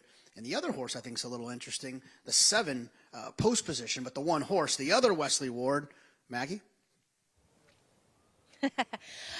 Jonathan, yeah, Wyco, he comes out of that race at Kentucky Downs where he was not wide the whole way, but, a little bit more out than some of the other rivals. And it looked at the top of that very long stretch that they have there that he was loaded for bear and he was going to kick on. And then he just kind of idled when going the 6.5 furlong. So he gets back to the 6 here, looks incredibly fit, the most fit that I have seen this guy appear, at least relative to his another time he ran in Naira. But I almost weirdly, from a physical standpoint, preferred him over Seismic Spirit in here, just given the fitness factor as well. So take a look at number 2, Montepulciano, who is 9-1. He's been favored and 4.5 to 1 in his 2 previous starts. So that's indicating that there must be some sort of talent. And Todd's the kind of trainer that if they aren't any good, then he tends to either run them for a tag or put them away, or they find themselves a different trainer. But it feels like he's trying to find the right fit for this horse, and we'll see if this is it. This is the fittest he's appeared prior to a start. This is the most relaxed, though, and I don't know if that's necessarily a good thing for turning back in distance here, but I just thought it was a little bit strange and intriguing that, well, they keep trying this horse in maiden special weight fields. We'll see how sprinting on the turf what he wants to do. And then I'm going to go out on, not a limb, but just a horse that caught my eye that I didn't mind his OBS June workout. That's number 8, Disturbed in here. 10-3 is pretty slow. He did work 10-2 at the OBS March, but he RNA'd for 100,000. They let him go for 70. Maybe that's a negative. Probably is. But a nicely put together horse. And there's some turf pedigree in the 2nd generation. Actually, the Dams have to. Our Withers winner from a couple years ago and risk taking. And I just thought of the firsters. Honestly, guys, he was the one that looked most fit and together. He's a huge, huge price. Rightfully so. But I want to see how he runs today, Greg. I want to say about the 2. I like Montepulciano here. This horse has worked very, very well and has never run on the racetrack. It could be a morning glory, but he was involved in an extremely fast pace in his 1 turf race that fell apart. So I think his 1 turf race going long was better than it is. Doesn't mean he's going to transfer to sprinting, but the reason he's getting bet is that he's been working extremely well in the mornings. 2nd Dam was a stakes winner sprinting on the dirt, but Todd did debut this horse on grass going long. Now going to try sprinting over the grass. As you see that 8, that big price, 57-1. Maggie was just talking about Junior Alvarado on board. Favoritism has shifted now to the other Wesley Ward runner, Wyco. And it was a race full of winners, but it was a maiden who actually won that race. Dunedin came back and ran 5th in the Grade 3 Futurity next time out. It only was beat about a half length. Yeah, no, that race is a little live is coming out of. I agree. I didn't like the races before that, but did lose to some okay horses in the prior start, but lost by badly. Finale on this Friday card from Belmont at the Big A on our FS2 coverage. Let's go upstairs to John Embrial.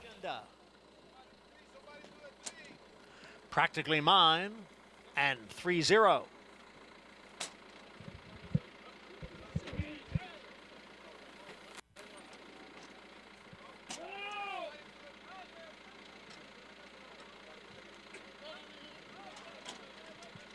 They're in the gate.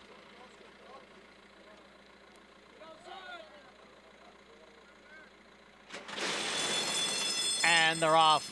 Awkward beginning for number 6, Ordinary, and he trails the field. It's a good start for 3-0 from the extreme outside. Not a Prayer now moves up along with Seismic Spirit. 3 of them across, and just in behind, Montepulciano races in 4th. And then it's Rutherford in 5th. Deccan Prince is on the move on the outside in 6th. One in the Ward is next in 7th, followed by Practically Mine in 8th. It's 3 lengths back to Wyco, who's in 9th. Followed next by Ordinary, who is off to that slow start, has now advanced a few spots. At the back of the pack, Unknown Agenda and Disturbed. The quarter in 22-1. It is 3-0 who has the lead over Seismic Spirit. 3-0 on top here by 4 lengths now. Ran the half in 44-4. It is 3-0 in front by 5. Then Deccan Prince on the outside is won an award. Seismic Spirit down at the rail, and Rutherford is in between horses. All chasing 3-0, who has the lead as they come on for the finish, and it will be 3-0 to break his maiden here. Won an award, first-time starter was second. Seismic Spirit finished third.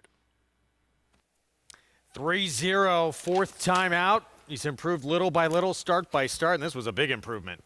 Yeah. This was quite a performance, and that's the second win today for Fernando Abreu, who won our 7th impressively and the 9th impressively. This horse ran like he's a first-time start. It was going to go into stakes, not one that had 7 starts. But as you said, Greg, he has improved every start, and he took a big step forward today. Wow. 17-1 was a little ridiculous on him, wasn't it? Probably. Way he ran, he should have been 1-5. I mean, he ran like a wildebeest today. That was wild. That was wild. Big number to end this card. And John Velasquez got good position early on Seismic Spirit, and then just nothing in the stretch. Well, I mean, he ran very well. He finished third. I mean, he ran very well. He just ran into a horse that, like, like a stakes horse. I mean, frankly, the 5 ran well in here to finish second. Seismic Spirit ran well. I mean, you'd think he'd get his spirit broken by the winner, who just, he shouldn't have been 17-1. But he also shouldn't have run that race based on what he's done on paper. But he ran it. I know pre-entry's out. Too late to nominate? I just run him to Kentucky and just keep running. Oh, my. 17-1, 3-0, Fernando Abreu. Our Sugar Bear stable. And the apprentice Jose Gomez runs off with this race here at a big number. 17-1 over 10-1. That first timer won an award we talked about by Oscar Performance. And then Seismic Spirit winds up third. Montepulciano, who you liked, winds up fourth in here. 12-5-9-2. 3-0 your winner. Big weekend ahead for us here at Belmont at the Big A with a Grade 2 Kelso, a race that's going to kick off the Pick 6 on Saturday. It's the ABR race of the week, 1-turn mile. Morello back in action, the Gotham winner from earlier this year. And Baby Yoda coming back in 22 days' time. That's the concern. According to Hall of Famer Bill Mott, he was big in that last start, though, stretching out to that mile distance. Yeah, I mean, there's a lot going on in that race. I'm going to try to beat Baby Yoda in there. Not that I don't respect him and consider him possibly the one to beat, but I think Empty Tomb's dangerous. I think that Morella's dangerous. I even think that Title Ready, is it? Title 4-horse in there is dangerous as well. Yeah, Title Ready for Dallas Stewart. Yeah, I think he's a player. That horse has danced a lot of dances. 7-year-old has been around for a long time, closing in on over $800,000 in earnings. That is coming up again tomorrow to kick off the Pick 6. That'll be race 5 on the card. Not the only graded stakes action as well. That other stake, maybe the most wide open race of the entire card, that Grade 3 Bold Ruler. Oh, the Bold Ruler is a fun race. We will see you tomorrow. Don't forget, we have coverage tonight, Breeders' Crown. That starts at 9 Eastern time. So you want to join us for that. It was implicated. The other Chad Brown runner in the Chelsea Flower, Tax Implications beat at odds on. And the Breeders' Crown, it is coming up tonight. Again, 9 Eastern start time to see the absolute best in the game go at it tonight and tomorrow night. We'll see you. Meanwhile, tomorrow, check your local listings on Fox.